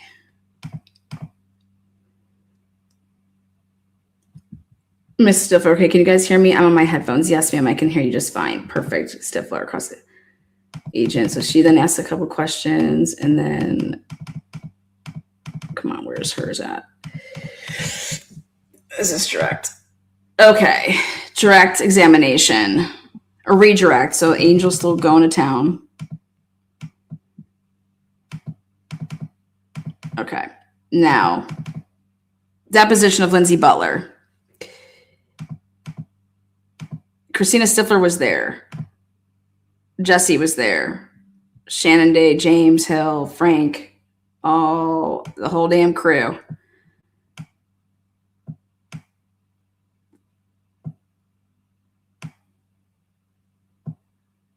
Shanna Gardner's attorney, Patrick Cordy, was there.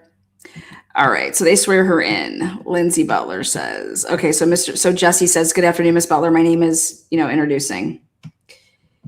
All right, Miss Butler, would you state your full name? There she goes. She says, I work for the Bureau of Alcohol and Tobacco Firearms. Okay. And what is your position? I am an intelligence research specialist. So I would say if somebody asked me like, hey, Alana, what's your strength? Yeah, I'll connect your dots for you and I will do your timelines and help you with cross-examination of any motherfucker that you have to go up against. So that's my specialty. Now, she's an intelligence research specialist, okay?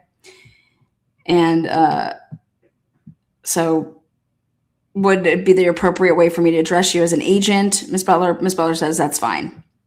All right, so she's a civilian employee. How long have you been involved with the ATF? Since 2020, since June 2020. So June 2022, you have to understand that's just like, what, a year and a half from the time of the crime. I was employed by DC. Awesome. And what did you do for them? I was a criminal research specialist. Okay. What is your highest level of education? A master's degree in what? Criminal justice. From the University of Cincinnati. And when I saw this, I was like, oh, fuck, she's a Bearcat. That's where I went to school. And if you graduated, you attended Police Academy? No, I did not. Where did you get your training in law enforcement intelligence? I received, I guess I should say, I haven't attended a police academy in the sense of an officer would. I've just received numerous trainings from various local, state, and federal law enforcement agencies. I did go to an ATF-led intelligence research specialist basic training course. If you heard her on direct examination, she says she lists off stuff that she did in 2023. That was way after the murders, or after the murder, okay? So her training and experience for anything that she began in 2023 is of so much interest to me, because I would point out that she didn't have any of that in 2022.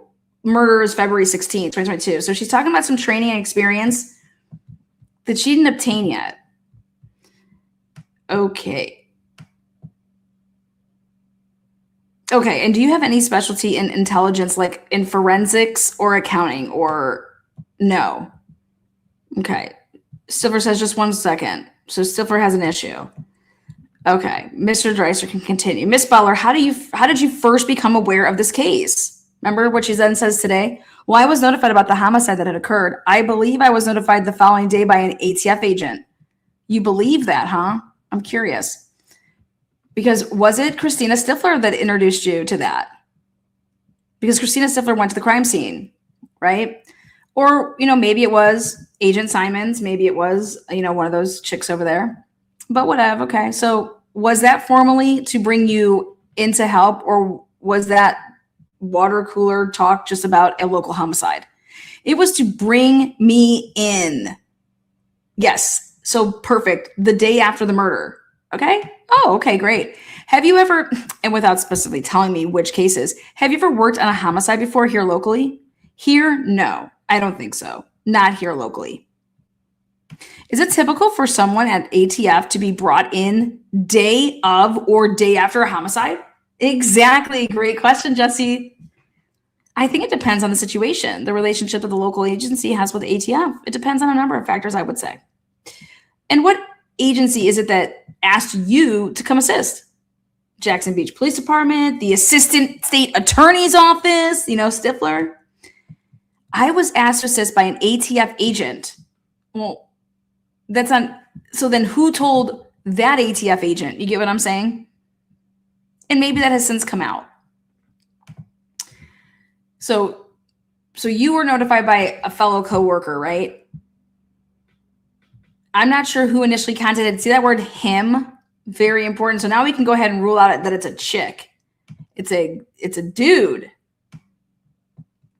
And what did they ask you to assist with? I was asked to do some background, boom daddy right there, into individuals related or possibly related to the case. And who would be the case? Mario Saldana. Do you recall what individuals you were asked to investigate? Yes, I believe I was asked to look at the victim, Jared. I believe his wife, his ex-wife, and his ex-wife's current husband. So you believe you were given those 4 names very early on in the case, possibly the day after the homicide? I believe so, yes. From that point on, you were working on the Brightingham homicide? Yes. So you would consider yourself part of the law enforcement team and network of folks helping in the investigation as of the day. See, so people need to understand that I would never consider this person, I would always consider this person part of the investigative team. And she says, yes, because exactly, absolutely. Yes, it wasn't consistent throughout that time, but yes, I was assisting with the investigation. Thank you. There will be a time where we will depose you again to go over everything that we possibly can with you. Today, there is just some limited scope. So I kind of want to fast forward to February of 2022. Were you involved in doing some analysis or intelligence on some devices in and around the time? Yeah, it would have been 2023, she says. Now that's key. He says, 2023, I'm sorry. Yes. What? Okay, so you weren't asked to do anything in 2022? She says, he says, and a number of warrants and subpoenas had gone out, and law enforcement was at some point in possession of computer devices, cellular devices, and Google returns in the year of 2023. Now, this is what we're going to get into here. She just lies, basically, right there, the way that I see it.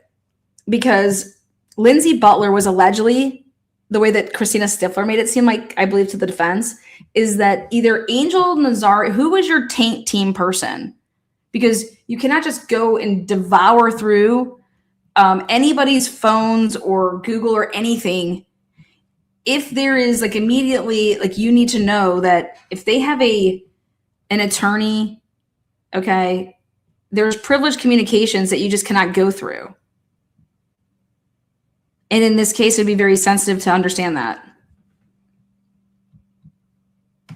So she is saying in this deposition that it wasn't until 2023 that she's messing with devices or doing any intelligence and analysis and shit. And then Jesse says, and a number of warrants and subpoenas had gone out, and law enforcement was at some point in possession of a computer devices, cellular devices, and Google returns in the year 2023. Is that a very broad but accurate statement? Yes. So at some point in time, you were asked to do some intelligence and analysis of some electronic devices and or Google Drops? Yes. In what capacity? Just to review the information that was provided to see anything of note, anything of significance to the investigation. Okay. And were you ever assigned to be a taint agent in this case? Oh, Lana, your memory is spot on. Oh, shit. Okay. You want to know why they're asking her this? Because Christina Stifler's a lying, you know what? Mr. Mizraahee and Christina Stifler. Those, what a pair. What a name. The Mr. Mizraahee and Stifler show. Get him a YouTube channel. She says, no, I was not the taint agent. Were you ever assigned to be part of a filler team? Is that a better word for you? No. Exactly, Jesse. But when I use the word taint agent or filler team, I'm using them interchangeably. Do they mean something different to you? As far as the difference between a taint and a filler, yes, I would use them interchangeably as well. Just the people that were responsible for identifying and removing. In your work as an analyst, have you ever had to deal with taint teams and a taint agent before? I am not sure if that's outside of my scope. She's objecting. Wait, what? He just asked if you've ever worked with a taint agent before. Look at this. I am not sure if that's outside of my scope as it relates to prior investigations. What? We're not asking you for any information. We're asking if you've ever worked with a taint team before. He says, well, your lawyer is here and he hasn't objected, so go ahead. He says, I'm not asking specifically what investigations they were. Exactly. Jesse just nailing it. And then Mr. Woodcliffe. Now, enter in Wood, Mr. Wooder. We got Alan Chipperfield. We got Mr. Mizraahee. We got Stiflers. And now we have a Woodliff. Mr. Woodliff. Dude, you cannot. We got a bigger staff. We got the names are for days in this case. This is nuts. Mr. Woodliff. We got Jimmy Jones. Mr. Woodliff says no. So the only thing is, I think I need to take a quick break to find out what her answer would be. So they go ahead and do whatever. Mr. Jesse Dreiser says, I don't know how it's possible. I'm asking for like a yes or a no, not have you ever? I mean, either one. I just can't imagine how that could lead to a Stifler says, it is objectionable if you ask, are you familiar with the taint procedures in general? And then Mr. Woodlift is like, no. And Dreiser says, this is as basic as it gets. I mean, have you ever, had to look out for privileged communications? Like, we're asking, do you understand what you're supposed to be doing here? Have you ever worked with a taint team before? Did someone advise you that you cannot be going and looking for things?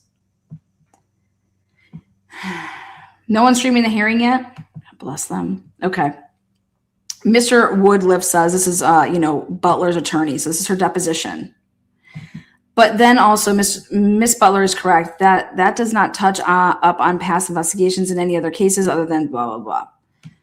Mr. Dreiser says, all right, I'm going to move on. We're going to see, but this may not work at all then because Miss Butler, she says yes. In this investigation, did anyone instruct you to be on the lookout for privileged communications between perhaps Mr. Fernandez and his lawyers?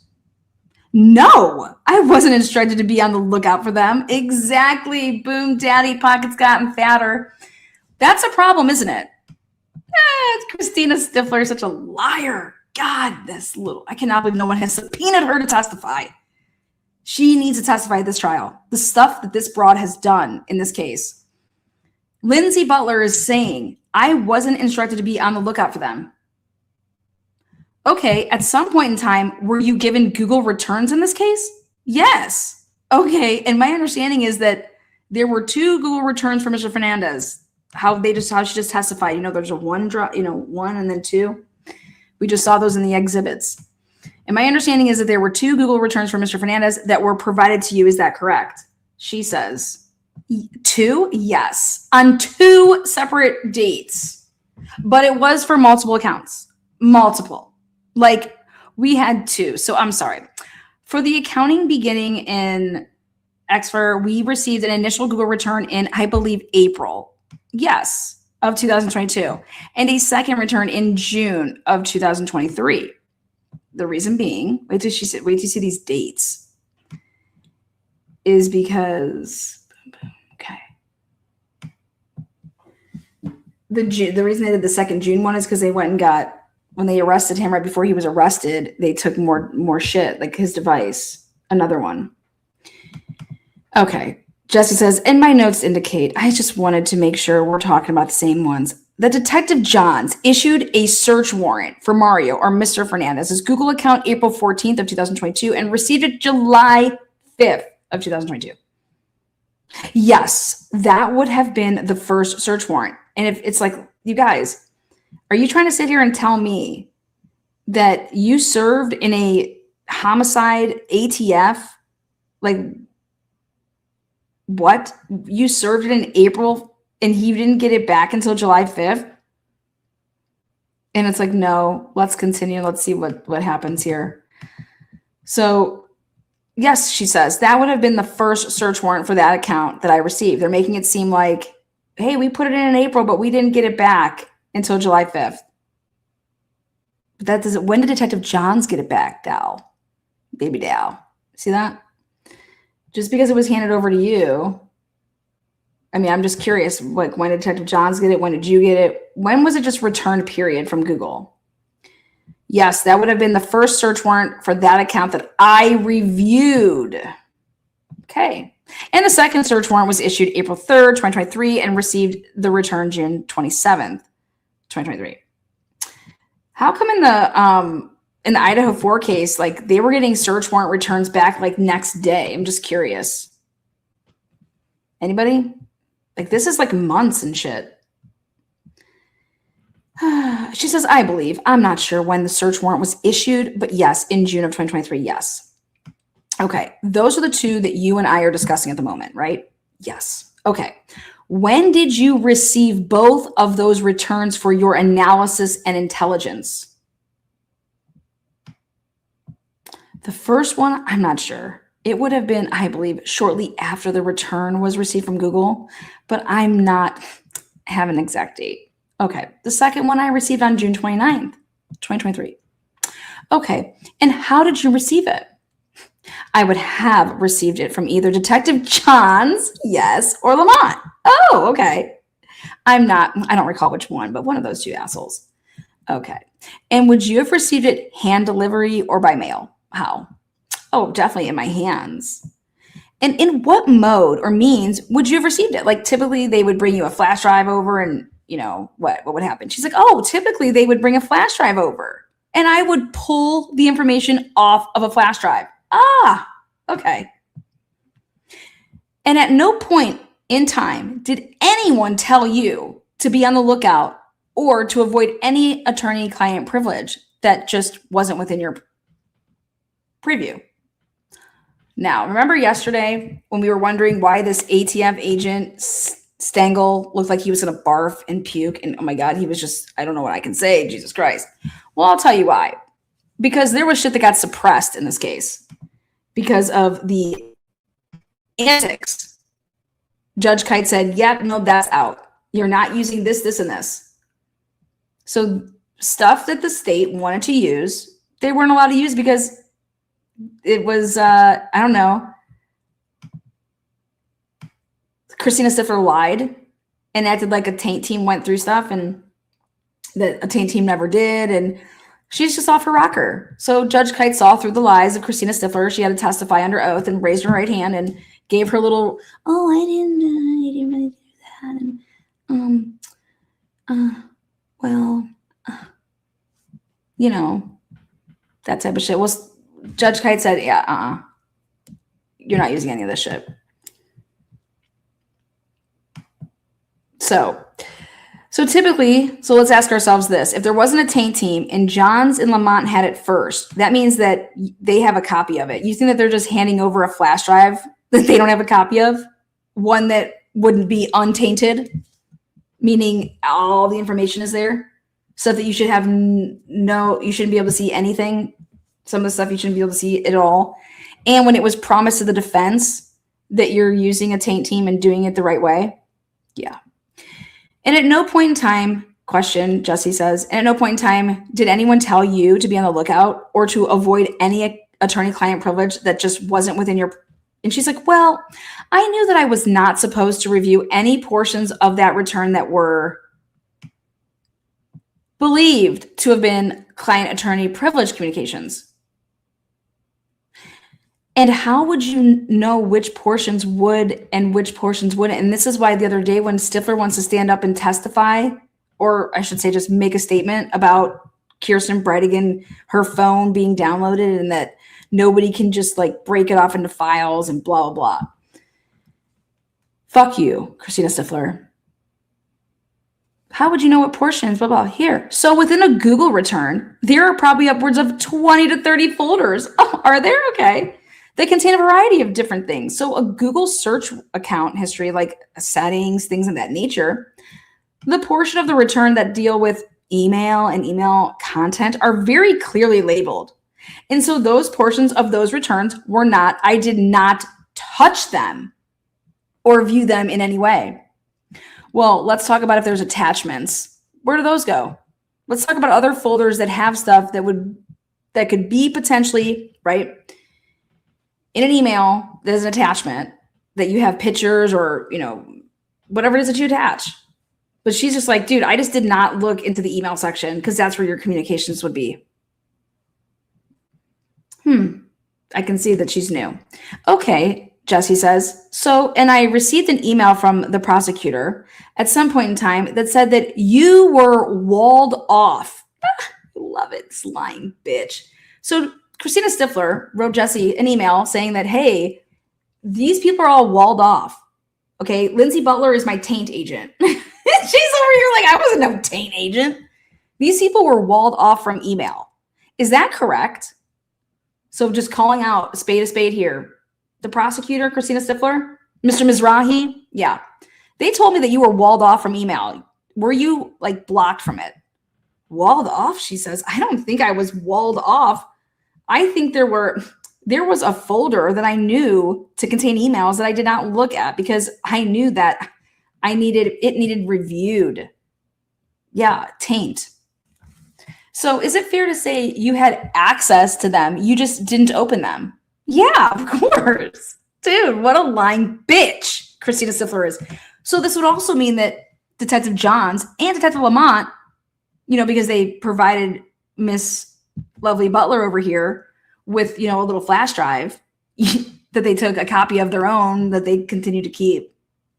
They could just get all up in that shit though. Okay.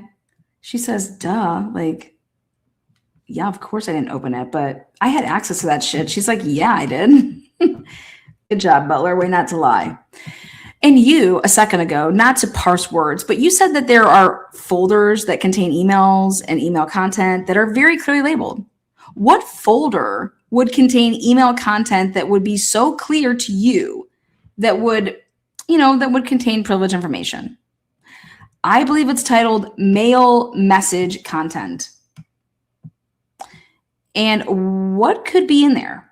Well, so based on my understanding, that is, Butler says, there, you know, within those folders are contained, there's inbox files. So it's a file that would be to then, you know, download and then upload to a third-party system to be able to be viewed in those emails, you know, just these emails that you see in your inbox every day. Jesse says, and it is your understanding that attachments would be in that folder. Yes, of course. Yes, of course. Or would you don't know where attachments would be?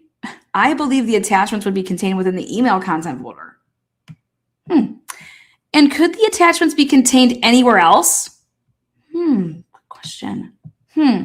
She says, if the attachments were saved, somewhere else prior to or after, possibly, but I'm not aware of any auto saving being done. Anything like that. I'm just not sure. Sure. So if someone had written their lawyer a letter in Microsoft Word and saved it to their Google Drive, it could be contained within that Google account in a subfolder that would not be within the emails. Would you agree with that? Yes. Okay. Yes.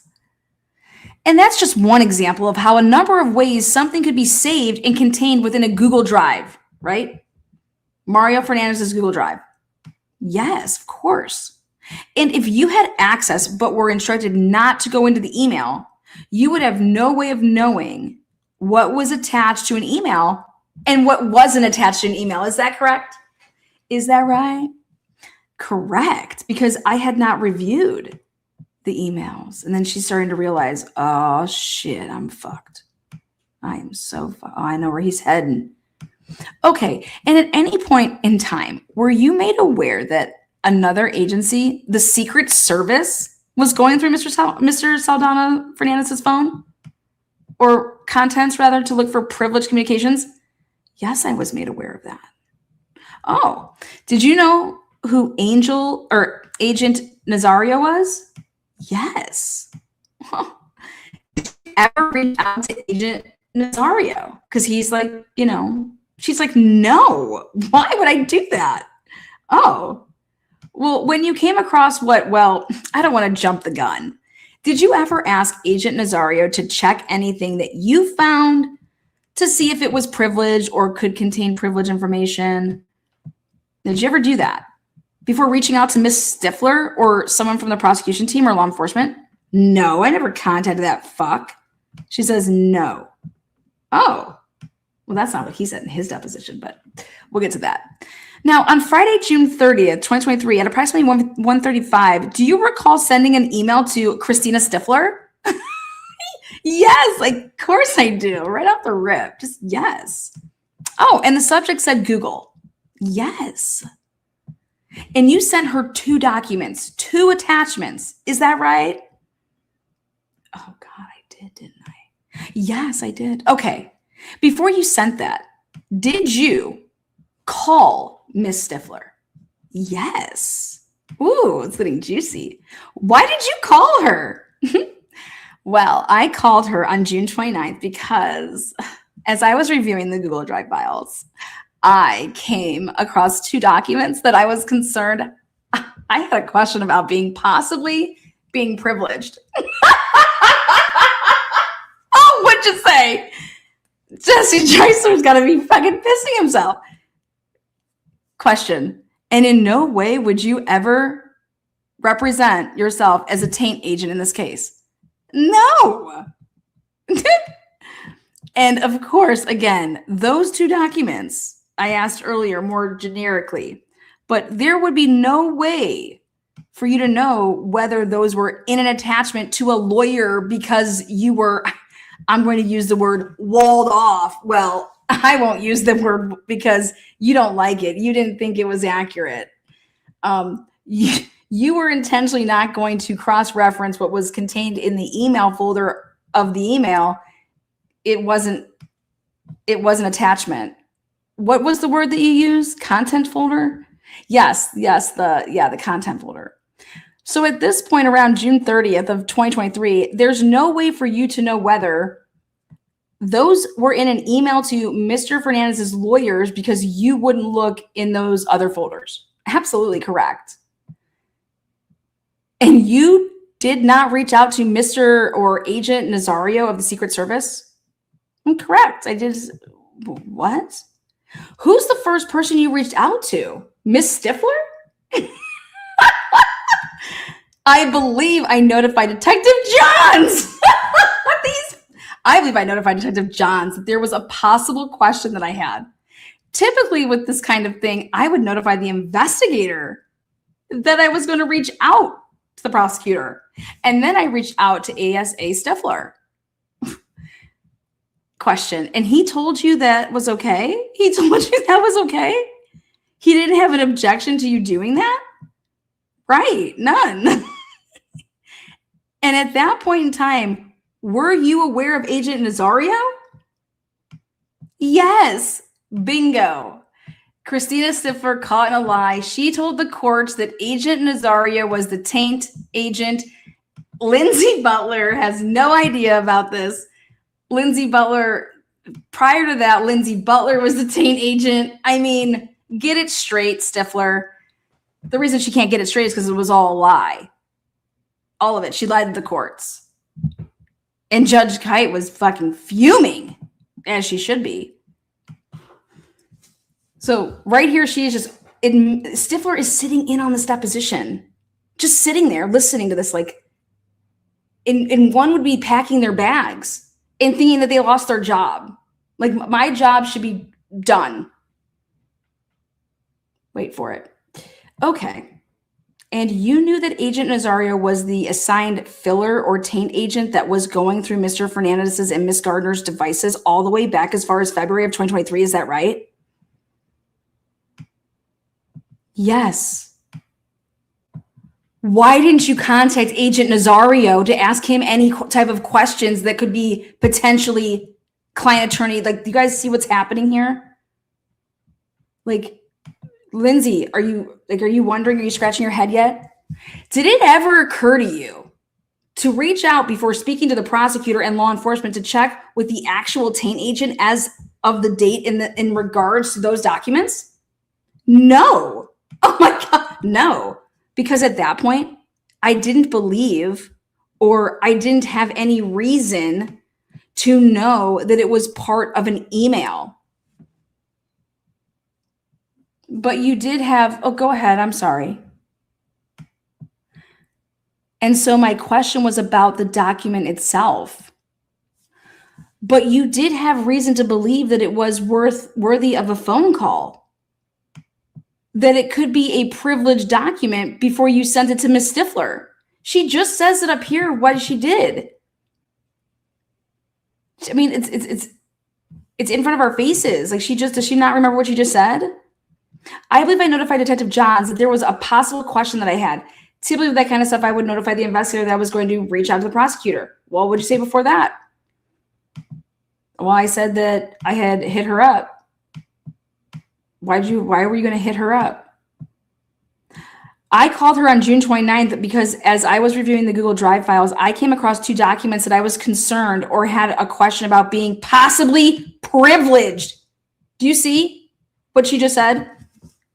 If Jesse does not use this, I'm gonna be one pissed bitch. Because he may just be saying like, hey, it doesn't matter. We're not, Henry Tennant's the killer. So like, does this matter? Well, yeah, show these motherfuckers as liars. Make the jury doubt the trust of these people. Okay? Absolutely, this is relevant. Okay? Because the jury goes back there and they're being told 2 sides. Okay? And if you're losing faith and trust in one of the sides, it is most definitely relevant because you're giving me pause and reason not to believe you. And you're manipulating a case to me so that I come back and say guilty. That's why it's relevant. Okay, Christina Stifler was part of the investigation team and so was Lindsay Butler. She says it. And right here, she contradicts herself. Possibly being privileged. Well, what does she say then 2 pages later? That she didn't think it was privileged. She just had a question about the document. Well, that's not what you just said 2 minutes ago.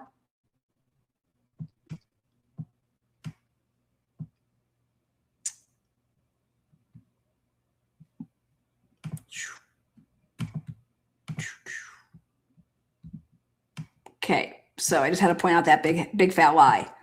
She says no, because at that point I didn't believe or I didn't have any reason to know that it was part of an email. What does that have anything to do with? You believe it was privilege. That was your question you just said. And so why wouldn't you call and ask Agent Nazario?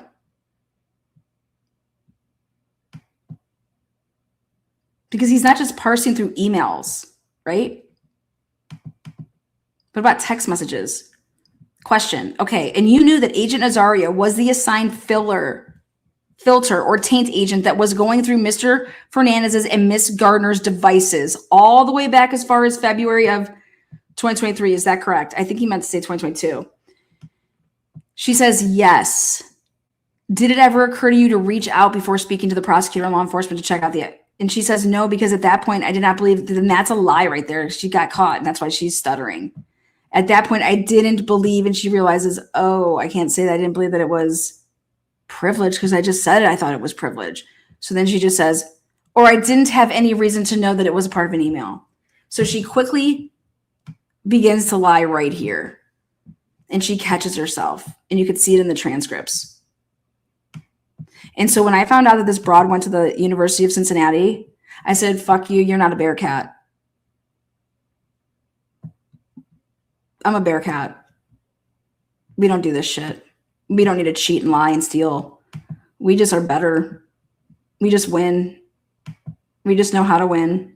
We use our brains, and we don't let people like a Christina Stifler or a Mr. Mizraahee fucking manipulate us into being their bitches. I would never be someone's bitch. If you want a yes woman, do not call me. But if you want someone that's going to give it to you straight and go have fucking drinks and dinner afterwards and be cool as fuck and say, hey, no, we have to look at this again, man. We got to get this right. And then once I go ahead and look at everything and I'm say, okay, yeah, now, yep, you're right now. You got it. I'm not just going to eat it. Well, that's what Butler did. She just ate it.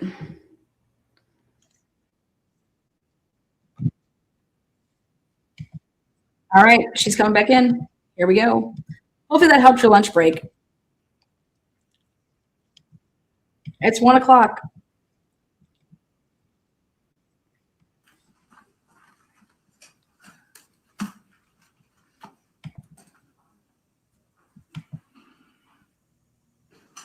Sheila says, I've never seen anything like this case.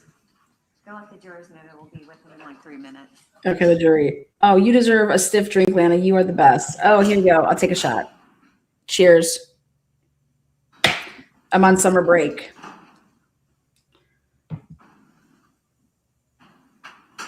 That's what I tell myself every day. Well, I'm putting in 18 hours. I'm on summer break. Come on, Diane Menashe. I know you're in Columbus, baby. Are you down in Jacksonville yet?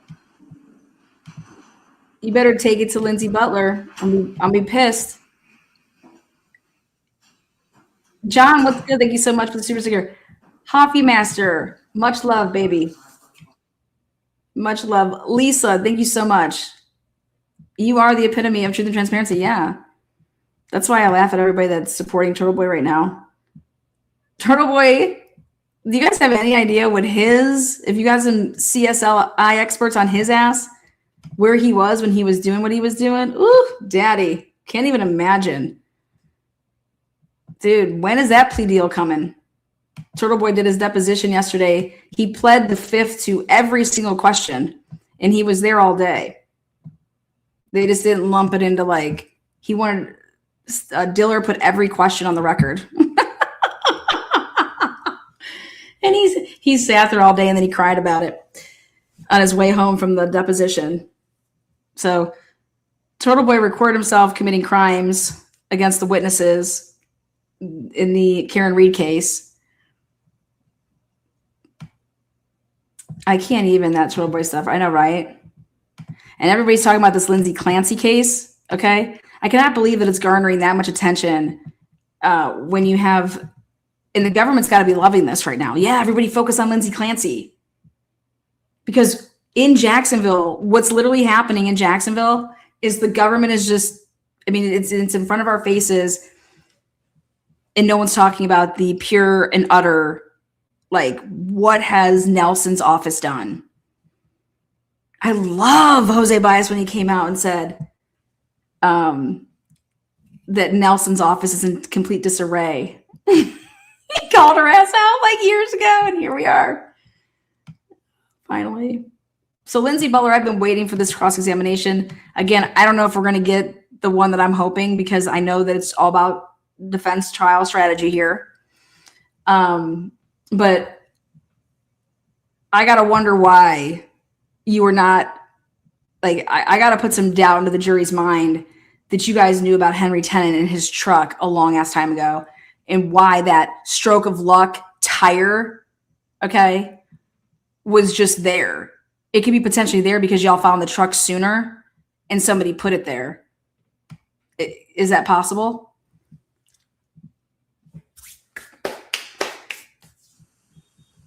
Show that to the jury.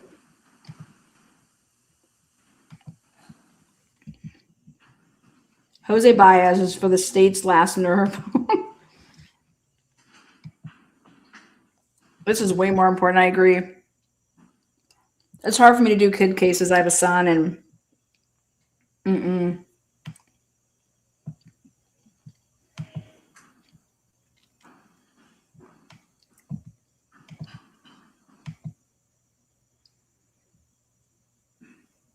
we have 4 monitors going. We have 10 monitors going. I got John Biggerstaff's piss. I got a picture of it when he was passing his piss tests. You guys want to see that? I'll put that up as an exhibit for you guys. John Biggerstaff's turning in his piss as exhibits during his mitigation.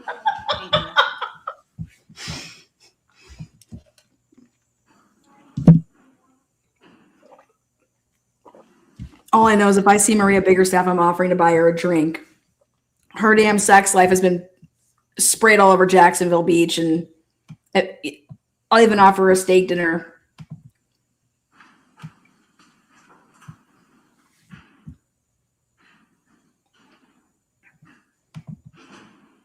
Yeah, I just don't know what to think about it. Welcome back, members of the jury. Everyone may be seated. I mean, maybe they're so guilty, but I can't convict anybody after this type of a presentation. Right, before we get started, I want to confirm with the jurors that even though you had your devices over the lunch recess, did you follow the communication rules? If you could answer out loud. Yes. All right, thank you. Mr. Hill, you may proceed with your cross-examination.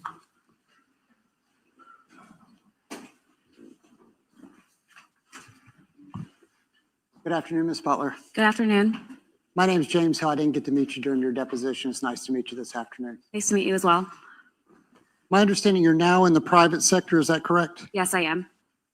In this particular case, you specialize, I believe that it was IRS, Yes, that's the abbreviation for my position. and that was your primary and only duty in this case? Yes.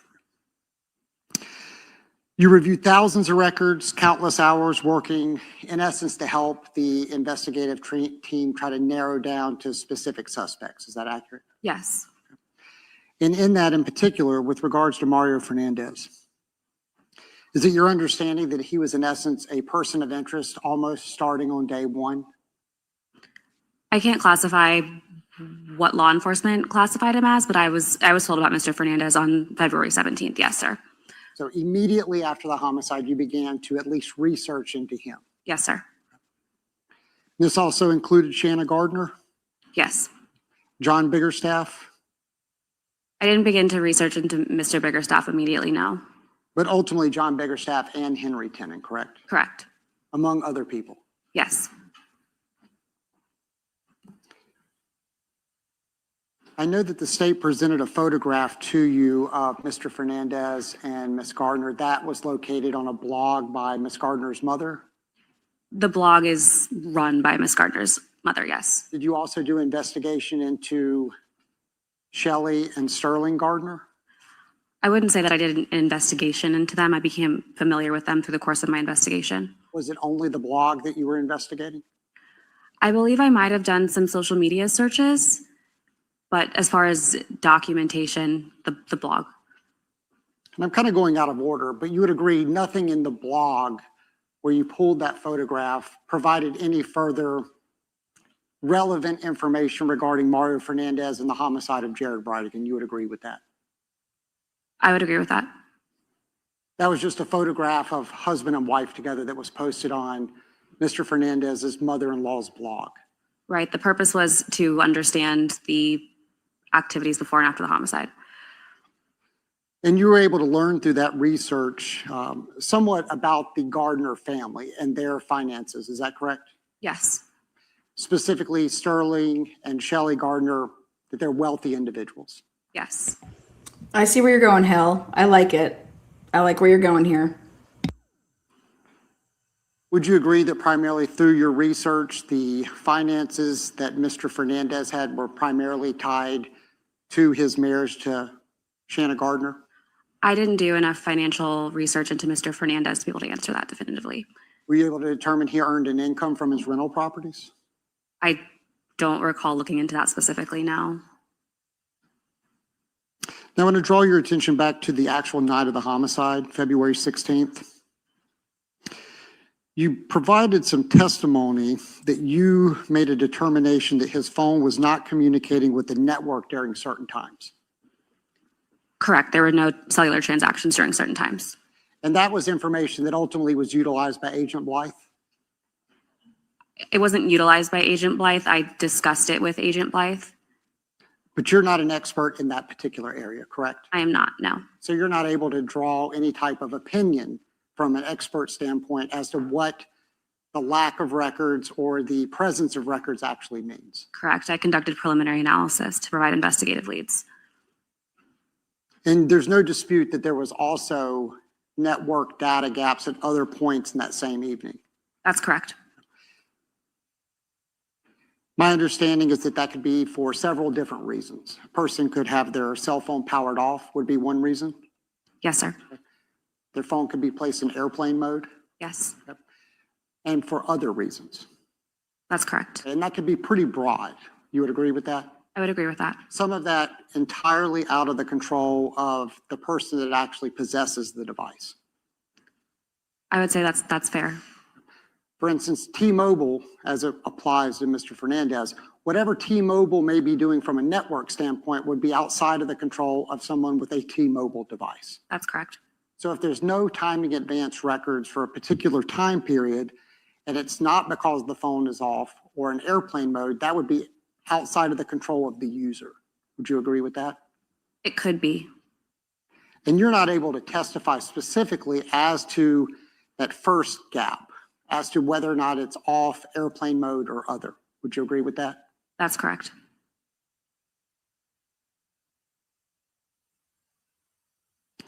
And I believe you were also asked about some other gaps that were later that evening.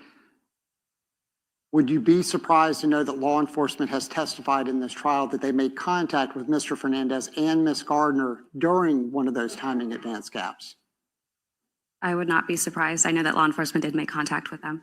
And further, that they made no observations of Mr. Fernandez fumbling with his phone, turning it off, turning it on, or otherwise? Sure. And would you agree that that could be evidence that in fact there is a networking issue, at least during the time period where law enforcement is watching and seeing him during one of those timing advance gaps? I would say based on my understanding, it's possible, but I can't say one way or another. So with any of the gaps that the state has elicited and that I brought up, you're not able to actually offer any testimony as to what the actual reason for that timing gap is. No, I'm not. And certainly you can't say that any of those timing gaps specifically implicate Mr. Fernandez in the homicide of Jared Brydick. I can only say that there are gaps. Only say that there are gaps. Yes. As to why there's gaps, you cannot say. Correct.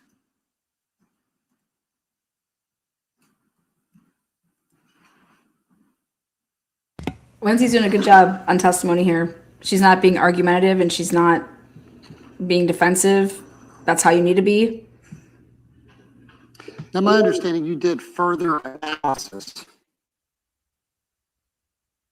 30 days prior to the homicide, the day of, and 30 days post-homicide. For a total of 61 days, you looked to compare to see if there were other gaps in network connectivity. Is that correct? Yes. And the specific gap that was referenced was 1910 to 2019, which is what people refer to as military time, but that would be 7:10 p.m. to 8:19 p.m. Is that accurate? That's correct. And that's the time gap that the state had referenced that they believe is that Mr. Fernandez had his phone off during the homicide. Whether that's true, you're not able to testify that, but that is the time period in which you researched. Is that correct? That's the gap around the time of the homicide. Yes, ma'am. And as you just mentioned, you did somewhat of a historical analysis for pre-homicide and post-homicide for that exact same time period, correct? Yes, I did. And because that particular time period is significant, you wanted to see if that ever occurred at any other time Before the homicide or after? Is that accurate? That's correct. And it's accurate that you did find other occasions that that took place. I did. You found approximately 4 of those, correct? I did. And just so the jury understands it, I would imagine every single one of them has a cell phone. In order for someone to power their phone down, depending if it's an Apple or Android, they press or hold down a button, the phone shuts down. Fair enough? More or less, yes. Same way with starting it back up, correct? Yes. You would agree, though, for someone to have 4 identical gaps, they would have to be able to shut their phone down at precisely the exact time. You would agree with that? Based on my recollection of the analysis, the gaps weren't identical. My analysis was just about were there transactions during that time frame on other days. And you found 4 exact duplicate transaction periods. And that 30 days before and 30 days after for the time period you were researching. It did not reflect that the cell phone stopped communicating with the network or the gap started at the same time on all 4 of those days. No, it did not. It was a lack of transactions. Correct. Which again, you relate back to saying that if there's a lack of transactions, it means that it is not communicating with the network. Is that my understanding? That is one possible reason, yes. But there's multiple possible reasons as you testified. Yes. The cell phone could be off is one, Yes. which is what the state has tried to elicit from you, that they believe the cell phone was off, correct? I was not asked that by the state. But that's what's being presented to this jury. But your testimony is very clear. You cannot make that determination at all. No, I cannot. And you found 4 other occasions with 0 transactions during the same time period you researched for that 61-day time period. That's correct. When I did my preliminary analysis, that's what I found. But you did not research any other time periods in that 61-day time period to see if there were other network gaps, did you? No, I did not. I focused on the time period surrounding the homicide. No base That cell phone information has been provided in evidence, so the jury will be able to review it. But would you be surprised to know that there were other network gaps throughout that same evening? I do know that there were additional gaps, as we're calling it, throughout that evening.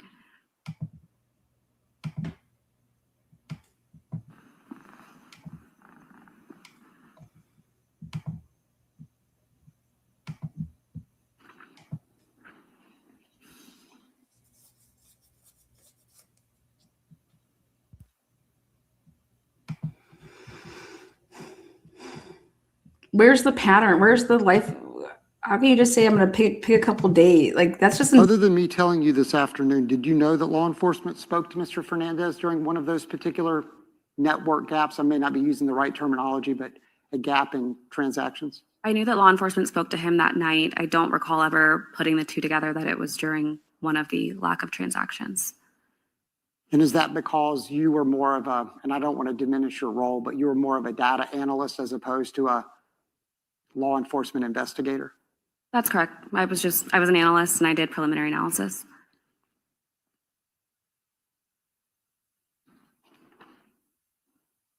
And with regards to Mr. Biggerstaff, I understand you did a similar analysis on his device?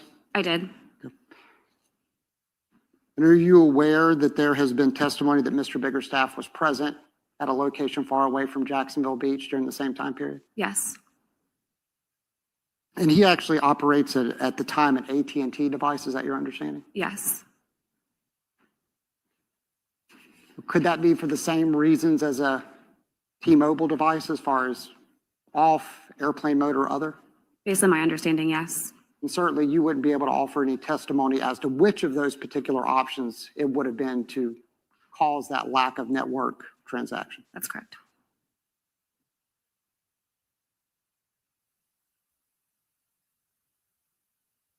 As your understanding, Mr. Biggerstaff's gap actually encompassed from 4:25 p.m. till 10 p.m. that evening. I don't have the exact numbers in front of me, but it was longer than Mr. Fernandez's gap. It was different. Yes.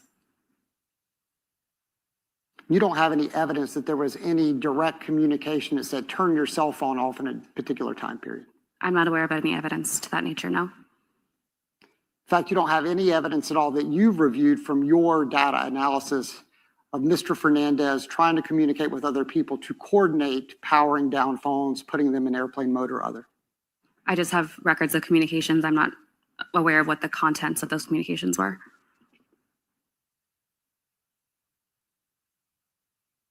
And specifically with Mr. Biggerstaff, you did a similar analysis 30 days before and 30 days after, is that correct? Yes, And in his particular device, you found approximately 10 occasions with a similar type of activity or lack of activity. that's correct.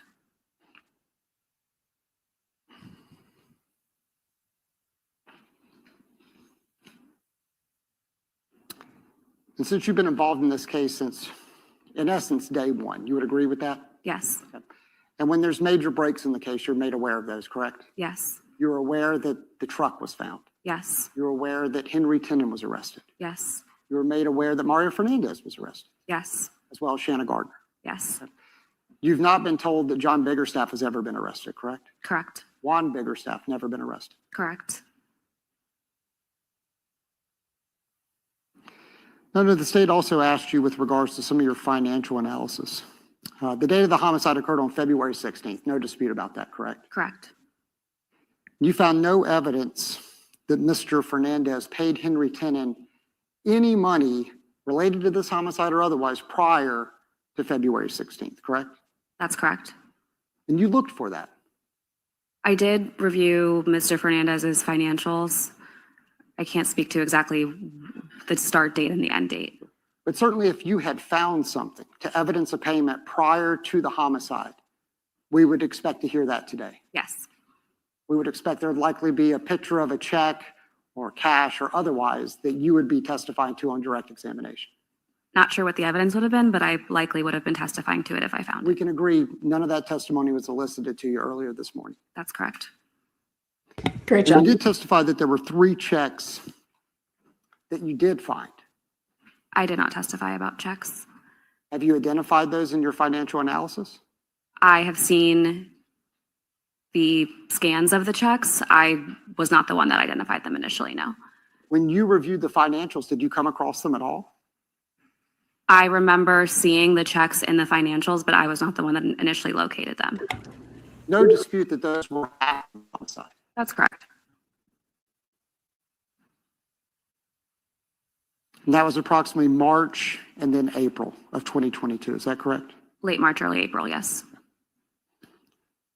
No evidence that there were any payments after that April date. Not that I'm aware of, no. And certainly you would be the one to likely assist or be the one to find those payments based upon what your role in this investigation was. I might have. I would say that I would be aware if there were.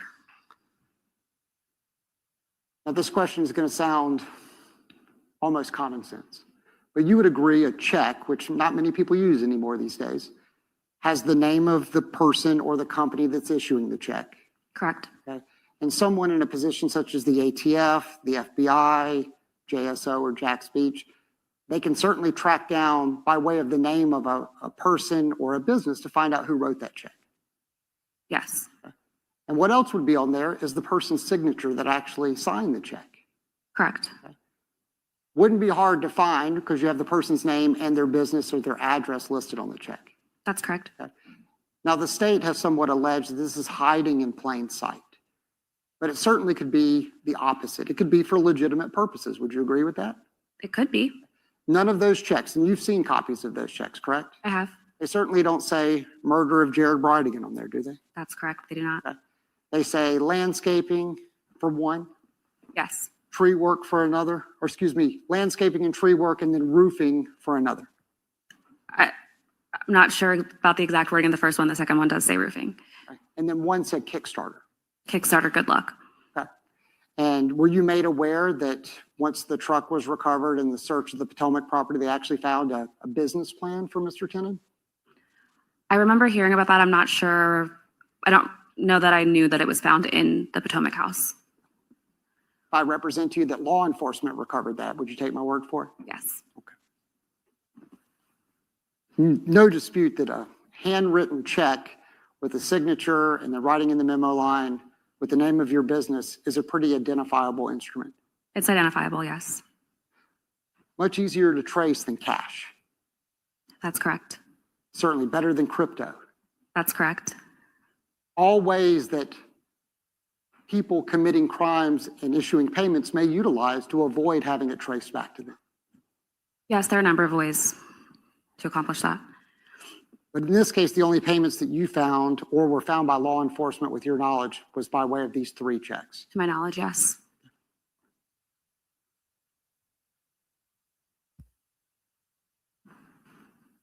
And you assisted in the location of the blue F-150? I did. And that was by way of your cellular data investigation? Yes. And that was specific to Henry Tenen, correct?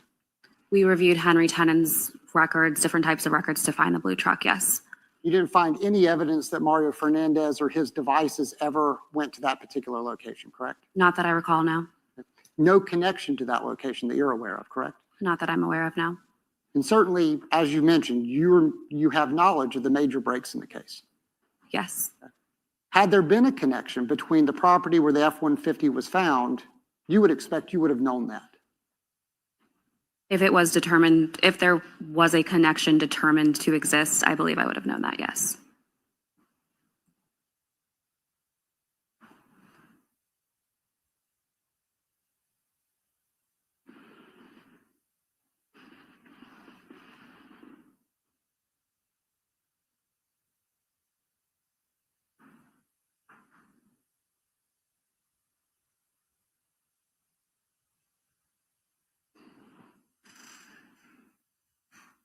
Going back to that particular property where the F-150 was found, Yes. were you able to identify anyone other than Henry Tenen that had a connection to that property? The individual who was spoken to by law enforcement? Do you know that person's name? Jimmy Jones. Did you ever find any connection between Mario Fernandez and Jimmy Jones? I did not know.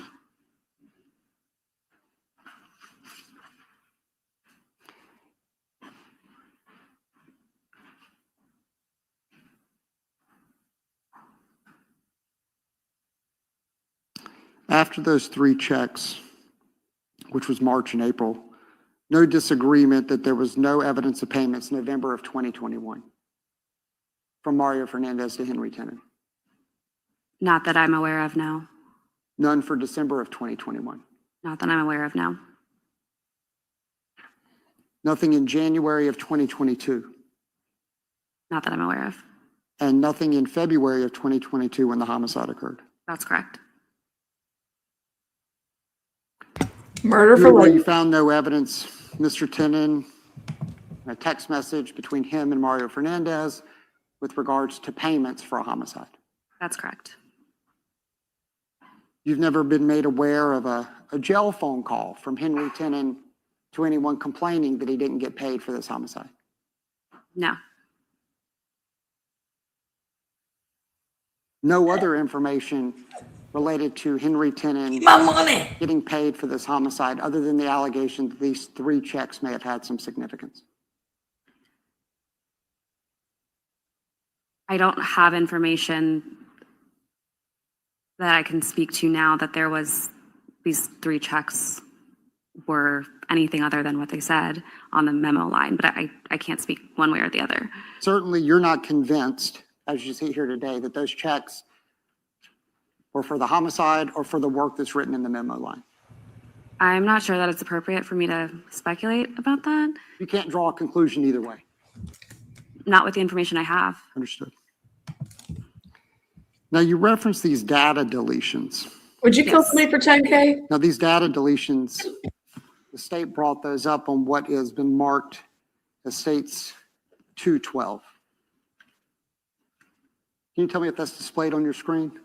Yes. This is a big spreadsheet, all from what you received back from Google. Is that correct? What law enforcement received, yes. Some of these have more data than others, correct? That's correct. Now, the state didn't highlight this in their direct examination, but I'm going to start with item number 4. You would agree if you go to the far right, starting at P, for number 4, it indicates facebook.com. You see that? Yes. Oh, great. Here it comes. Sounds pretty elementary, but you would agree that that appears to be something deleted related to Facebook. I believe so, based on my understanding of what the records show. No information that there's ever been anything posted on Facebook by Mario Fernandez as it relates to the homicide of Jared Blythe. Not that I'm aware of, but if it was deleted, I wouldn't have been able to review it. But certainly, law enforcement can get a subpoena to send to Meta to collect data of Facebook posts and stories. That's correct. Something that the ATF can do. That's correct. JSO could do that. That's correct.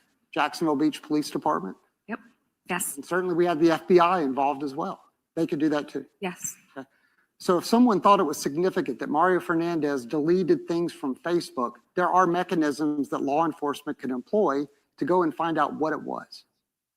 That's correct. Okay. But as you sit here today, you don't even know exactly what that Facebook deletion was. I do not. The state just wanted to elicit that there were a lot of deletions on the date that Mr. Fernandez went in for a voluntary interview. That's agree with that. Yes.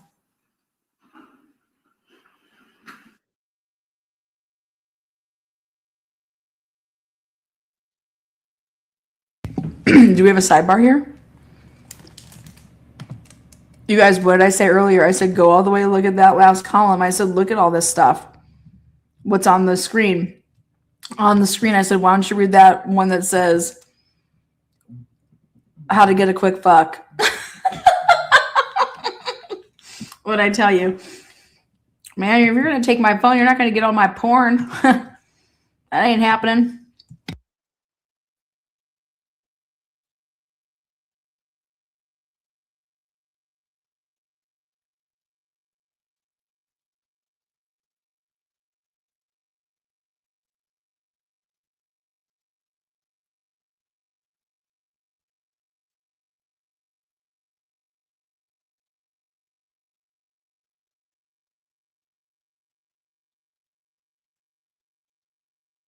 Mario's deleting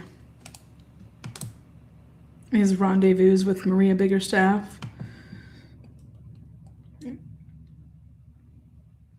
The state will put your biz on the bathroom wall. I mean, why is the state objecting to this? What's the problem with them? Listen, guys, if this is who's going to be testifying to the financials in this case, Lawyer Hill, ball guy, Mario's one of his attorneys that's doing the cross here. They're over here wondering, well, they didn't even talk about that. They didn't even talk about any financials. This is a solicitation case. So this is a murder for hire. What it was supposed to be a big conspiracy between all these fucking degenerates. Sorry. Spade's a spade, man. Between all these degenerates. All right. And that they're just writing each other checks. Murder for layaway, man. This is not murder for hire. It's murder for layaway for $10,000 in checks. And then let's just keep the stubs laying around. You know what I mean? Like, but there has been no talks, and you went through all the messages. Is there, hey, shut off your phone at this time. Hey, make sure you come by and pick up that cash I got for you. I just, he's got to be careful, because I'm sure there's doors or whatever. They're going to be arguing of people opening up doors, because they stipulated to a lot of things. There's joint motions out there. Certain things are off the table that you can't bring up unless the door's open, then they can get into something. I'm not sure what this could possibly be going into, other than the fact that I think he wants to point out down on the right-hand side, look at these deletions. What do they have to do with? You point out to the jury that Mario Saldana deleted 5,000 things from his phone. Well, what are they? Well, these are about, it has to do about getting your freak on. Looks like to me when I see, let's fuck in a minute. Like, what? Like, Jesus. You know, maybe no wonder, Shannon Gardner was like, dude, I don't even know who you're banging right now, man. I don't want you bringing that in my bedroom. I ain't trying to catch, nothing. This got to be over.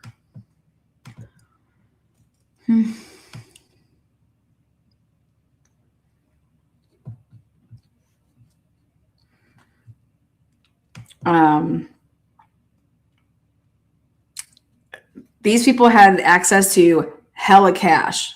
I mean, money for days. So, and if people knew that, you're gonna. There's also. Where's Juan Biggerstaff? Where's John Biggerstaff? These people aren't getting paid. These people aren't getting paid. John Biggerstaff, hey, I know you turned in all your guns, but I want you to do me a favor. They flagged you all over this town as just being you're a felon. You're like on the FBI's watch list. Let me do business with you for a murder for hire. Like, give me a break. Like, there's no evidence of any of that. There's evidence that Mario Saldana was railing his wife. That's what there's evidence of. And so I'm just like, unless this was, when did they start conspiring? He didn't even know Shanna Gardner in 2016 and 2017. They did not even know each other. Do you understand they tried to say the conspiracy with all of these people? Because Shanna Gardner is facing, for him, it's just first degree murder and solicitation. Shanna Gardner, it's conspiracy. And the child endangerment with the child abuse charge is still there because the little girl was in the car. None of those have been dropped. The state dropped solicitation. Okay. Or I'm sorry, the state dropped conspiracy and the child endangerment / abuse charge. And it's like, once you're over here, both sides are saying that Henry Tennant's the killer. That can just go out the window. And then all Mario has to focus on here is this solicitation charge to commit murder, which is grounds under first degree murder.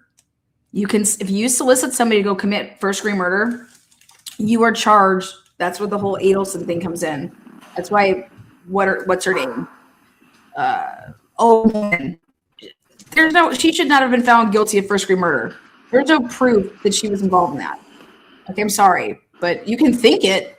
You can believe it, but there wasn't proof beyond reasonable doubt that she had knowledge and did all that shit beforehand. Right. Sorry. Mr. Hill. But the juries, these jurors, these citizens of ours, they need to pay attention. And Ms. Butler, we were talking about some of those Google deletions. And I think we were talking about number 4 on the spreadsheet that's in front of you. Could I request that you expand it so I can see the timestamp? I believe the Google deletions were not on the date that we were talking about, or I'm sorry, the Facebook deletion was not on the date that we were talking about, but I can't see the timestamp. Can you let him know what column it is? Oh, I'm sorry, column A. So go up to the top in the middle. Yeah, there you go. Now, this is a spreadsheet that you produced, correct? This came from the Google return. I did not create this spreadsheet. You offered it in testimony this morning, correct? That I reviewed it and it came from the Google return, yes. And I understand when you were testifying on direct examination for the state attorney's office, you didn't request to see the date of any of these deletions. We weren't referring to specific rows. It was just more of a general overview of what the spreadsheet contained. About the number of deletions for that particular day. Not based on this spreadsheet. It appeared that it was represented by way of your testimony. When it was presented by Ms. Stifler, there was 5,000 some odd deletions on the date of Mr. Fernandez's first voluntary interview. That's correct. And this spreadsheet was produced by you in anticipation of your testimony. Is that correct? Yes, the spreadsheet is not the spreadsheet that details. Oh my God, you guys. Look at this shit. Stifler is a lying bitch. Do you see 3/1/2022 and 3/1/2022? You see that? Do you see what comes after that? That big gap, 3/18, 3/18, 3/18.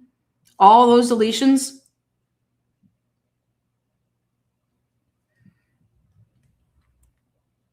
Where is there proof that on 3/1/2022 that all these deletions occurred? Everything is on 3/18 or afterwards. What a bitch. What a bombshell. This Stifler broad, I'm telling you, how that broad has a fucking job. Duval County, wake up.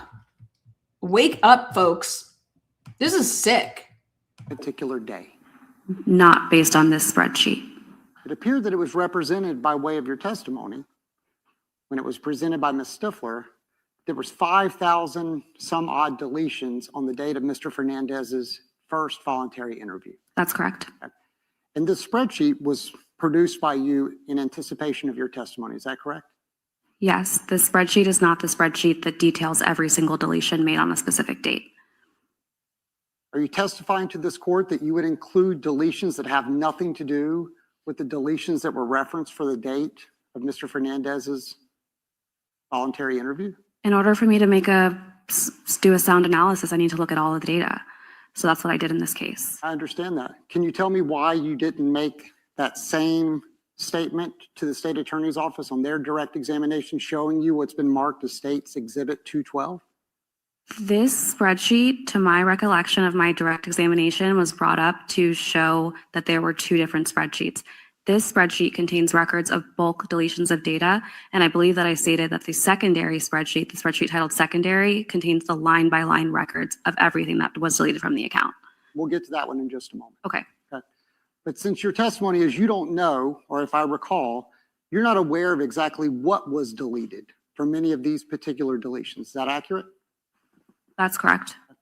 Leaving a jury with no information as to what possibly could be deleted. You would agree with that?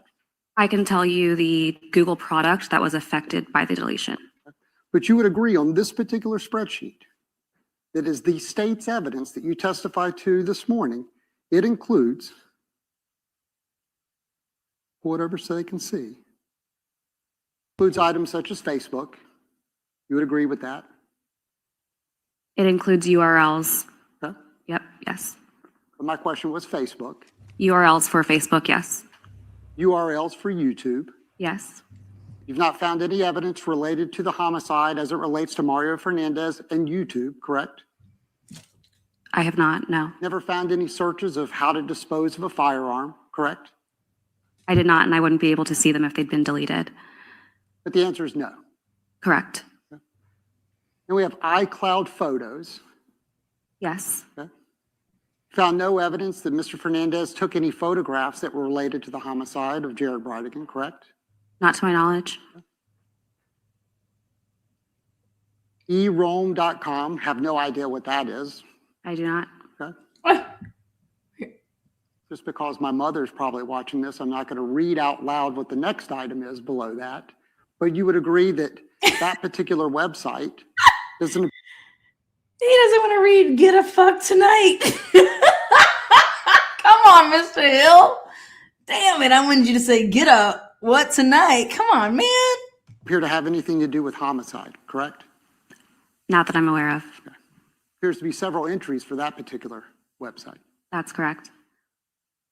And you would agree there's numerous entries for Facebook, YouTube, and iCloud photos. Correct. Okay. And then there's a lot of data that doesn't have what the URL or what exactly was deleted. That's correct. So certainly you can't offer any testimony this afternoon or ever, as it stands today, that any of these deletions relate at all to the homicide of Jared Bridegan. I can testify that the deletions were processed on the same day that Mr. Fernandez had his interview. You would agree deletions could include Gmail accounts, like emails. They could, but that's not the case in this incident. It was Google Chrome.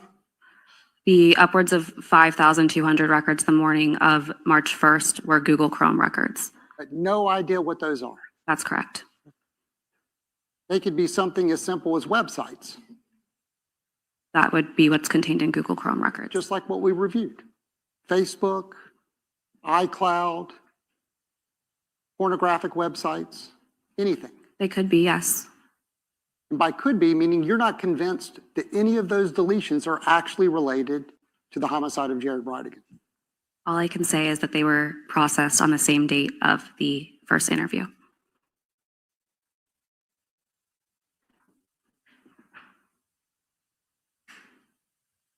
Let's go to the secondary.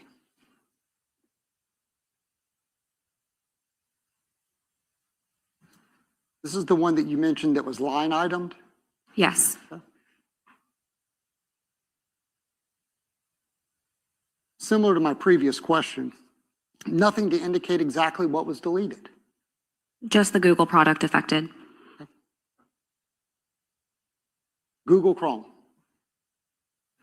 For what's on the screen right now, yes. As to what that is, you could never testify it has anything to do with the homicide of Jared Blythe, I can just say that it's Google Chrome. and that it happened on a particular date. Correct.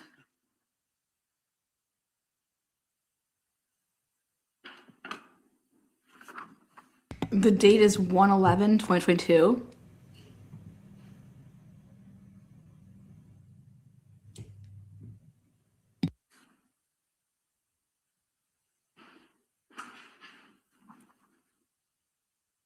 You made mention in your direct examination that there were some map searches on February 28th for Pittsburgh, Yes. and that's a location that Mario Fernandez went to, correct? To the area of Pittsburgh. You would agree February 28th is several days prior to that trip. Correct. The searches were made on the evening that he was notified about the interview. But you have no information as to whether or not he was already intending on going to Pittsburgh. I can just speak to what the records reflect, that there were searches that evening. Sure. The way you presented that testimony was to make a connection that his trip to Pittsburgh had something to do with his interview, but you have no evidence of that, correct? I can only speak to the dates that the searches were conducted compared to the date that Mr. Fernandez was notified, compared to the date that the interview happened on the following day. He did the search prior to going on the trip. That's correct. Okay? And he didn't go to Pittsburgh and avoid going in for his interview, did he? No, the interview happened before. Yes, Voluntarily, and sat down with law enforcement and gave a lengthy interview. correct. Okay? He could have, if he had chosen to, declined that interview, I believe he could have. right? He wasn't under arrest. Correct. It was voluntary. Correct. Everybody knows what that word means that he walked in under his own accord and sat down consensually with law enforcement. That's correct. But several days prior, he did a search in Pittsburgh. Yes. So you have no evidence one way or another has anything to do with the fact that he was going in for an interview. I can just say that it happened the day before his interview, and the trip ultimately coincided with the CPT interviews of the children. But again, whether one thing has to do with another, you have no evidence. I can only speak to the dates. You can only speculate. I can speak to the dates.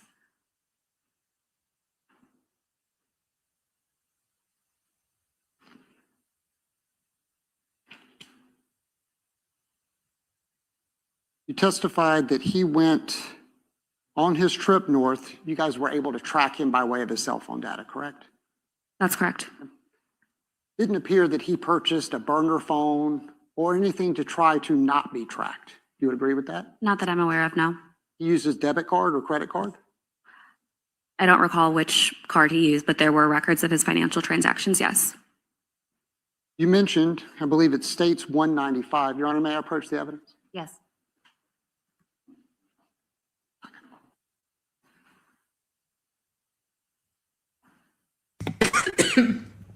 What size shirts do you guys think Jesse Dryce? What size Jesse, Mr. Hill right there, Shannon Day? What size? States 195.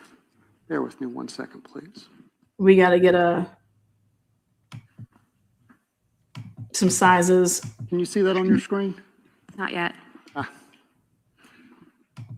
I can see it now. This was a receipt gathered by Walmart? From Walmart? I believe so, yes. Can you scroll up so I can see the top of it, please? Thank you. No dispute, this is what Ms. Stifler showed you on your direct examination. That's correct. Okay. Floss swords, Yes. any idea what that is? I believe it's floss picks to floss your teeth. Like oral hygiene. Yes. That doesn't relate to the homicide of Mario Fernandez, or excuse me, Jared Blythe, does it? To floss your teeth. Look at that. It's a purchase of toiletries. Sure. Aveeno dial, what is that? I believe it's Aveeno Dale, like daily, possibly a moisturizer or soap of some sort. As you said, toiletries. Correct. The next two don't really relate to me, but hair care products, Yes. okay? Nothing to do with the homicide, you would agree with that? It just says hair care. Exactly. body wash, and some other men's product. And just normal toiletries. God, I wish there was condoms on there. Nothing out of the ordinary for somebody that may be going on a trip. Right? People need supplies, yes. Exactly. There's entire aisles at places like Walmart that sell travel containers of various hygiene products. That's correct. That's not unusual. There are those sections in stores, yes. Now, Walmart sells a lot of things. No disputing that, right? Correct. Okay. You don't see anything on this receipt or any other receipt that Mr. Fernandez bought a tent to hide out in the woods. There's no tent on here. He didn't buy any type of makeup products or fake mustaches or anything to try to disguise himself. I can only speak to what's on here. Right, exactly. But certainly if you had found evidence that Mr. Fernandez was gathering any type of items to go on the run and to hide from law enforcement, we would expect you would testify to that, correct? Somebody would have testified to it, Certainly. yes. Hair dye. But all you're able to testify to is this receipt from Walmart that Mr. Fernandez bought hygiene products. That's correct.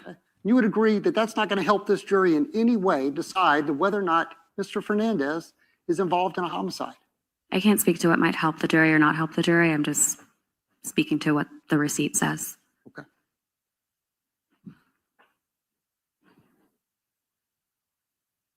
And on this particular receipt, it does say credit card approved. Were you able to determine that that was Mr. Fernandez's credit card? I believe it did ultimately match the financials we had available for Mr. Fernandez, yes. So again, there was no effort by way of financials for him to try to mask where he was going and what he was paying for. He used a credit card, yes.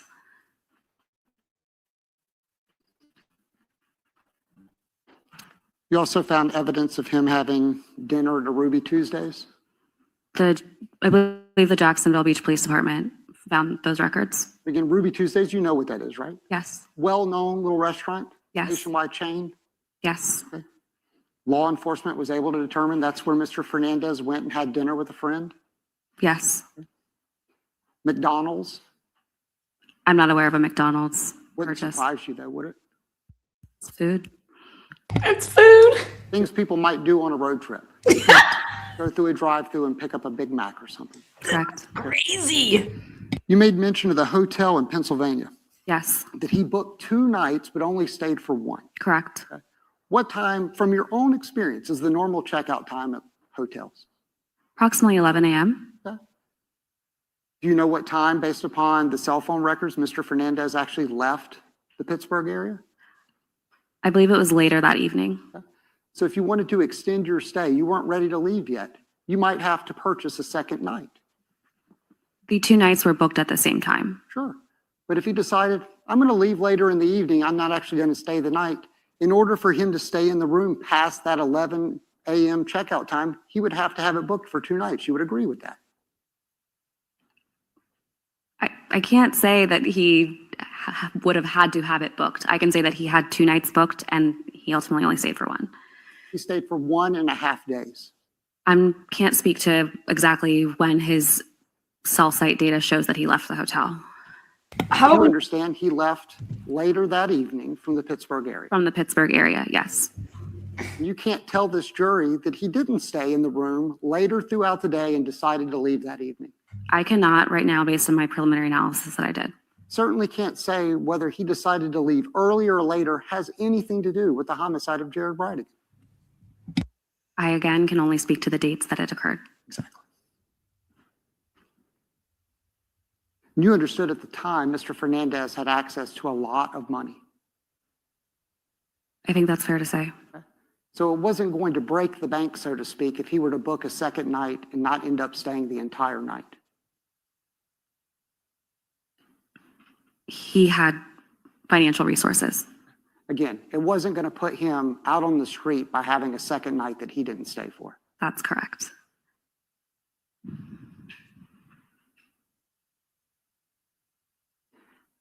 Now, State mentioned Mr. Biggerstaff, Yes, and that Mr. Fernandez had gone to Mr. Biggerstaff's on February 15th as well as January 25th. yes, On January 25th, You have no idea why Mr. Fernandez was at John Biggerstaff's. You would agree with that? Yes. And you do know that they've had a long-term relationship for decades. I can't speak to the length, but I do know that they've been familiar with each other for an extended period of time. Did you know that Mr. Fernandez went to high school with John Biggerstaff's daughter? Yes. Did you know that John Biggerstaff and Mario Fernandez would sometimes work out together? I did not know about workouts. Did you know that Mr. Biggerstaff would do some handyman work with Mr. Fernandez at his property? Yes. So no disputing that they had plenty of legitimate reasons to be together. That's correct. So as far as why Mr. Fernandez was there on January 25th, you're not able to say that personally to Mario Fernandez it had any relation to the murder of Jared Brightigan. I can say that Mr. Fernandez was in the area of Mr. Biggerstaff's house, and then approximately 3 hours and 45 minutes, Mr. Biggerstaff searched for the 10mm Glock pistol. Sorry, who searched for it? Mr. Biggerstaff's account. Okay. Mario Fernandez was not there at that time, correct? That's correct. Okay. His device, which we heard from Agent Blythe, generally is within an arm's reach of the person that owns that device. Any dispute of that? I can't speak to where individual people have their devices, but Sure. But no disputing, based upon your analysis, Mario Fernandez was not present with John Biggerstaff whenever whomever was searching for a 10mm. that's correct. And you understood that John Biggerstaff was a convicted felon. Yes. And some of the searches you pulled up included places you could purchase a firearm, correct? A website, yes. Any evidence that a firearm was purchased from any of those websites? Not that I'm aware of, no. And you would agree, if you go on Google, you type in any type of item, sometimes in the search results, it brings up places where you can purchase those items that you've searched. Yes. So for instance, if I were to Google right now on my cell phone, Glock 40 Gen 4, 10mm, some of those return results might be places I can purchase that firearm. That's correct. In the case of Mr. Biggerstaff's account, there was indication that he visited the website. Sure. But there's no indication that he purchased anything. Correct. Whether he wanted to go in and look at a firearm he used to own because he had an affinity for firearms, you're not able to testify one way or another. I believe it was a different firearm than the one that he owned, but you're right, I can't. You work for ATF. Are you aware that there's three different models of a 10mm? Of the Glock 10mm? Sure. I'm not, but I believe you when you say that. Okay. So whether or not he's clicking on the exact one he owned or a newer generation, you're not able to testify to that. I can testify that the one that he owned, based on my recollection, was a 10mm Glock 40 Gen 4, and the one that he clicked on was a 10mm Glock 20 Gen 4. Okay. So now we have two different Glock 10mm that have now been brought up in this case. You understand that? One that was owned by Mr. Biggerstaff. Sure. And what your testimony is that he actually clicked on a different model of that 10mm. Yes, And again, no evidence that anything was purchased. that's correct. Are you aware that the allegation is it was a Glock 10mm 40 that was used in this homicide? I'm aware. Okay. So you would agree a Glock of a different model is unrelated to this homicide? I will say that the search did not specify which was which. But you just testified that tell us again, which Glock did he click on? He clicked on the G20, you're right. Okay. And it's alleged that it is a 40 Gen 4. Correct. Okay. You would agree those are two different models. Those are two different models. Caliber. Yes, And you would agree the one he clicked on is not what is alleged to be used in this homicide. that's correct. Did you review all the searches that Mr. Biggerstaff made, or at least were made on his device? I can't say that I went line by line through them, no.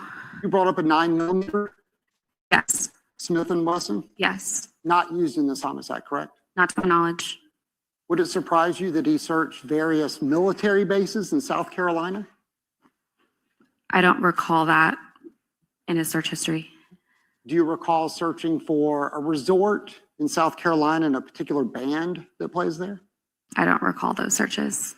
You recall handmade flour tortillas being a search that Mr. Biggerstaff made? I do not recall that, no. Would you agree in your own experience, people Google all sorts of things? Yes, I would agree.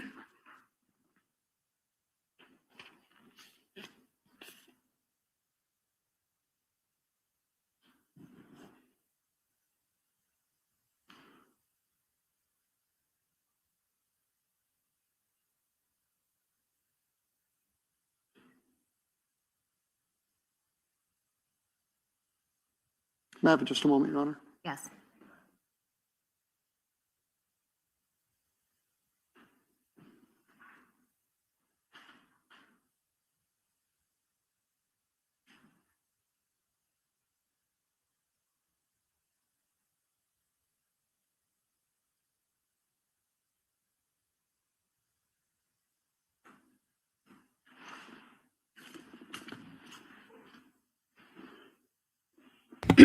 We have surpassed East Idaho News in live watchers right now.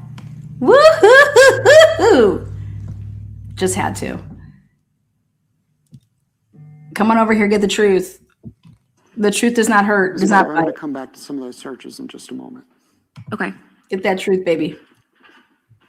Bringing up the trial exhibit from the state, I believe it's Exhibit 214, which is the CDR call logs of Mr. Fernandez. There's one in particular that the state highlighted in purple. You see that on your screen? Yes. And who did you determine that that was a call to, or at least to the device that was possessed by a certain person? Or That was the phone number that was used by Janie Deal. and that was Mr. Tennant's girlfriend. At the time, I believe so, yes. And this was the date of his arrest. Correct. Did you know that Mr. Tennant had like a black dog? Yes. Okay, and that it was actually in the vehicle with him when he was arrested? Yes. Do you have any evidence as to whether or not Mr. Fernandez was calling to make sure Henry Tennant's girlfriend had his dog? I didn't listen to the call. I do know that there was a conversation about the dog with somebody else. Did you ever review any of the poll cameras in this particular case? I might have looked at them. I don't remember specifics about the poll cameras. You don't know whether or not there's poll camera video of this Mr. Tennant's dog running around the Potomac property? I don't recall seeing a video like that. But as to the significance of that call, it's just that it occurred on the date of Mr. Tennant's arrest to Mr. Tennant's girlfriend. That's correct, and it was the only one. Whether it's for a dog or any other reason, you can't testify. Correct.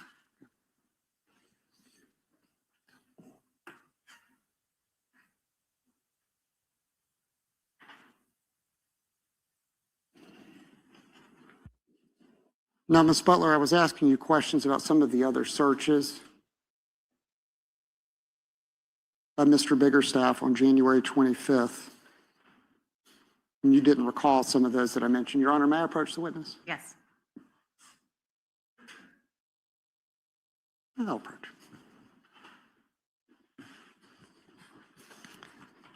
Ms. Butler, what I'm showing you is a composite exhibit, Defendant's Exhibit 53. I'm going to give you an opportunity to look at these and see if you can identify them for the jury. Sure. So the one I'm holding right now appears to be a record of a search for Charleston, South Carolina military base that in UTC time was January 26th of 2022 at 1:51 a.m. And doing that math, can you tell us what time that would have been in Eastern Standard Time, either with daylight savings or otherwise, whatever would be appropriate? Sure. It would be January 25th, 2022 at 8:51 p.m. This would be around the same time period of the other searches you testified to, correct? Around the same time, I believe the other searches started at 8:15 p.m. Okay. But within the same hour. Correct. Okay. And there's another one I'm going to show you. And if you could do that same somewhat UTC analysis. Sure. This one is a search for Randy Reap, and the converted time would be January 25th, 2022 at 3:05 p.m. And these appear to be similar to the same searches that you recovered as far as the way they look. And the Yes. same device that you were referencing. The same Google account. Yes. And that was related to Mr. Biggerstaff. Correct. You would agree that a search for Charleston, South Carolina military base doesn't appear to have any relevance to the homicide of Jared Brightigan. Not that I'm aware of, no. And Randy Reap, a local attorney, no information that that has any relation to the homicide of Jared Brightigan. Not that I'm aware of, no. Senator, may I publish to the jury? Yes.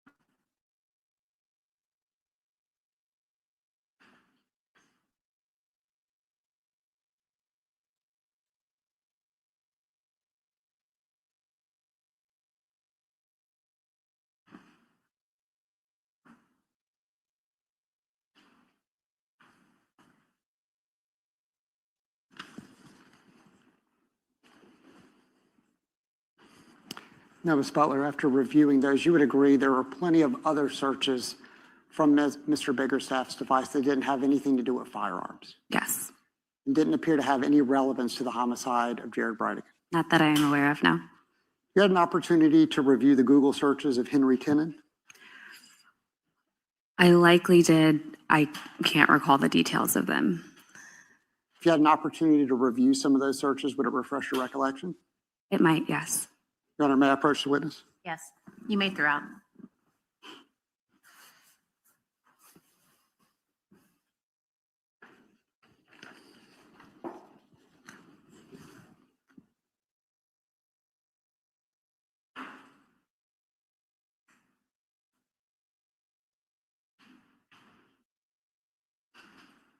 Is that something in evidence? No, ma'am. Okay.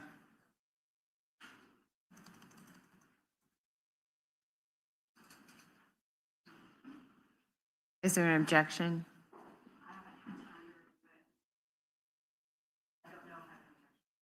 Okay. Members of the jury, we're going to take our mid-afternoon break, okay? We'll come back in 15 minutes. All right, we have a little break here. Again, I'm getting some merch made. This is what I've decided. I'm doing stroke of luck on the front with a tire and a shamrock. Stroke of luck with a tire and a shamrock on the front. And then the back, it's going to be Mario is a jockey riding a horse saying, "Giddy up." I was going to put riding Maria Biggerstaff, but I don't know if I can get away with that. And then on the second shirt, it's going to say Mario's Google search, which is fuck in a minute. Fuck in a minute. Underneath it is going to be that receipt of his toiletry purchases from Walmart. Everyone may be seated. Ms. Butler, you're still on the witness stand. So That's what he needs to fuck in a minute. Discuss your testimony with anyone. Get your toiletries. All right, thank you. Clean up. Let's go. Recess. So fuck in a minute in Google, in the Google search, with the receipt of that Walmart purchase. That's what you need. Fuck in a minute, man. There you have it. The new Google search that people need to blast is Mario Saldana's Google search. And this is the receipt I want on the bottom. That doesn't relate to the homicide of Jared Brydigan, does it? He paid, look at this. This card, Visa credit card. Talk about someone trying to dodge. What is this? Men's Sports Body Wash, hair care, moisturizer, floss swords. What is this? Yeah, I just want that receipt right there. And then we want this Google search right here, right there. Oh, they made it a little bigger, so I want to make it smaller. Right there. Oh, it says get a fuck tonight. Oh, I got to change it. Instead of fuck in a minute. Get a fuck tonight. Maybe I could do get a fuck tonight with Maria Biggerstaff on the front. With the Biggerstaffs. You guys, get a fuck tonight. And then Mario on the back of the shirt as a jockey riding a horse saying giddy up. I mean, come on. This is nuts. He's over here deleting the fact that he is Googling get a fuck tonight. You know what? I need to Google that. Get a fuck tonight. That's just automatic deletions and automatic selection start and stop times. It is all at 4 a.m. It's just auto deleted. Well, we're going to look at something. I want to write get a fuck tonight. I want Maria Biggerstaff on my shirt. Get a fuck tonight. eRome is a porn website. Get a fuck is a spam pop-up. Dude, he's deleting all the stuff that he signed up for back in the day. Oh my God. This is insane. You guys, once you guys get into that stuff just pops up constantly. Get a fuck tonight. I am dead. So Mario Google search, get a fuck tonight. A pop-up, actually. It's not even a Google search. It's a pop-up. Pop-up videos. You guys remember those pop-up videos, right? VH1 pop-up videos. Come on now. Anyways, this is it, you guys. This is Lindsay Butler is the big IRS, testimony of like the financials, like murder for hire, solicitation. This is who they got. This is Lindsay Butler. They backed off on so much testimony because of the ridiculousness that they have to like go again. Like, I mean, I can see they got scared. Stifler got scared. Her job is on the line. And sometimes stuff just ain't worth it. Stifler, I get it. That was the quickest testimony actually by Butler here. The cross-examination, in my opinion, is taking longer. But she's it. This is today, Blythe and her, this is what they're presenting. This is what you are supposed to go back and as a juror, go back into a room and say, wait, this is the information and this is the evidence that we have to go off of to convict for first-degree murder, a life sentence in Florida. When the state is telling us that Henry Tenen committed the murder, and so we can't charge him for being the actual person to commit the murder because the state just told us that it was him, Henry Tenen. So that's off. So it's not guilty there. And then the last thing that we have to decide is the elements of solicitation to make it so that, okay, did Mario Saldana, did the state present to us evidence that shows that Mario Saldana solicited Henry Tenen to commit this murder? And anybody that can go back there and say, and point this out, you're going to have to make up evidence. You're going to have to convince jurors in there to evidence that does not exist. Does anybody understand that? And then now, last night I couldn't sleep because I'm over here saying, holy shit, does this change? How is Shanna Gardner's team going to go and defend Shanna Gardner? Does an acquittal of Mario, how does that change things and shake things up for Shanna Gardner? I mean, what's the state's theory going to be over there that, hey, well, we couldn't prove that Mario was the guy, but now we're going to go ahead and say that, you know what? Shanna Gardner must have done it. Shanna Gardner must have solicited Henry Tenen. She must have been over there at John Biggerstaff's as well. She must have been touching her toes, maybe, I don't know, maybe they were wife swapping. Maybe Biggerstaff was like, here, I'll let you have sex with my wife if I can have sex with yours. Talk about a deal that would be. I mean, no, you guys, just so we're clear here, that's not an evidence. Shanna Gardner did not. In fact, there is evidence of Biggerstaff saying, oh my God, when I was to say, I said it once, how nice of an ass Gardner had. Mario was like, no. Don't talk. Don't talk like that. Don't talk about her like that. And that's off the table, basically. Like, like, hey, I can bang your wife and you can record me because whatever your guys' like preferences over here. Biggerstaff's a cuck and he likes to watch people have sex with his wife. Maria's totally fine with it, I guess, after however many years of marriage. Maybe her husband can't get it up, and so she's like, I would like to have sex, and I don't want to cheat on you, so maybe we can do it like this. Who knows? But I have not seen an ounce of how much money has this costed? And what do you think, where's Jared Bridegan's family that's watching this? What do you think they're saying? How about this? Can there be a directed verdict? What if if this is all we're going to be seeing, right? I'm Jesse and I'm like, Your Honor, we don't even need the jury here. You've been sitting here. What evidence has been presented? They have not met their burden.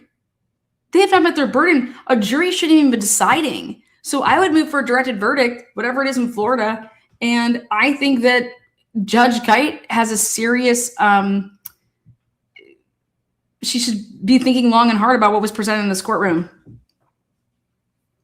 Don't make those jurors go back there and they're to debate what? Maybe she'll say, hey guys, you don't even have to worry about it. I think that what should definitely come off the table is the jury even having an opportunity to say that Mario Saldana was the shooter, because the state is over here saying that he's not. So that should just come off. So then we're dealing with solicitation, right? And these would be the jury instructions, right?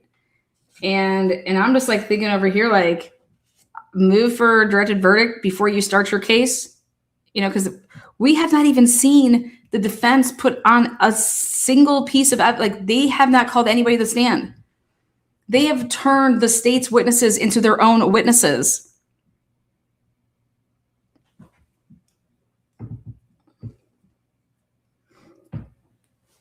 It's like nothing I've ever seen before. What do you guys think? Anybody? Juries have convicted for far less, in my opinion. I don't trust a jury. Convicted for far less? What do you mean far less? But this is just nothing. So juries have convicted on nothing.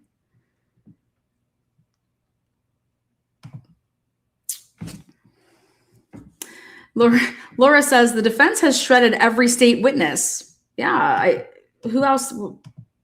That would be awesome, but I doubt Kite would do it. I think Kite would have a pretty hard decision on her plate. What happens when feet goes over the other foot? What? The hell? That's not even a swap. No offense, Maria. Which is wild if he is innocent. I mean, I don't think they will be announcing his results until after her trial. We haven't gotten confirmation on that, though. They were talking about that, but I'm not sure if that's in or not. Because what it was, it's unconstitutional.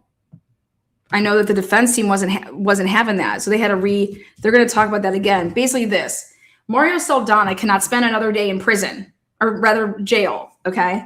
So think about this. If a jury comes back with a verdict, let's say this goes into Wednesday of next week, okay? They do closings on Thursday and the jury gets it and the jury has an answer within 3 hours. Okay, so think about this. This is constitutional issues. The jury has decided within 3 hours, boom, we have it, okay? You're going to seal that off and say, listen, in order for Shanna Gardner to have a fair trial, we're not going to uncover and release what has happened in this case. Well, what about Mario's rights?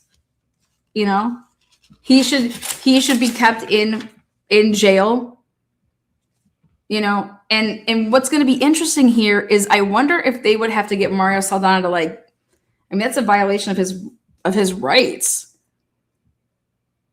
The jury has acquitted him, but no one's supposed to know about this because they're going to seal it, right? Until the trial of Shanna Gardner is over. So that could be, you know, 3 more weeks. I'm just saying it's going to take about a week to pick her jury, just like it did with his. And then they're going to kick off the opening statements, you know, so the 31st is jury selection begins. Then the week after that, whatever that is, I think it's September like 5th or 6th, which is that Monday. And that's the Monday of a holiday. So they're not even going to be in court that day. So they'll be in court that Tuesday. And that would kick off opening statements. And they said for Gardner's case, it was going to be like 3 weeks versus his of 2, but the 3 is not counting jury selection, I believe. So it would be like, that could be potentially, I mean, I don't know what we're talking about here, stretching it out. And that just means that Mario's sitting in, you know, county waiting for Shanna Gardner to have her trial. Okay, then we're going to reveal both verdicts at the same time.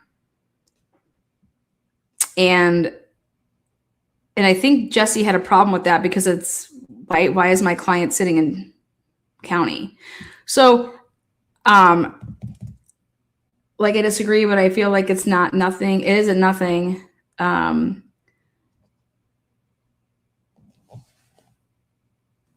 think that Mario should be monitored with a ankle monitor, and he should be chilling in a hotel room, sequestered away from everything for during the verdict. Like, if he was out on bail, think about it, it wouldn't be a big deal, right? Let's just reverse the roles here. What if he was out on bail? Think about this. Do you think the state would be all for that? Yeah, seal it off. That gives him an extra, I mean, he could be a flight risk, right? To just like, oh my God, you know, I'm going to be found guilty, so let me get the hell out of here. I'm just saying if roles were reversed and Mario Saldana was out on bail, I think that's how I would approach it. The state would have a very, very big issue with saying, oh, we're just going to leave Mario out there for, you know, just think about it.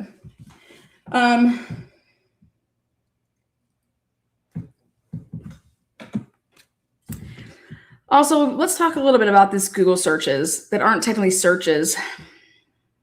Let's see.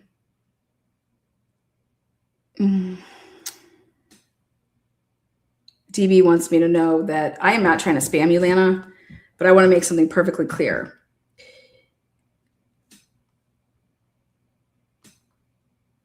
He believes that these are custom timestamps. See the numbers in the file 1647. Yeah, I see those.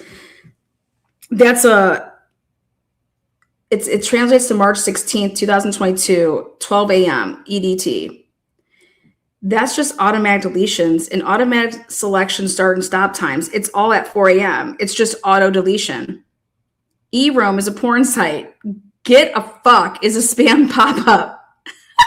Some eRoam comes up and then there's always get a fuck website paired with the eRoam. It's one of those sites that won't let you watch a video without opening the spam pop-up. Interesting. Thank you. So again, what do you guys think of? Let's just let the jockey riding begin, okay?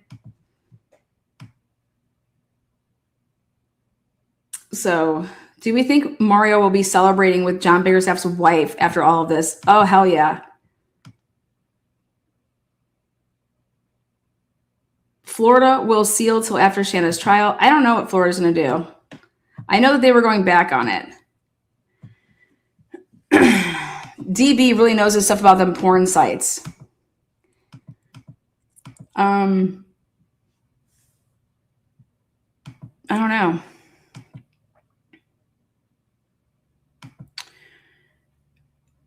Okay, so here, UK says, so I knew nothing about this and I have had the most entertaining time. There is nothing they can convict him for. Defense have been super clever using witnesses to prove the state chat shit. So basically, the majority of, I know you guys, I was like, hey, I want you to come into this as being like jurors. You guys don't know this case. We weren't going through the documents like hella crazy. I know that I did put the stuff out there back in the beginning in 2023. Then, you know, I thought that mainstream media would pick it up a little bit. They purposely stayed away from it, I believe. It was all strategic. And it was strategic because there was nothing there. It was bad. Like if anybody did their digging into these people and really saw what was going on, and I think that they did, and they buried it. These people, come on, man. Give them a little bit more credit than like, how come everybody followed the Adelson case? How come there was all talks about the Adelson case? Because it's not the same. This isn't the same. There's something wrong. Something is wrong here. And yeah, wow, just blows it away. I just think this is the easiest not guilty verdict that I've come across in a while. The investigation is a joke. That eRoam topic was well researched. Yeah, give him credit for his porn. What else we got? If Mario is found innocent, I hope they don't seal the verdict in the Shanna case or keep Mario in jail. Will be interesting to see what happens. Yeah, it'll be very interesting. I think it is better that we went with very little, not biased in any way, and they can't convince most of us of their case. Yeah, I'm trying to listen and try to catch anybody's comment. Is anybody in chat here? I just want to know why you would go back to the jury room and say, look, I think he's guilty. I'm convinced beyond a reasonable doubt. Because there's a difference. You can think he's involved. Go ahead. Beyond a reasonable doubt. Now come on. What evidence? You can think. If you want to say the words, who else could have done it? Who else could have done it? Well, they just told you that Henry Tennant did it. So 4 a.m. says, I wouldn't be able to. Raji says, sometimes I see if I can get what? Leo AI to talk shit about Gemini AI. What the fuck? Motion dismissed, says William. Lana, apparently a judge just doesn't give final judgment until after another person's trial is over. A verdict isn't actually legal until judge gives final judgment. Wow, it's going to be interesting. Danny says negative. I would not be able to convict. Anybody can go back to that court. I just want to know if anybody, give me some good arguments. Like, what would you come back there and say?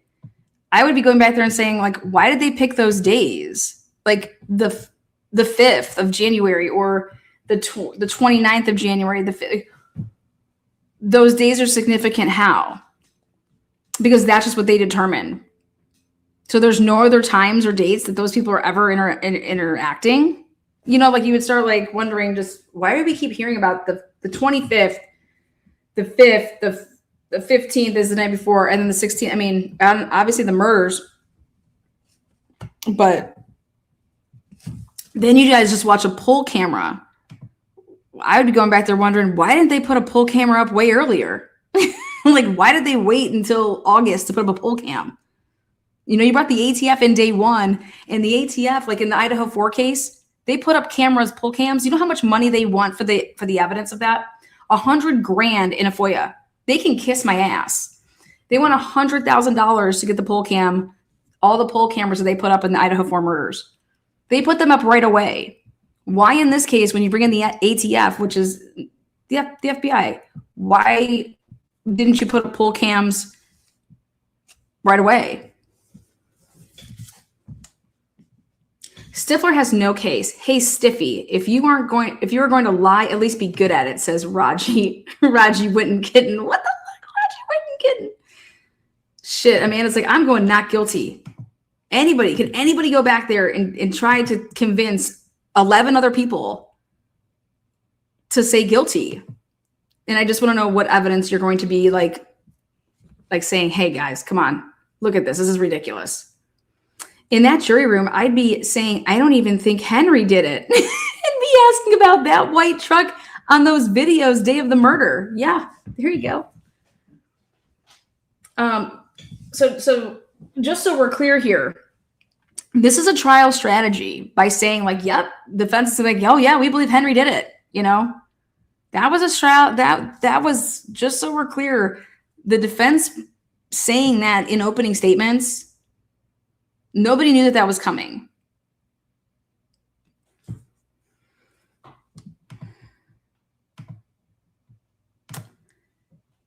I'd like to know poll cam locations in Idaho case. Maybe we can actually just get that in the FOIA so you can know that. I agree, Mark B. Simple Me Too says, reasonable doubt. Sheila says, what happened with Kirsten's phone? Yuri, my motherfucking boy from Boston and shit, he says, that's just extortion. How dare they try to take my 100K? Yeah, I asked him if I could do a layaway plan like Mario did. I feel like Judge Kite experiences time blindness. She experiences time blindness. I think Judge Kite is in shock. I think she is in utter shock. I think she is like, holy shit, what the hell am I witnessing here today and the past 5 days? I think she's like, this is what y'all got. This is what I denied a man of his freedom for the past 4 years. You understand that every single person in this case has been behind bars and they lied in bail hearings. Detective, that's where Jose Baez's little, shout out that I did and made that video, that came because of a Richardson. What was it? What did they do? There was a couple different hearings, but the big one was they were moving to get bail for Shanna Gardner. And Detective Johns testifies and lies his dick off. Stifler shows exhibits and tries to explain it that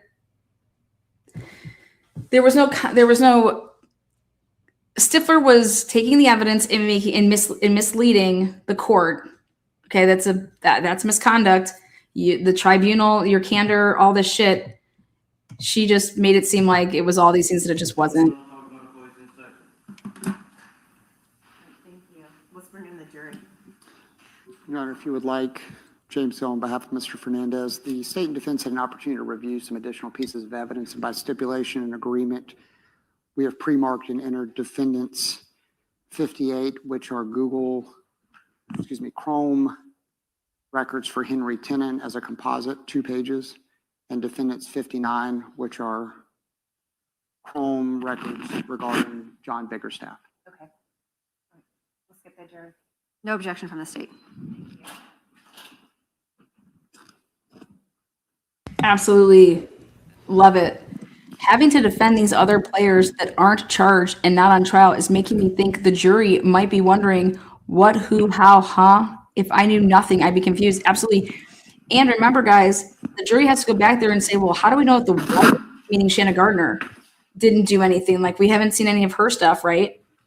There is just so much overwhelming evidence of reasonable doubt that it's just like, what the hell is going on here? And they're not proving anything. There's no money transferring hands. There's no money. There is no money in the Adelson case. We're talking about people testifying to fucking stapled money and shit. We don't have any of that here. And in fact, when you hear as a juror that Juan Biggerstaff and John Biggerstaff were given immunity, that if you were involved in this, oh my God, you're gonna give me immunity? Yeah, here, I'll be the rat that I was in 2017. Like, what do you want me to tell you? I'll tell you about an opera. Yep. This is what I did. And then here, you're going to be given a free pass. Don't you think someone like John Biggerstaff would take that pass? Don't you think Juan Biggerstaff would take that pass? Your Honor, the jurors are entering the courtroom. Thank you. Jury is giving the wide eye to the sidebar, no doubt. When you are confused, there's not enough of the information. It's just, listen to what Lindsay Butler is saying on the stand. Lindsay Butler is saying, like, yeah, I can't testify to that, and no one else can. Like, there is no cash. Thank you. Welcome back, members of the jury. Everyone may be seated. There's no soliciting here. Mr. Hill, you can continue. Thank you, Your Honor. Ms. Butler, Yes. I'm going to use the technology this time. Okay. I'm going to show you what has been marked by agreement and entered as defendants 59. Can you see this on the page? A little blurry. I will do my best.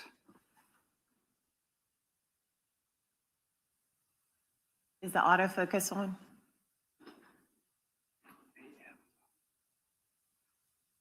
I'll zoom in a little more, otherwise I'm going to do it the old way. Is that better for you? Yes. If you could, read to the jury these additional searches starting at the top from Mr. Biggerstaff.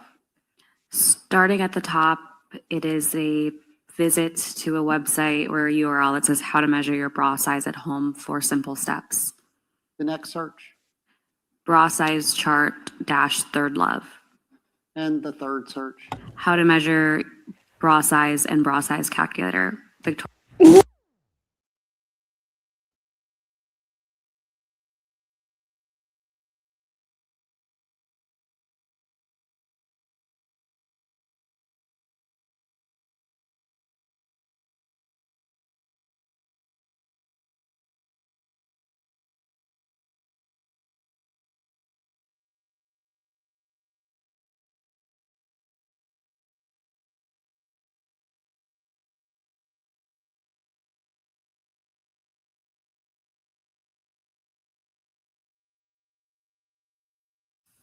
I'll zoom in a little more, otherwise I'm going to do it the old way. Oh, was I on mute? Oh, Is that sorry. better for you? Yes. If you could, read to the jury these additional searches starting at the top from Mr. Biggerstaff. Starting at the top. Okay, these are Mr. Biggerstaff's searches on January 5th, 2022. Here we go. It is a visit to a website or a URL that says how to measure your bra size at home, 4 simple steps. The next search. Bra size chart dash third love. And the third search. How to measure bra size and bra size calculator, Victoria's Secret. I'd just like to clarify, these are Chrome, looks like these are Chrome records and not searches. Can you tell the difference? Can you explain to the jury what that means? Sure, so because it said Chrome at the top, based on my understanding, that indicates, that was a website that was viewed with that URL, whereas the records that we viewed previously had search at the top. But you would agree, Mr. Biggerstaff has gone to all sorts of different types of websites that certainly seem to be unrelated to the homicide of Jared Bridegan. Yes. I'm going to show you another document. Is he a cross-dresser? Which is a composite of Chrome records from Henry Tenen. Can you see this clearly on the screen? Yes, I can see that. Okay. And can you start with the first one up top, including the date? Sure, the first one says visited Form Swift, create your business plan V2. And the converted date would be March 20th of 2022 at 3:41 p.m. Okay, and could you read the following 3 for the jury? Sure. Choose free business plan forms templates, March 20th, 2022 at 3:40 p.m. Choose free business plan forms templates, March 20th, 2022 at 3:40 p.m. And free business plan forms templates, March 20th at 3:39 p.m. Thank you, Ms. Butler.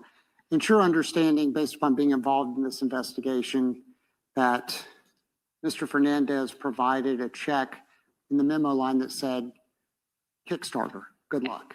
Yes. And that at some point in time, law enforcement recovered a notebook belonging to Henry Tenen that also included a page for business plan. Yes. And you would agree that the dates of search or for the sites visited are around the same time period of the checks that Mr. Tenen received from Mr. Fernandez? Roughly late March. I believe it was March 28th were 2 checks and then April 4th for the Kickstarter. That sounds correct. You would agree that's within a 2-week period? Correct. The deal is sealed. Ms. Butler, there was discussion of January 29th in your direct examination about Mr. Fernandez being at the Potomac residence. Yes. Okay, as well as Mr. Tenen being somewhere in the vicinity of the Potomac residence. Yes. Okay. And Agent Blythe previously testified, so we won't go into the timing events and his analysis, but you would agree you personally have no evidence that puts Mr. Tenen and Mr. Fernandez actually together on that date? Not that I'm aware of, no. And no evidence that Mr. Fernandez was ever in the blue F-150 as it made its travel south on that particular date with Mr. Tenen? I apologize. Can I back up? Sure. For the previous question, if they were together on that date, I can just say that there are periods of time where their devices were roughly in the same area. Same area. Correct. And you would agree that Agent Blythe, being an expert in CAS data, that he would be more appropriate as to helping the jury determine the proximity of those devices? Yes. And with regards to the blue truck release by the media, you saw photographs of that truck of what was released to the media? Yes, I did. And at the time, there was an inability to even make out what the tag on that vehicle was, correct? Correct. These were not perfect still shots of a vehicle. Would you agree with that? I can't say that they were perfect or imperfect, but you're correct. There was no tag visible. And these were snapshots taken from surveillance videos as that vehicle was driving through various areas of Jacksonville Beach. Yes. Okay. In essence, the public needed to help to try to identify this truck because it wasn't able to be identified just by the photograph by law enforcement. Correct. And your review of the data established that Mario Fernandez and Henry Tenen spoke on average about 30 times per month. I'd have to do some math. Let's see. I can speak to the number of times per month. I apologize. I'm not sure about the average. But no disagreement that they had fairly regular communication. Yes. Okay. And no dispute that for a time period, Mr. Tenen was a tenant of Mario Fernandez. Correct. and your understanding from being involved in this investigation that Mr. Tennant also did some landscaping and other work for Mr. Fernandez. Based on the checks, yes. So certainly if someone is doing work for a person, it wouldn't be unusual for them to have phone calls or text messages between the two. I would likely expect to see communication between. I imagine for your testimony today, you were in communication with the state attorney's office. Yes. Okay? Phone calls or text messages or emails. Yes. Okay, so it wouldn't be uncommon for people that work together in some capacity to have communication. Correct. And when the truck was released to the media, there wasn't what we would consider like a flutter of calls between Mr. Tennant and Mr. Fernandez. I'm not sure what a flutter, but there were the calls that I mentioned in my direct They examination. were actually the day after it was released to the media. Correct. It wasn't the same evening that that was released to the media. Correct.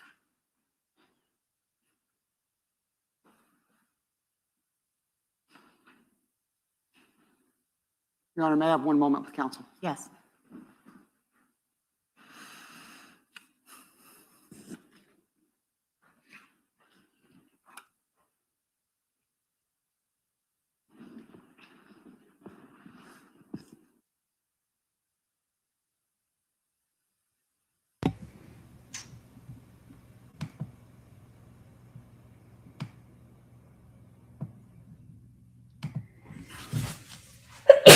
Excuse me.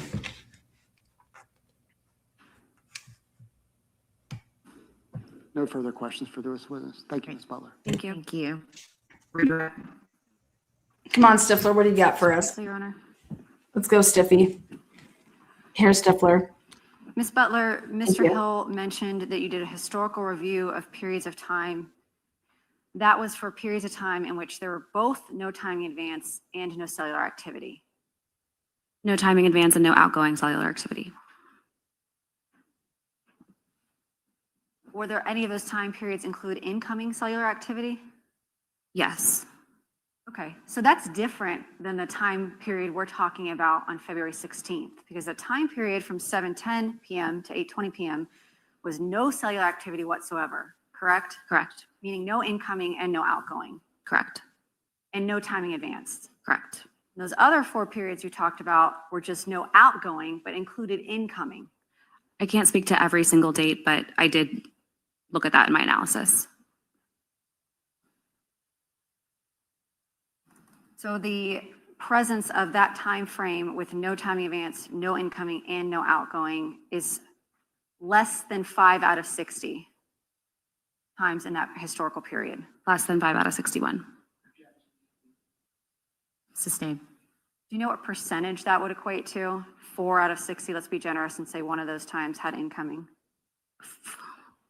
Man, I'm getting put on the spot here. I know that 5 out of 61 days would be 92%, so a little bit less than 92% for 4 out of 60.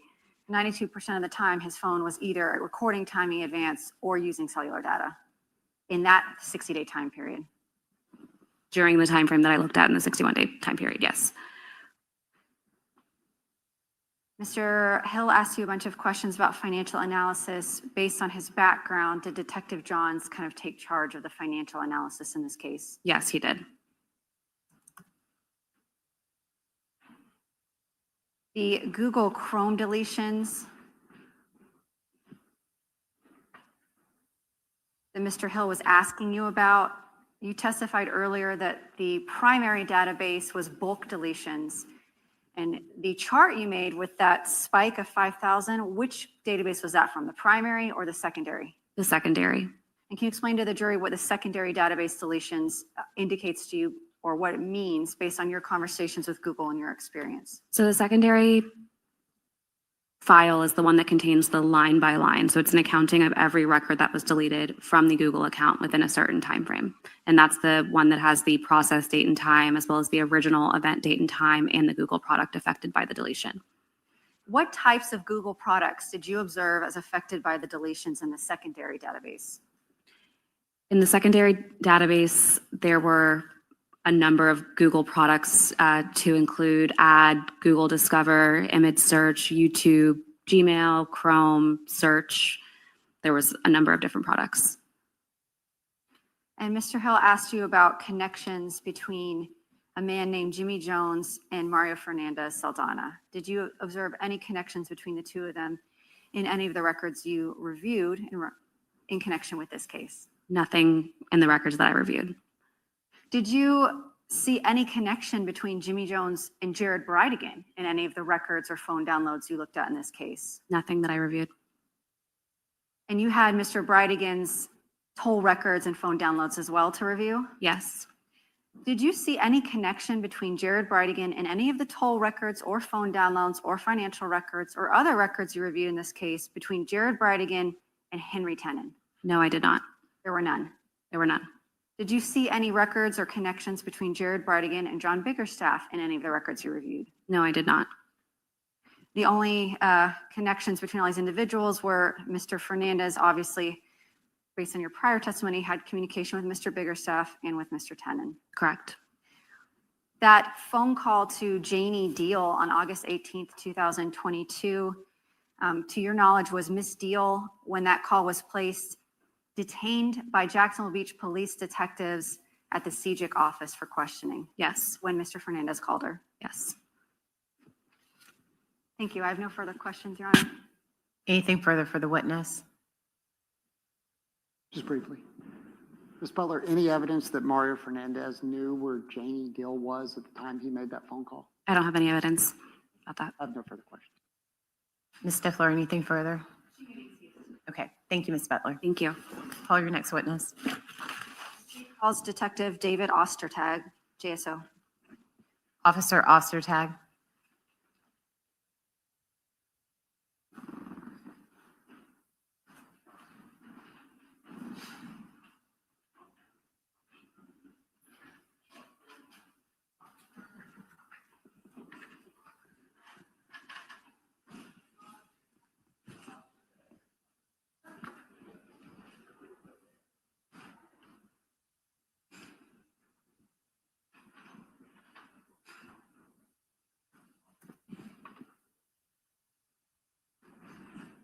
Good afternoon.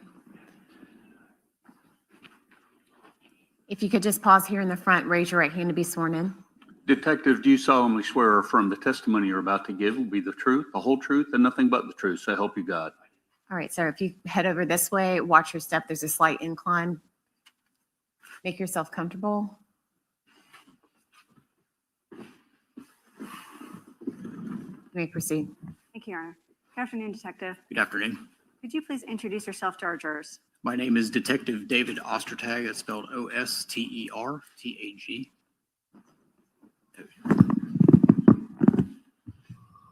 And Detective, what agency are you employed with? I'm employed by the Jacksonville Sheriff's Office. How many years have you been with JSO? I've been with JSO for 20 years. And what's your current position at JSO? I'm a detective in the Digital Forensic Investigations Unit. And what other positions have you held in your many years with JSO? I was a patrol officer in what is now District 5, as well as a field training officer.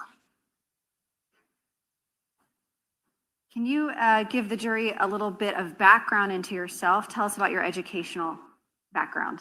Yes, I have a bachelor's degree from Auburn University in Management Information Systems. I also have a master's degree in criminology from Florida State University. I have approximately a little over 1,500 hours of training in digital forensics, encompassing various aspects, including cell phone forensics, data forensics network, as well as computer forensics. And as part of your work with the Digital Forensics Unit at JSO, do you perform device extractions? Yes, I do. How many would you say you've performed in your career with CFIU or forensics unit? I would estimate approximately 1,500 or so. And can you tell the jury the tools and software that you're trained in order to perform these extractions? I've been trained in various softwares and tools, including those made by the Cellbrite Corporation that is for extraction and analysis of data, as well as the Axiom program, which is also a program for extraction and analysis, and then various computer forensic softwares such as X-Ways and Forensic Toolkit and those types of things.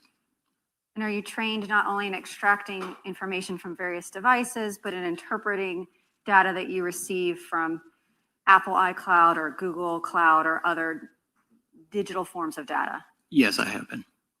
Can you explain to the jury how data is extracted from a device, So- whether a phone or a computer or otherwise?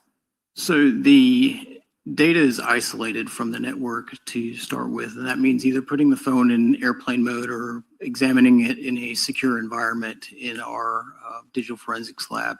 So what happens in the most basic form is the device, whether it's a computer or a cell phone, it's connected to a forensic extraction device of some sort. And that extraction device acts as a go-between between the forensic computer and the device that's being examined. It also prevents any sort of overwriting of data or any writing to the device itself or any changes made to the device.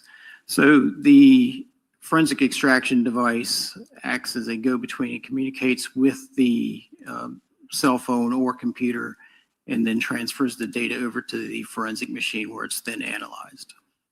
The data that you extract from a device, do you have to take steps to make it readable to the average person? Yes. Can you describe that for the jury? So the forensic extraction device reads the raw data and it writes the raw data to the forensic computer. On the forensic computer, there's analysis software, and what that does is creates reports. It goes through the raw data, it parses out the data into readable categories such as text messages, cell phone logs, pictures, videos, event logs, and then the data is then readable in a report format. Can you search for different types of data once you've extracted and parsed that data into a readable format? Yes, you can. And if we're talking about specifically a phone extraction, like the ones we have in this case, what types of data are contained in a phone? There's various types of data. There's user data, which would be cell phone logs, or I'm sorry, call logs. And then you have text messages, application messages like Facebook Messenger and Instagram. And then you have pictures and videos and other things that the user can see. But then it also extracts some back-end data, which only the phone itself can see. And that would be device events, communication logs, like it counts the types of data that's being transferred, the amounts of data transferred between the network and the cell phone. And then there's operating system data, and that data is typically not parsed out by the Cellbrite software. If something's not parsed out by Cellbrite software, as a computer forensics detective, are you able to look into the raw data to look for more information? Yes, I can. I want to turn your attention to work in this case. Were you asked to review cell phone extractions in Google returns related to 3 individuals, 2 cellular devices for Henry Tenon? Correct. 1 cell phone extraction for John Biggerstaff? Correct. And for the defendant in this case, Mario Fernandez Saldana, 1 device extraction and 2 Google returns. That's correct. I have a PowerPoint for ease of use while we talk. We're going to start with Mr. Tenon. And we're going to start with the data from his phone, the CoolPad 0513. And I'm showing here photographs. This is State's Exhibit 186. When CFIU receives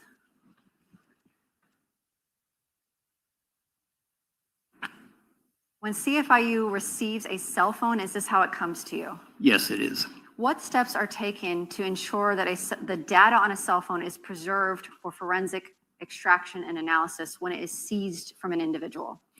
We take various steps, and that could include putting the phone in airplane mode. We also have a secure environment at the digital forensics unit in order to examine phones off the network. And is that to ensure that data can't be remotely wiped by somebody or interfered with in any other way? That's correct. So in this case, we have States 186. That's a view of that CoolPad phone. Did you review the extraction completed and parsed through Cellbrite of this cool pad cell phone purportedly belonging to Henry Tenen? Yes, I did. I'm going to ask you a few things about the reports you reviewed.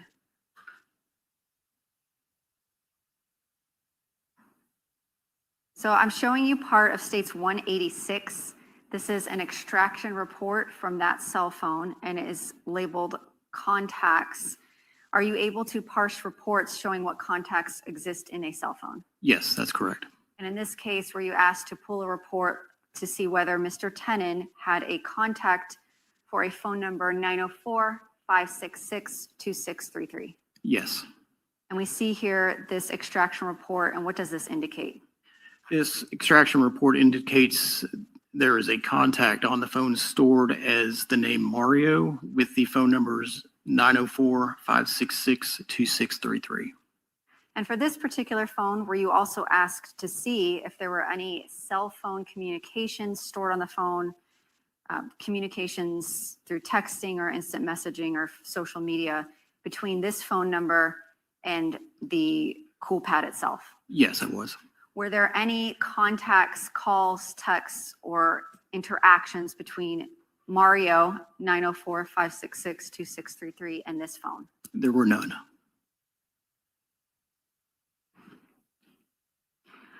I'm going to skip ahead a little bit to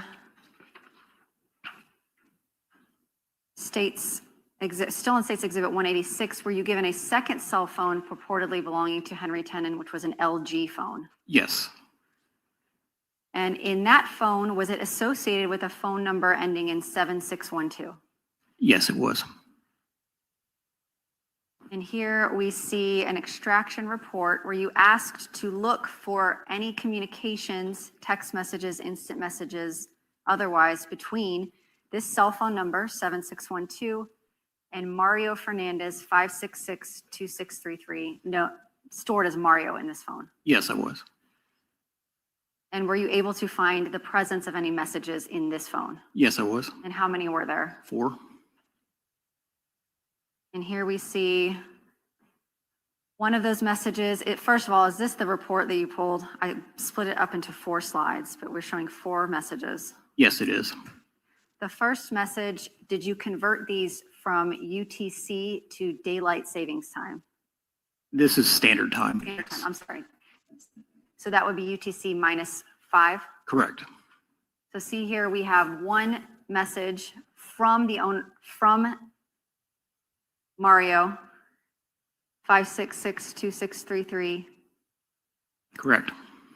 We have one message here heading your way from 566-2633. And the date on this message? Yes, this one is January 4th, 2022. And 7:03:47 p.m. That would be the correct time converted from UTC. That is correct. On the following slide, we see what appears to be the same chat thread. The owner of the phone, which would be 7612, Mr. Tenen, presumably replying, okay. Correct. And then this phone number belonging to Mario 566-2633 saying, I'm here, brother. And this is 7:22:21 p.m. and 7:32:50 p.m. That's on correct. January 4th. Yes, ma'am, that's correct. Were there any other messages present in this cell phone between the number for Henry Tenen and Mario Fernandez? No, there were not. Only 4. Correct. I'm next going to draw your attention to some reports you pulled from a Samsung Galaxy Note 20, the phone number 517-6322, purportedly belonging to John Biggerstaff, and that is States Exhibit 187. Yes, ma'am. And here we see, are these photographs taken by CFIU when they receive the evidence? Yes, that's correct. In the second slide, we see, what are we seeing in this picture? This is the SIM card for the device. It acts as a go-between between the phone and the carrier just to identify it as a valid cell phone on their network. And was a full extraction completed for the evidence we're discussing today? Yes, there was. And can you tell the jury what a full extraction means? A full extraction just means every accessible file on the device is downloaded from the phone and then transferred over to the forensic computer. So does that mean the reports we're reviewing contain what is on the phone and available? That is correct. There's nothing lost during that parsing or extraction process with a full extraction. Correct.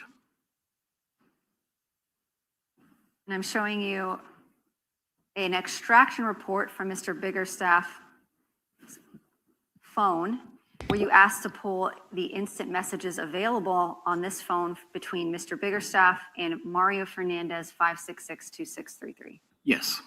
And how many messages were available for extraction and parsing? 654 messages.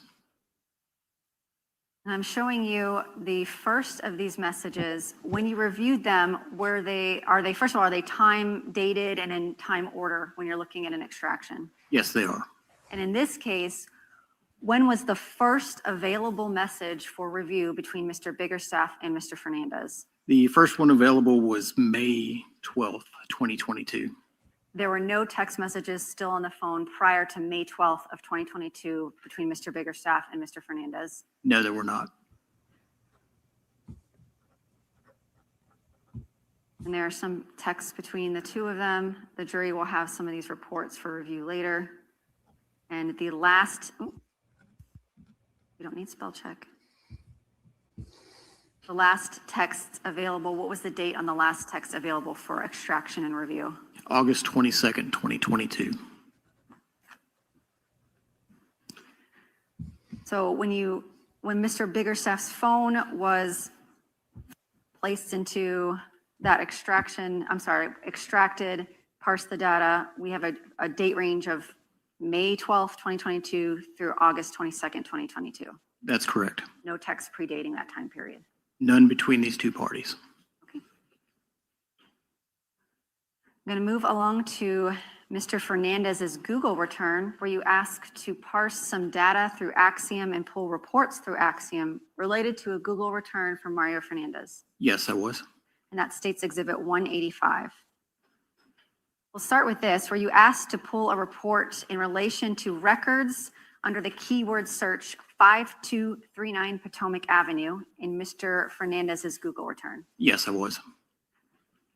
And the jury will have those reports. I just want to go through a few records. And when they're looking at records themselves, can you explain to them what they're reading and how to read it?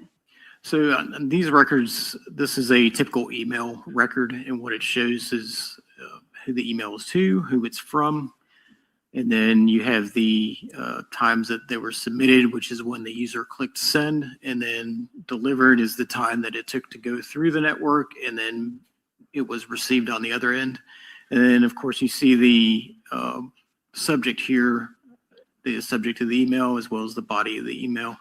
And then I'll go back to where you see the submitted and delivered dates and times. It says UTC +0. That means that it hasn't been corrected to the current time zone.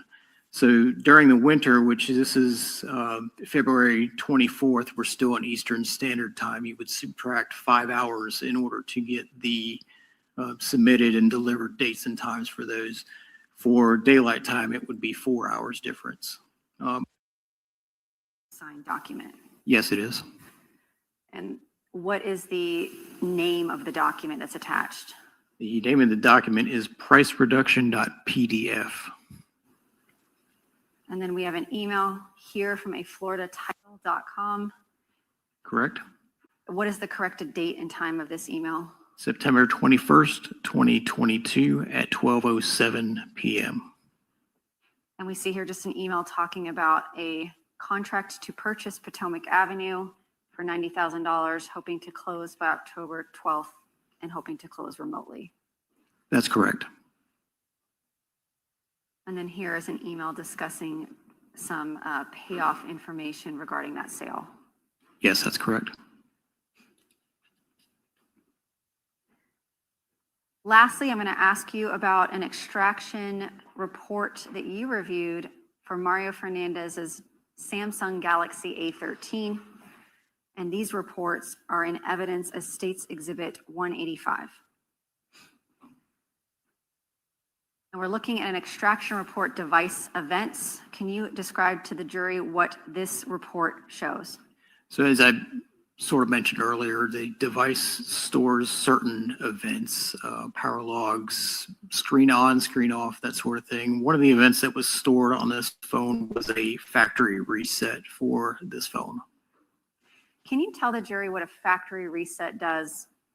So if factory reset, what happens is all of the files on the phone are locked.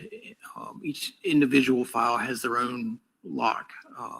It's encryption. It has a key in which the lock is open and the data is decrypted. So during a factory reset, the keys that unlock these files are destroyed by the phone. So it's no longer able to unlock any of these files. And where those files used to reside, it's now marked that those files can now be overwritten by new data. It would be similar to one of these large self-storage warehouses where each locker is each individual file. And then these files have locks. Well, I take all the keys to those locks on a key ring and I throw them in the trash. I throw them in the river, incinerate them, do whatever. Basically, you can't get to any of that data anymore. And while that was happening, the manager of the store went and put new locks on everything and decided that other customers could come in and put their new belongings inside these lockers, to where I can't get any of the old stuff back anymore. But all you see is what is currently on the phone and currently in those lockers. And this device event report indicates that this phone was factory reset and wiped on August 26, 2022. That's correct. And everything up until this date, August 26, 2022, following the wipe factory reset, would that be no longer present on the phone? That's correct. That includes every photograph on the camera. I'm sorry, every photograph on that phone. Correct. Every text message on that phone. Correct. Every Google search on that phone. Correct. All social media. Correct. Any phone logs or phone records. Correct. Location information that predates this time frame. But it's backed up to the iCloud. If you wanted to keep your phone and use it further, would you have to log back into all of your accounts to get back into using that data? Yes, you would. So in this case, did you review Mr. Fernandez's on the Samsung Galaxy A13, the user accounts that were present on this phone when you reviewed it? Yes, I did. And here we see in states 185 user accounts, there are 35. That's correct. And what type of user accounts does a phone store in this report? Or what kind of data does it reflect in this report? I should say that's a better way to say it. This shows login information for applications, certain websites, as well as Samsung Cloud, Google, basically any account that resides on the device is stored here. Facebook Messenger. Correct. Social media, your Google. Yes. Damn, Jennifer Drake would be fucked if they did this type of investigation into that Idaho case out there in Bonners Ferry. Stifler, go ahead. They're waiting for you over there. Bonners Ferry, Boundary County.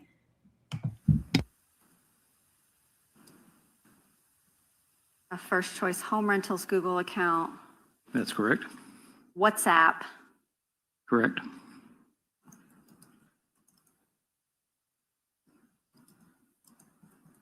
Photos, Venmo, Gmail, basically any application you have on your phone is going to create a user account in this section of your phone. That's correct. Or in this database. Yes. So for Mr. Fernandez to have 35 user accounts present on his phone following that factory reset wipe, what does that mean he had to do? That means he had to download these applications again from the Google Play Store and then log into those applications, install those applications and then log into them again on this phone. I'm going to ask you about the chats that were available on this phone when you reviewed the extraction report. Yes. Were there any chats between the phone number associated with the phone, Mr. Fernandez, and John Biggerstaff? Yes. And how many chats were present on the phone? There were 71. And do you recall the date range that was available for your review following that factory reset and wipe? Yes, it was August 27th through August 31st. Did you search and see if there were any chats available with the phone number associated to Henry Tenen ending in 7612? Yes, I did. Were there any present on this phone? There were none. He was in jail. And then Mr. Fernandez's phone extraction, did he have a database still available for review of his contacts? Yes. And I'm showing you that report where you asked to pull a report of his contacts. Yes, it was. How many contacts were in his phone? 1,097. And does that include the way we store contacts in our phone as well as social media contacts? That's correct. Did you search to see if there was a Henry Tenen, a Henry at Potomac, or a phone number associated to Henry Tenen ending in 7612 within the contacts database in Mr. Fernandez's phone? Yes, I did do that search. And was any of those present in his phone? No, there were not. You mentioned the device events report can give somebody viewing an extraction report a lot of information about the activity on the phone. Does that, and you mentioned power on, power off. Can you tell the jury what data you would be able to see if you looked in device events report relating to powering up, powering off, airplane mode? Correct. So you can see any sort of settings change, including airplane mode, turning location services on and off in some cases, as well as plugging your phone in, taking it off a charger, turning the screen on and off, and other various functions that you wouldn't normally care about. But Samsung uses it for analytics, so it stores it on the phone. Can you even tell if somebody used their password or Face ID to unlock their phone? Yes, in some cases.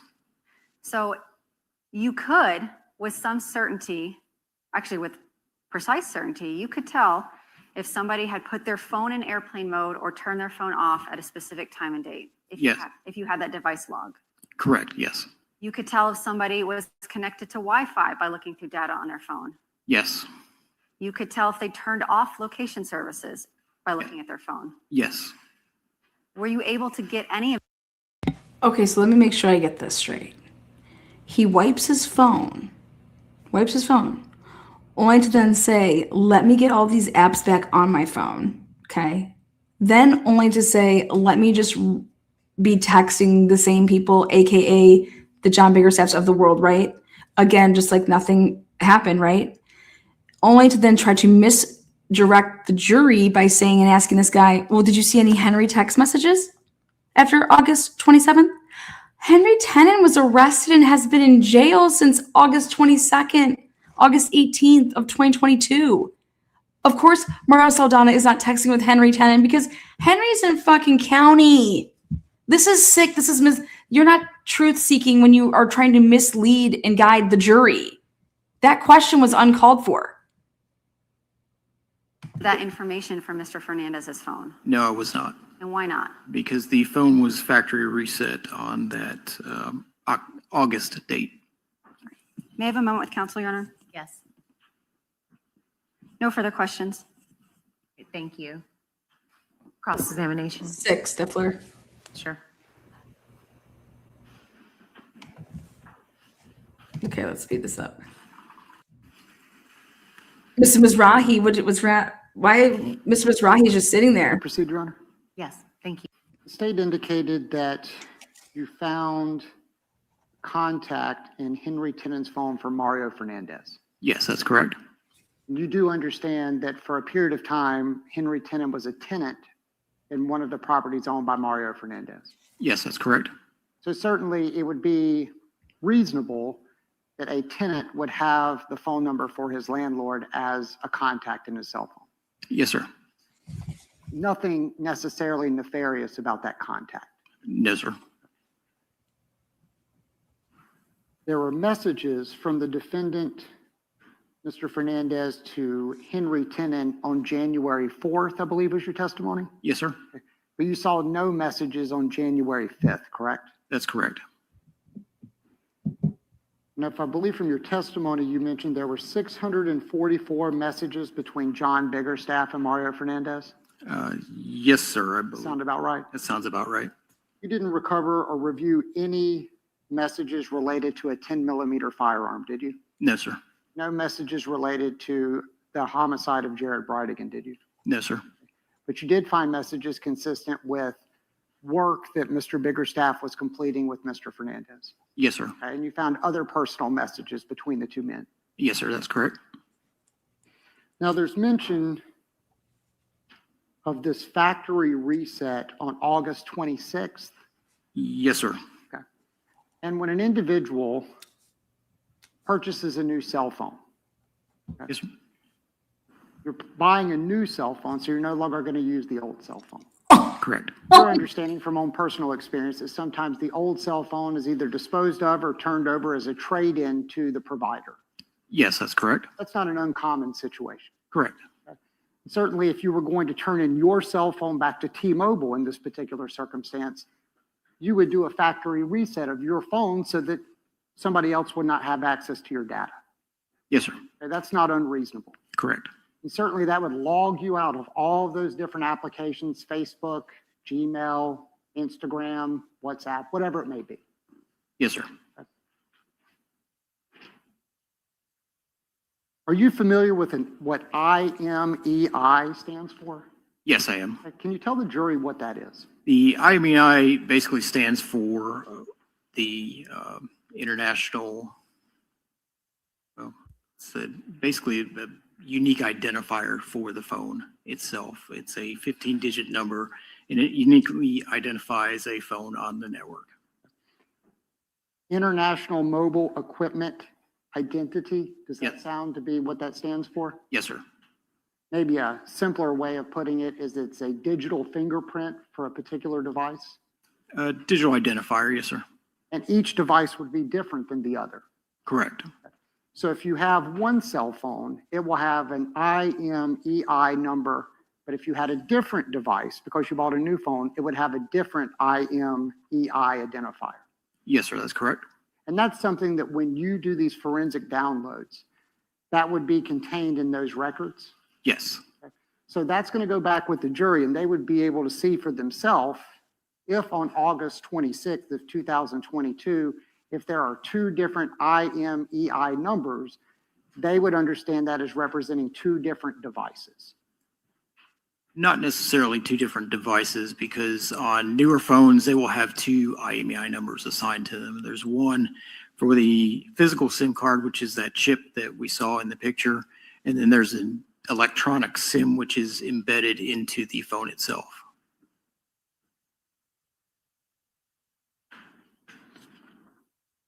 But not uncommon for two devices to have two different IMEI numbers. Correct. And certainly that could help to provide an explanation as to why there would be a factory reset of one device, is that it could be because a second device was purchased. It could, yes, sir. Certainly, if any member of the jury in their own personal experience had taken a device in to get the newer version, or they broke their phone, they may do a factory reset in order to get a new phone. Correct. Oh my God.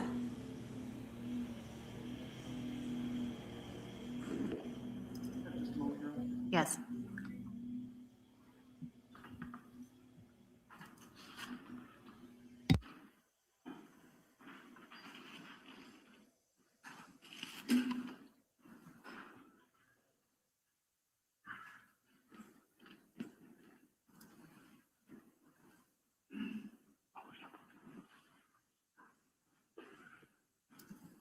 Mr. Ostertag, detective, I'm showing you a document that's contained in States 170, which are the financial records of Mr. Fernandez.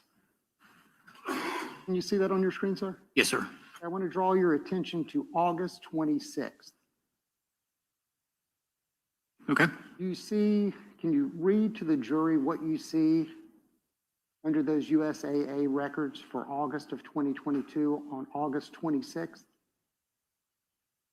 Yes, sir. There's a purchase made at T-Mobile Store 136E in Jacksonville, Florida, in the amount of $70.46. And that's the same date as the factory reset that you testified to on direct examination. Is that correct? Yes, sir.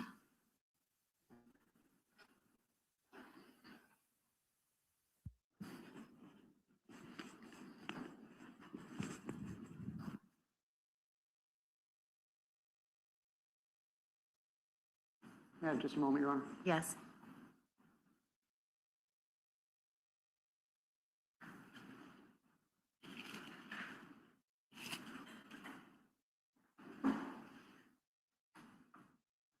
No further questions, Your Honor. Thank you. Any further questions by the state? Detective Ostertag, the cell phone extraction was performed on a cell phone seized from the person of Mr. Fernandez in March of 2020, or sorry, February 2023. That's correct. And if he bought another phone, he still continued to use this one because he reactivated all his user accounts, correct? The SIM. And often, I know Mr. Hill asked you about people resetting their phone when they are going to trade it in. When you factory reset your phone to sell it or trade it in, you don't generally retain possession of it and continue to use it, do you? No, you don't. If you're gonna get screwed on them not giving you credit. Anything further? No, he can be excused. Nothing further, Your Honor. Not subject to recall? No, Your Honor. Okay. Thank you, Detective. Thank you, Your Honor. Let me see the lawyers at sidebar for schedule.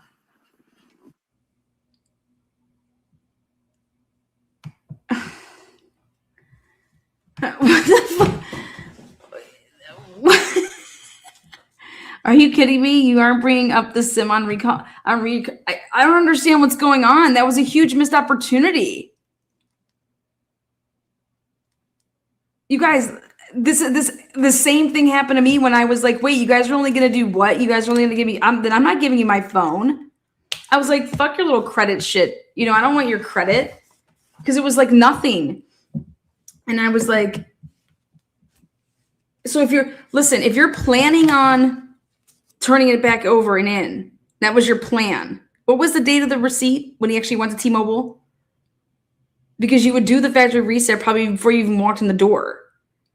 Unless you're deciding right then and there, and then someone tries to talk you into it, and then you're like, no, dude, forget it. I don't want to do it. You know? Like, I could just see Mario being yappity yap and him being like, no, dude, you know what? Fuck, you know how many naked Maria pictures I have in here? Listen, this is nuts. This was all centered around. I'm just shocked that Hill didn't also bring up, well, he couldn't be texting with Henry Tenen because Henry Tenen's in jail, right? I don't know. I just see, but you have to act like the jury doesn't follow. And that's kind of what I think people get caught up in when you're in that lawyer role and you know the case inside and out. You got to remember that these people do not, and they're so lost and confused, and you got to, that's why I like Jesse. Jesse really, okay, let's go step by step here. I just think that was a really missed opportunity. And I don't know.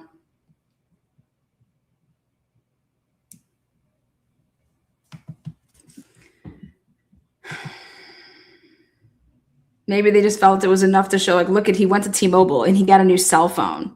And then they're over here saying, well, but he's fired up that old one and started using it again. And it's like, wait, so he was using both phones? I'm going to ask that you all push through this will be the last witness for today, and that should get you out early if we just push through and not have a mid-afternoon break, okay? All right, if the state will call its next witness. The state calls Daniel Hausdorff. Daniel Hausdorff. Who? I don't know. I think that was a missed opportunity. Again. With the court reporter. But a missed opportunity on what? I mean. Pause the witness. I think after they showed that. Let me just put it this way. They could have cleaned it up. Okay? They could have just cleaned it up. Because what did that guy really testify to? The fact that what? Made it seem like that he factory reset his phone. And then he was trying to, like, basically wipe it. Right? Well, he wiped it because he bought a new cell phone. Okay? And with the expectation, that's why when I paused and I said, let me get this straight. The guy wipes his cell phone, but then only to just get back on it and fire up those accounts back on it. That makes no sense. I said, also, there's iCloud. Like you shouldn't be able to act like as a prosecutor. Change of plans. So You shouldn't be able to. I'm going to give you a break, 10 minutes. We'll come back. So shorter than 15, but 10. Okay. Leave your notepads on your chair. You shouldn't be able to. You should have to present all that evidence. You should have to present the fact that. Let's go like this. Hypothetically, let's say that Mario Saldana has a shitty ass attorney who's a public defender and who's totally overworked like a dog, right? And she didn't even mention the fact that he bought a new cell phone, right? The state knew when they were offering up that testimony that Mario Saldana had bought a new cell phone. And so can you just imagine, though, if that doesn't even get mentioned?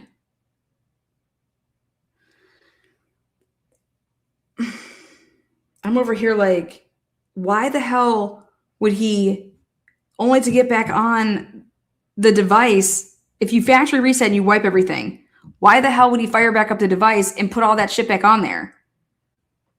Right? That's why I stopped and paused. And I said, only to do that. I said, that makes no sense. You're not trying to wipe anything, because then that device is just, you're just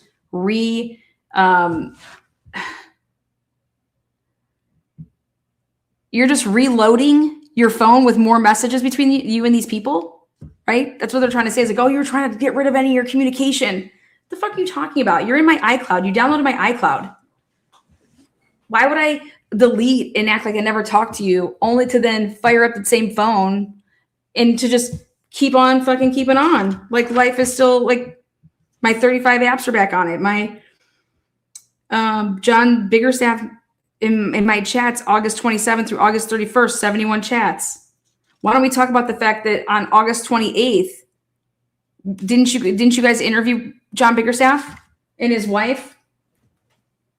No offense, but if somebody contacted me and asked me a ton of questions about my friend in a murder case, and I'm like, wait, what? And you're asking me all these questions. Well, they were hanging out over here. Why would he be over here? Or why would she be over here? And I'm like, because we're friends? What do you mean, when?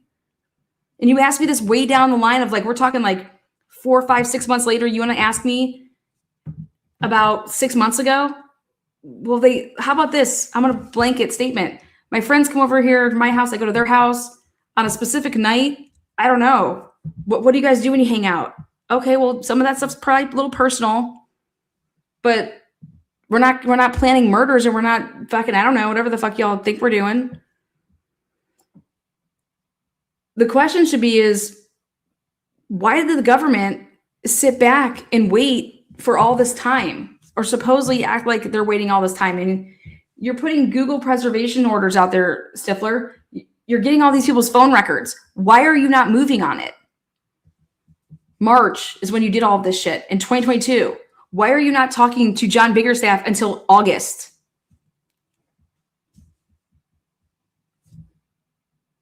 We watched the poll cameras on dates that are well past that. I mean, Hill, you need to tie all this shit in a bow.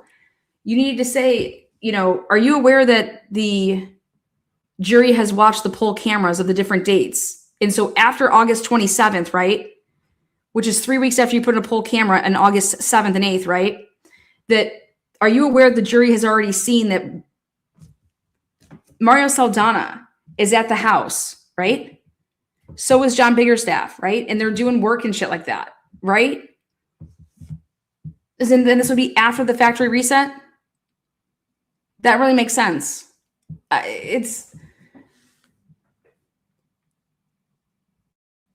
This is how circumstantial evidence, with only circumstantial evidence, how you can go ahead and convict somebody of something like this.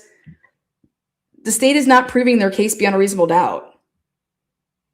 The state is basically saying, which I'll be the first to tell you when I think it's that's kind of weird.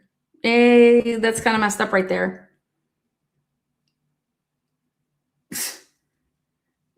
Why the hell would Mario wipe his phone only to then just restart up? what it seemed to me is he went to go get a new phone. He's thinking he's going to turn his phone in, right? I'm wiping my phone before I turn it in. Then he gets there and they want to fucking only offer him, I can only imagine, some bullshit. And it's like, it's cheaper for me just to take on a new plan, right? And I'm going to keep my phone because I'm going to just pay then. I'm here. I can get a free phone or do whatever they say. And I pay just only a couple more bucks a month. And it's, you're just paying that monthly. And you don't even have to turn in your phone. So Mario could have went there with the expectation to turn in his phone and then realizes that when he gets there and you're dealing with the person. I have T-Mobile. I can tell you exactly how that played out. Okay, because I was yelling at my dad and I'm like, Dad, why do you still have this fucking phone? Like you've been due for an upgrade. Get your ass over to T-Mobile and make this shit happen. Like just go in there and tell them. And I was like, and don't give them your phone. Get a new phone. Tell them that you fucking lost your other phone. Who gives a shit? Tell them whatever. They just don't give them your phone. And they get you a new phone and then you're like, oh yeah, look at this. We have this new promotion. So actually your bill's only going to be X amount of dollars per month. So it's actually going to go down. That's how it goes. This is wild. This is wild to me. Stifler, this is what you got. You got a guy wiping his phone before he's walking into a fucking store to get a new phone, all the while thinking he's going to turn in his phone only to not have to. That's ridiculous. I would have voted up though better because I'm a bower. I love my bows. and I will say things like, hey, I got to make sure the jury's following you guys here. So this is how, when I say that, I even say that the judges need to know what the hell's going on here. Because in divorce court and child custody, there's no jury. Okay. It's the judge. These judges don't follow along like you think. They have so many cases on their fucking plates. You really have to like walk them like they're 5 to the finish line as well. Because nobody has any problem with lying. None of these lawyers have a problem lying. And the people that they put on the stand, so you got to walk them to the finish line. That's what I've learned from dealing with the courts, and walk them right to that finish line. So I would have pointed out that, well, my client couldn't have talked to Henry Tenen, right? Because Henry Tenen's in jail. You guys threw his ass in jail, right? And when was that? Do you know when Henry Tenen was arrested? And he was never out on bail, right? Okay. So when was that? And so you wouldn't then expect to find any text messages with my client and Henry Tenen, right? Unless he was tapping Janie Deal, right? Was he tapping her?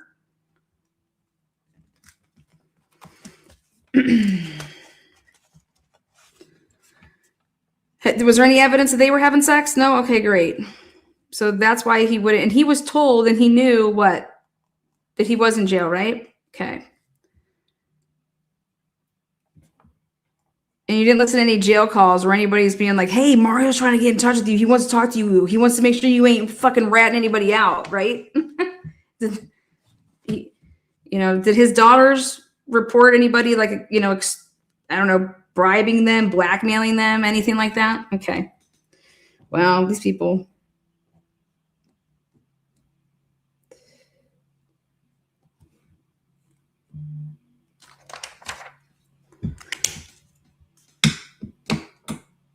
Why would Mario Saldana wait? They knew that they had to be prime suspect. I mean, I'm sorry, but you know that you are. They haven't proved their case at all. And I don't know what to say. I mean, I want Jared to get justice, right? But you don't get justice by like this. Anything the state addresses, you have to counter. They missed a ton on that cross, probably the worst cross so far of the trial. That's what Heather thinks. I wish they would have made that point just to see what Stiffer rebutted would be.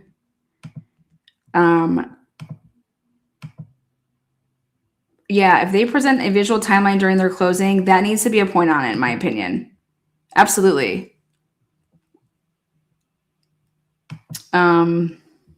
There's 1,000 reasonable explanations for that number. Don't mean it's malicious.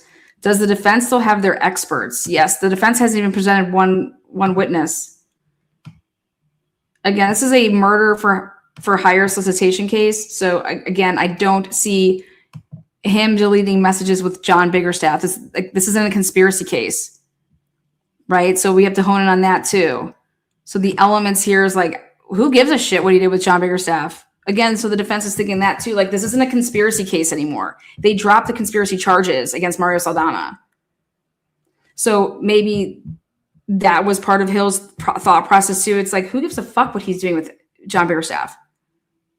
They're not accusing him of conspiring with John Biggerstaff. You get what I'm saying? It's like, and I think maybe the state has forgotten that, like, maybe they should be objecting to the relevancy of this. Maybe that would be something to consider. Like, I object to relevancy here. Like, why are we trying to prove conspiracy when conspiracy is not on the table anymore, right? I don't know. But he hit home on it when he said, hey, you didn't see any text messages about, hey, you got that Glock from you, motherfucker? Like, come on. Or John Biggerstaff saying, dude, where's my money? Where's my money? Where's my money?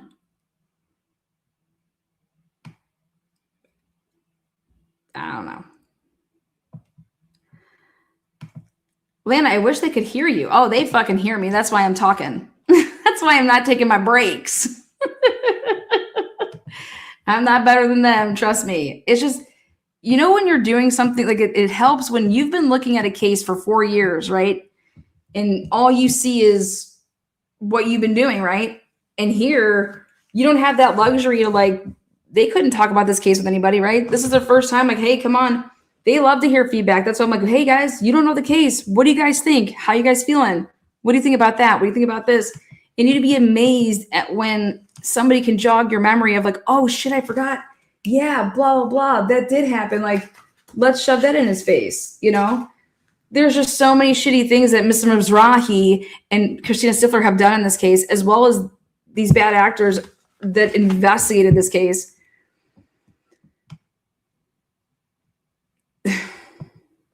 Maybe they just didn't tickle the wire good enough. Or maybe they should have arrested John Biggerstaff or Juan Biggerstaff. But the state chose to go after the weak link, what they thought was the weak link. Let's go railroad the black man, Henry Tennant, because guess what? We got his phones in Jacksonville Beach. We got his DNA on a tire.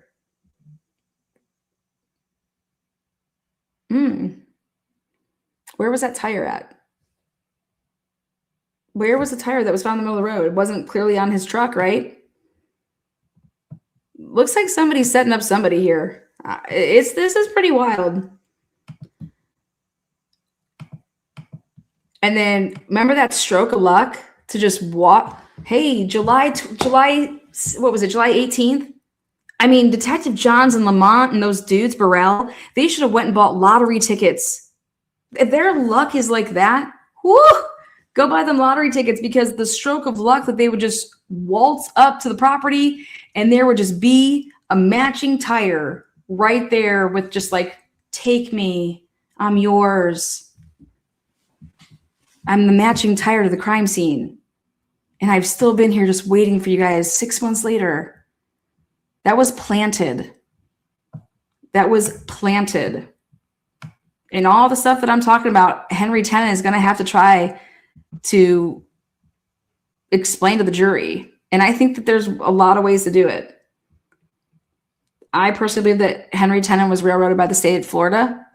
And they felt that, hey, listen, we know that he isn't the shooter. That's why we're going to offer him truly the deal. And we can get him to start talking. But what they didn't realize is that he had nothing to do with it. Nothing, to the point that he didn't know the plans. He didn't know what the fuck you're all talking about, because there was no conspiring with Henry Tennant. His truck was just used, you dumb fucks. Thanks, Rosie. Defense is ready, Your Honor. Just prior to the jury coming in, as we mentioned, there were some additional materials we received earlier this week, and by agreement of the parties, we will have a one-page AFTE General Rifling Characteristics database document marked as Defense 60. No objection. Okay. It'll be so honored. Anything else? That's all. Okay. Let's bring in the jury.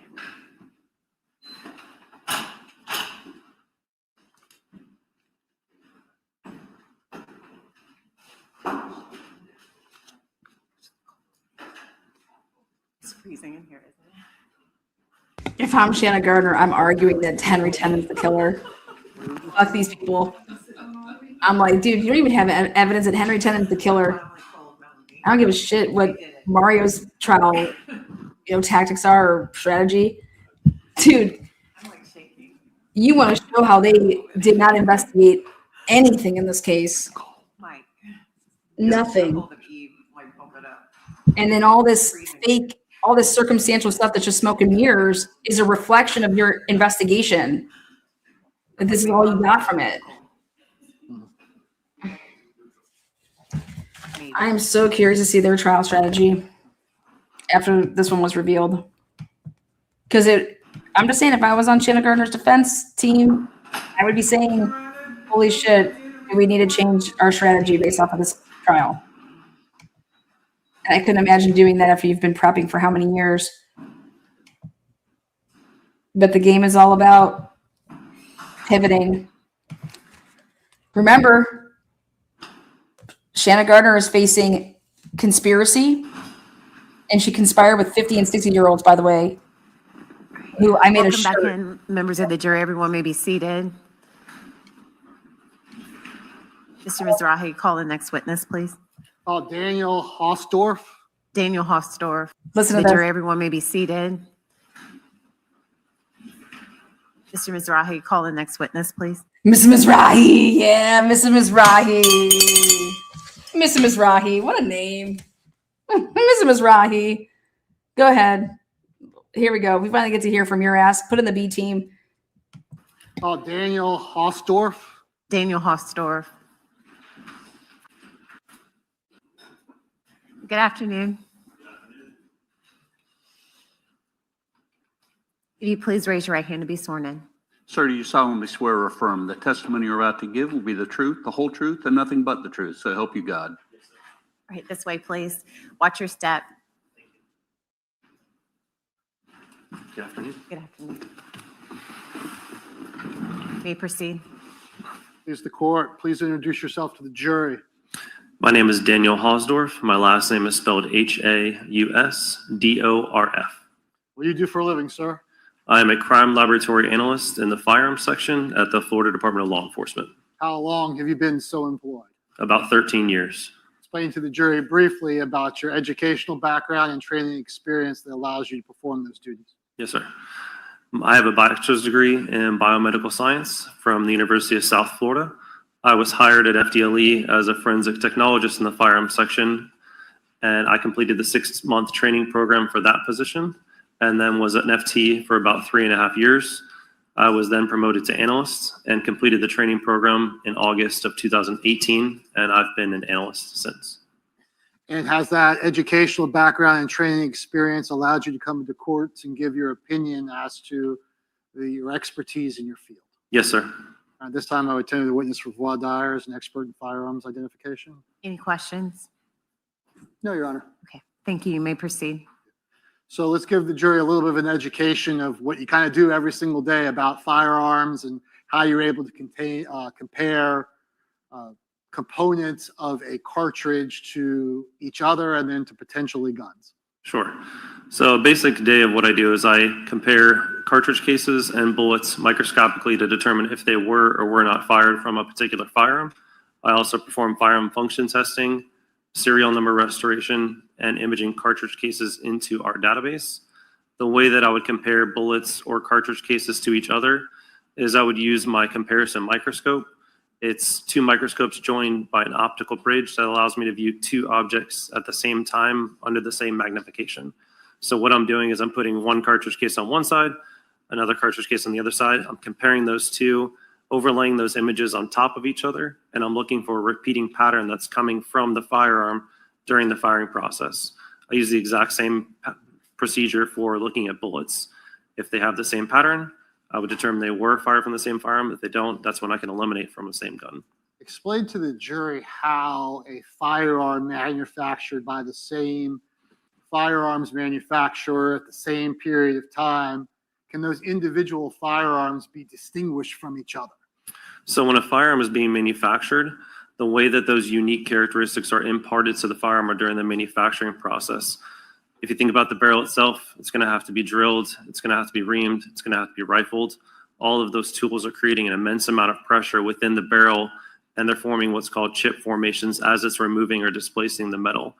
Those chip formations are creating unique microscopic imperfections within the barrel and various other parts of the firearm itself. And those unique surface imperfections are being imparted to the bullet or the cartridge case during the firing process. The barrel or other various parts of the firearm are harder than the metals used for cartridge cases and bullets. So those unique imperfections or scratches are going to be transferred over to those components. And I'm looking at those on the scope to determine if they have the same pattern as test fires that I would create or multiple pieces of evidence that I would compare to each other. So is this scientifically accepted in the community? Yes, it You is. can make these kind of comparisons? Yes, sir. For how long has various laboratories been doing this kind of work? Over 100 years. Is it replicatable or replicable? In other words, other labs could do the same work and go behind you and compare what you've done. Yes, sir. Okay. So let's turn directly to your work in, you have your file up there with you? Yes, sir. FDLE number 2026-1946.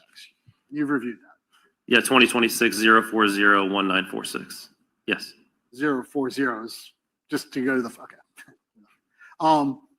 What did you just say? No, sir. All right, let's 61946. You've reviewed that. Yeah, 2026-040-1946. Yes. 040s, just to go to the, okay.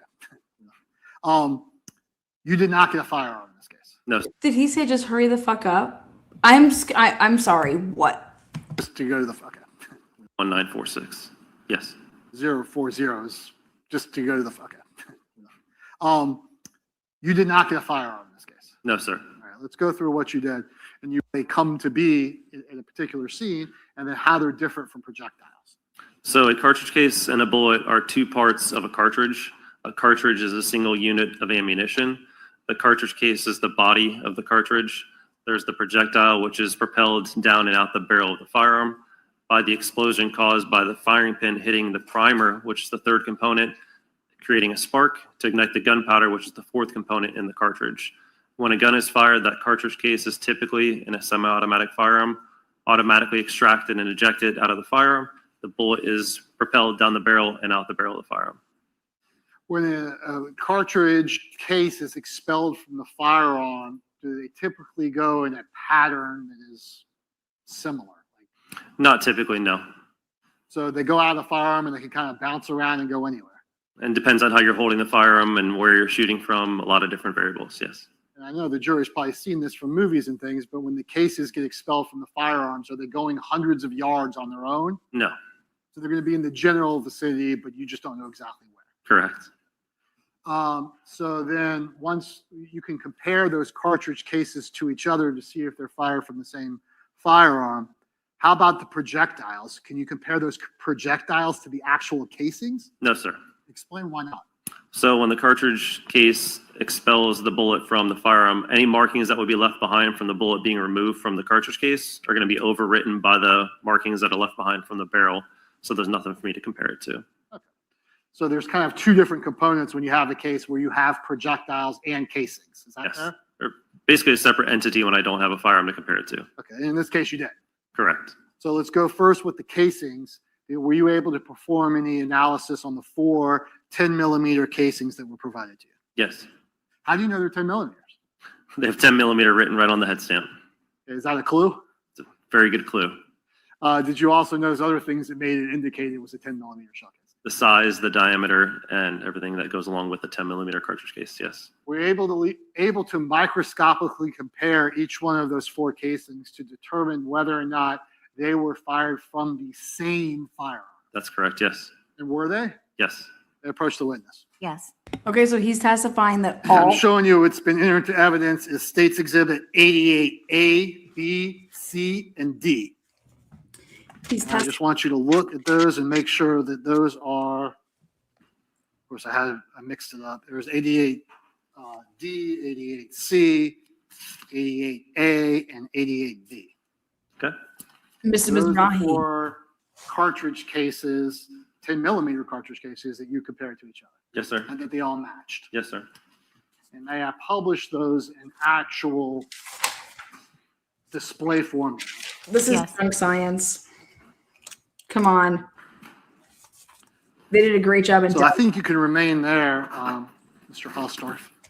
But when we talk about the shell casings, we're talking about the pristine cylindrical cartridge cases. Yes, the I got four it. on the left there. I'm pointing to it here. We see other things that are more damaged. Is that going to be the projectiles? In this case, yes. Is it common to have your projectiles be somewhat damaged and have your cartridge cases be pristine? Yes. And I guess that's obvious. Why is that?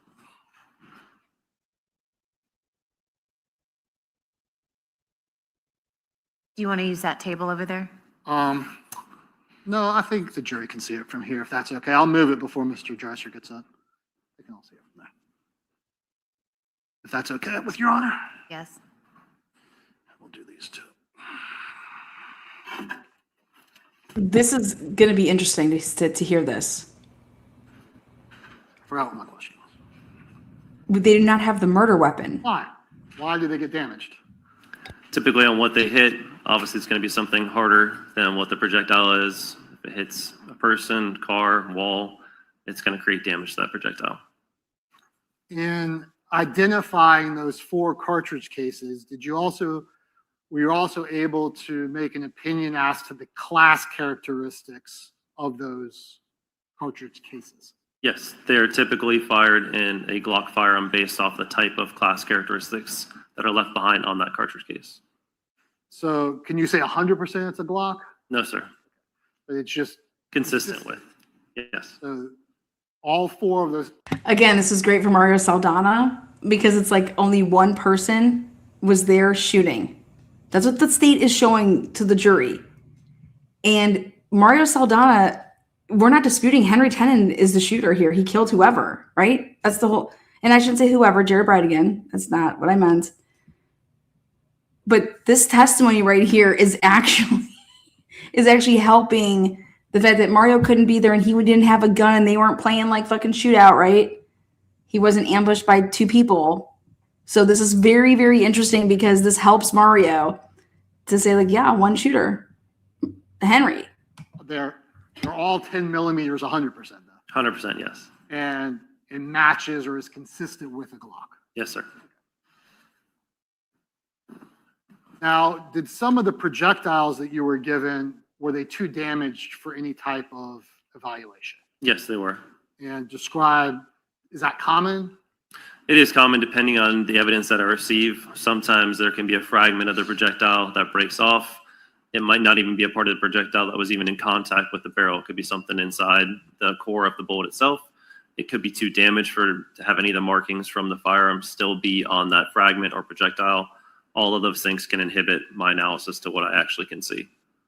Okay, so I guess we'll start with the stuff that's inconclusive and then go to the conclusive things with regard to the projectiles. Okay. So I think there were 3 different things that were, I guess, either inconclusive or had no value for microscopic comparison. And the no value for microscopic comparison was items 7B and 8. That's correct, yes. And then the items that were inconclusive were items 5 and 7A. That's correct. Let's just have a look at those so the jury can see what you're doing.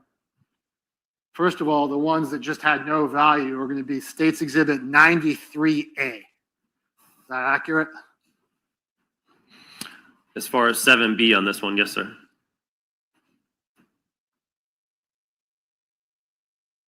'93A.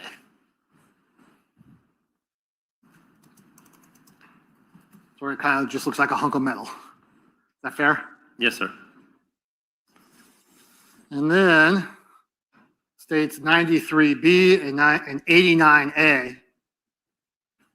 Those the ones that were not, they were inconclusive. Number 5 was inconclusive and number 8 was no value. Thank you, sir. Thank you.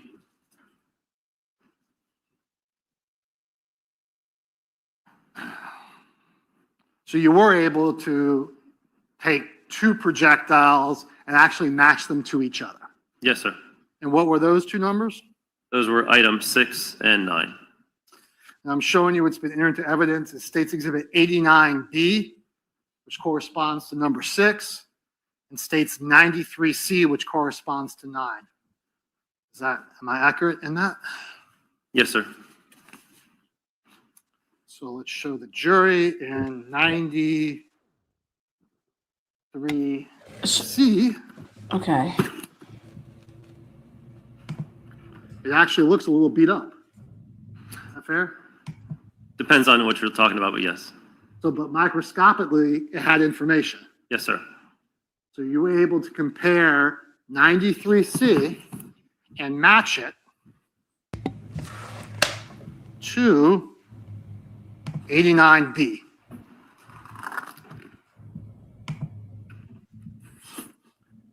Which is going to be at the bottom.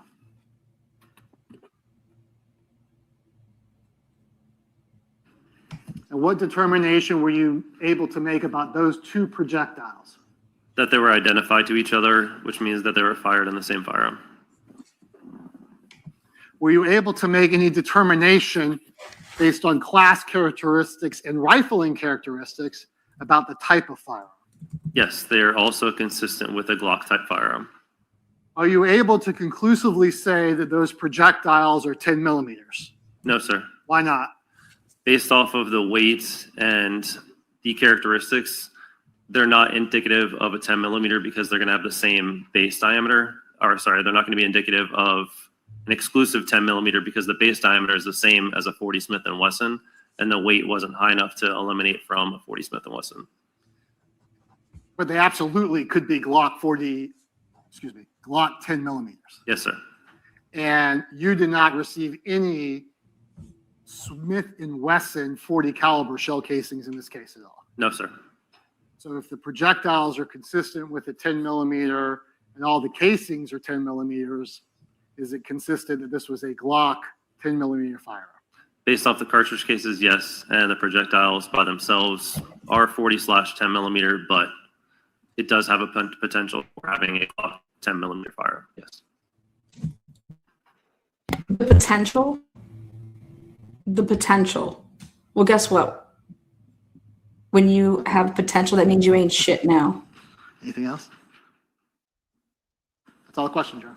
Wow. Thank you. Cross-examination. Briefly. Good afternoon. Good afternoon.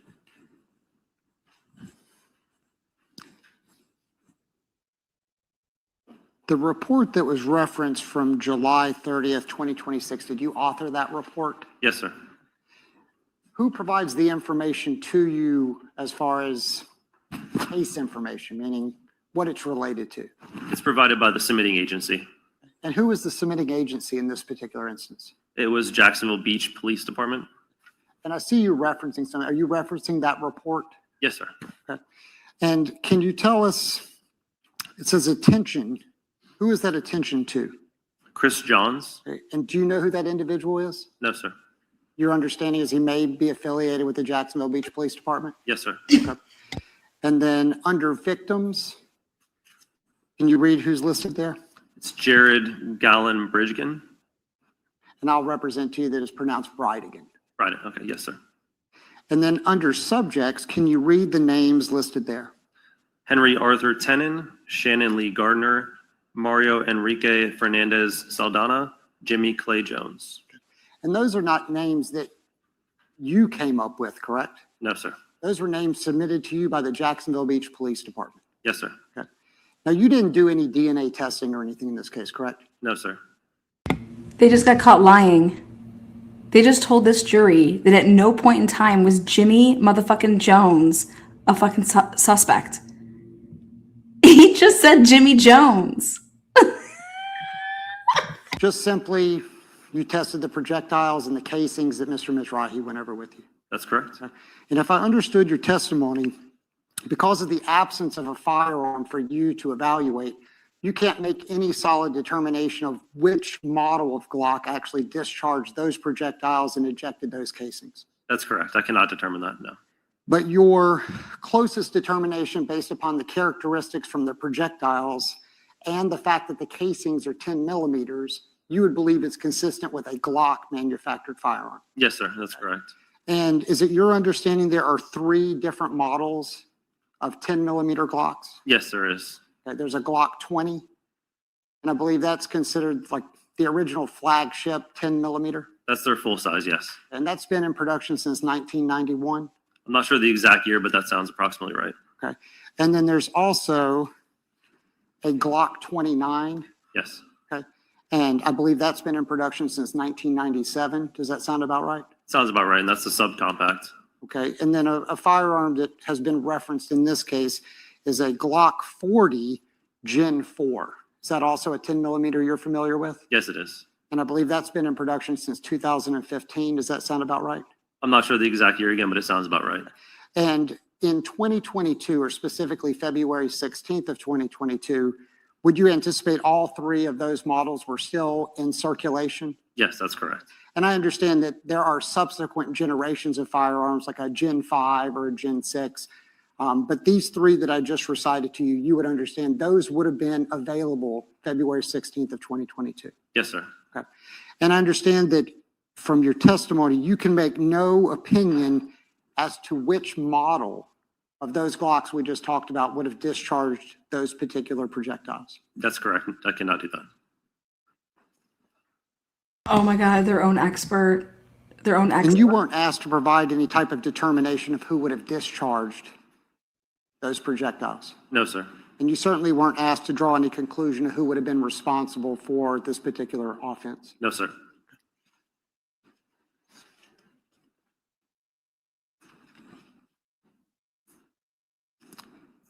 It seems like somewhat of a comment. You guys, they kept John Biggerstaff's name off of the, these are the four people that I want you, the names were given. Henry Tenen, Mario Fernandez, Shannon Gardner, and Jimmy Jones. Why isn't John Biggerstaff's name on there? Oh my God. Common sense question, but being that those three particular models of Glock have been in production, two of which in the 90s, one in the 2000s, would it be fair that Glock is one of the most popular gun manufacturers in the country? It is one of the most popular. Yes, sir. Utilized by many different law enforcement agencies? Yes, sir. Not necessarily the 10 mm, but that manufacturer is a for-profit business. That manufacturer is one of the most popular firearms. Yes. Something that you see a lot of. Yes. Fair to say that there are thousands, if not tens of thousands, of those particular models of firearm? That's fair to say. Yes. I have just a moment, Your Honor. Yes. Law enforcement uses those, don't they? Get them! Get them! No further questions, Your Honor. Any follow-up? Yes, Your Honor. Mr. Mizrahi on the I follow-up. know defense counsel was clear about the fact that Glock makes lots of other firearms in addition to a 10 mm. That's correct. What are their most popular calibers? Most popular, in my opinion, would be 9mm Luger or 40 Smith & Wesson. 10 mm is less popular than that. Correct. I want to talk a little bit about the timing of everything, and we've kind of glossed over that. When you do your work, does it take time? Yes, it does take time. Do you have a lot of work to do? Yes, sir. When the jurors may be familiar with TV programs where you get ballistics reports in about 10 minutes during a commercial break. Is that real life? It's not like real life, no, sir. And in this particular case, you got the submission to you to analyze this in April of 2026? I believe so. Let me double check. Yeah, check that. Yes, sir. And your report's dated July 30th of 2026. That's correct. Is that kind of a typical turnaround, or was that a little quick? That's about the same time. Depending if it's a rush case or not, we might prioritize the case sooner. In this case, it was given to me just before July, actually. I think right around about that time. And so is that kind of time frame true throughout FDLE? In other words, it takes y'all time to do your work. Yes, sir. That's all the questions I have here. All right. Nothing further. Okay. May this witness be excused? He is excused, Your Honor. All right. Thank you so much. Thank you, Your Honor. Wait, did he just testify that he was given that shit? We're good for the 8:30. Okay.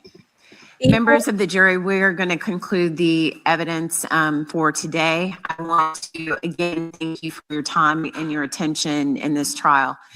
This is our first kind of longer break since the evidence has been started in the case. And I feel that it's important that that I remind you, I know that you've been very vigilant about following the rules. It's important that you follow the rules over the weekend's recess. We're going to return back again on Monday to keep taking evidence. So if you leave your notepads on your chair, we are going to get you out of here early so you don't get caught up in Jaguar traffic, hopefully. Thank you again for your time, and I'll see you on Monday. All right. Mr. Mizrahi, you guys, I want to see that. What was that? Day to What was the date? And Are you able to conclusively say that those projectiles are 10 millimeters? no, sir. Why not?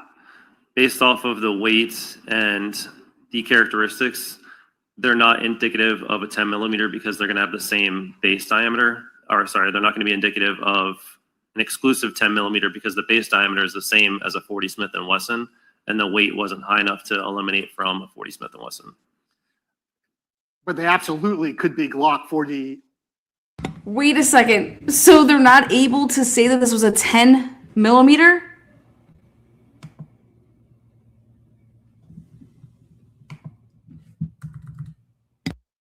The characteristics, they're not indicative of a 10 millimeter because they're going to have the same base diameter. Or sorry, they're not going to be indicative of an exclusive 10 millimeter because the base diameter is the same as a 40 Smith & Wesson, and the weight wasn't high enough to eliminate from a 40 Smith & Wesson. But they absolutely could be Glock 10 millimeters. Yes, sir. And you did not receive any Smith & Wesson 40 caliber shell casings in this case at all. No, sir. So if the projectiles are consistent with the 10 millimeter and all the casings are 10 millimeters, is it consistent that this was a Glock 10 millimeter firearm? Based off the cartridge cases, yes, and the projectiles by themselves are 40/10 millimeter, but it does have a potential for having a Glock 10 millimeter firearm. Yes.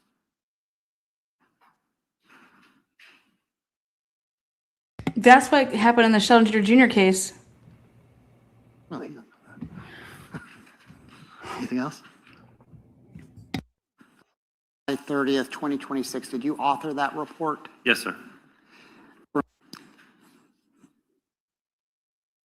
The report that was referenced from July 30th, 2026, did you author that report? Yes, sir. Who provides the information to you as far as case information, meaning what it's related to? It's provided by the submitting agency. And who is the submitting agency in this particular instance? It was Jacksonville Beach Police Department. And I see you referencing something. Are you referencing that report? Yes, sir. Okay. And can you tell us? So he was given this on April of 2026 to do this work. It says attention. Who is that attention to? Chris Johns. Okay. And do you know who that individual is? No, sir. You're on. Nobody else does either. You're cool. It's only the lead investigator, Chris Johns. Attention, Chris Johns. Understanding is he may be affiliated with the Jacksonville Beach Police Department? Yes, sir. Okay. And then under victims, can you read who's listed there? It's Jared Gallen Bridgen. And I'll represent to you that it's pronounced Bridegan. Right. Okay. Yes, sir. And then under subjects, can you read the names listed there? Henry Arthur Tenon, Shannon Lee Gardner, Mario Enrique Fernandez Saldana, Jimmy Clay Jones. And those. Yes. Yes, that's where we're going to leave it. Jimmy Clay Jones, come on down, brother. I love it. I would love to have a word with Jimmy Clay Jones. We're going to leave it right here. This is absolutely fucking unbelievable. Unbelievable that he received something on April of 2026 with Jimmy Clay Jones as a subject. Saldana, Gardner, Tenon, where's Biggerstaff? Okay. They also just got caught lying to the jury and saying that Jimmy Clay Jones was in no reports at all about anything, about being involved with any guns, nothing. Like, y'all are crazy. Well, right there, 2026 report. that was issued. So that's just in and of itself just crazy. We're gonna leave it right there. Jimmy Clay Jones, they had your name all over the ship. Black man, they were just after every black man in Jackson. We'll see you guys. Be back here on Monday morning. Monday morning, we are back here. I guess I'm gonna go live at 8:30. I heard them talk about 8:30. So I'm gonna see if we're gonna kick some stuff off. Also, Judge Kite, somebody would try to go over her head, and we have a delay here. That's why there wasn't that hearing at 12:30 that we didn't get to see. I'm gonna look more into that. I'll be posting. Check it out. Thank you guys so much, moderators. Thank you so much for being here. Everybody that super chatted, donated. Hey, you guys doing that is how I'm able to cover cases that nobody wants to cover. So I appreciate that. See you on the next one. Much love. Peace out and goodbye.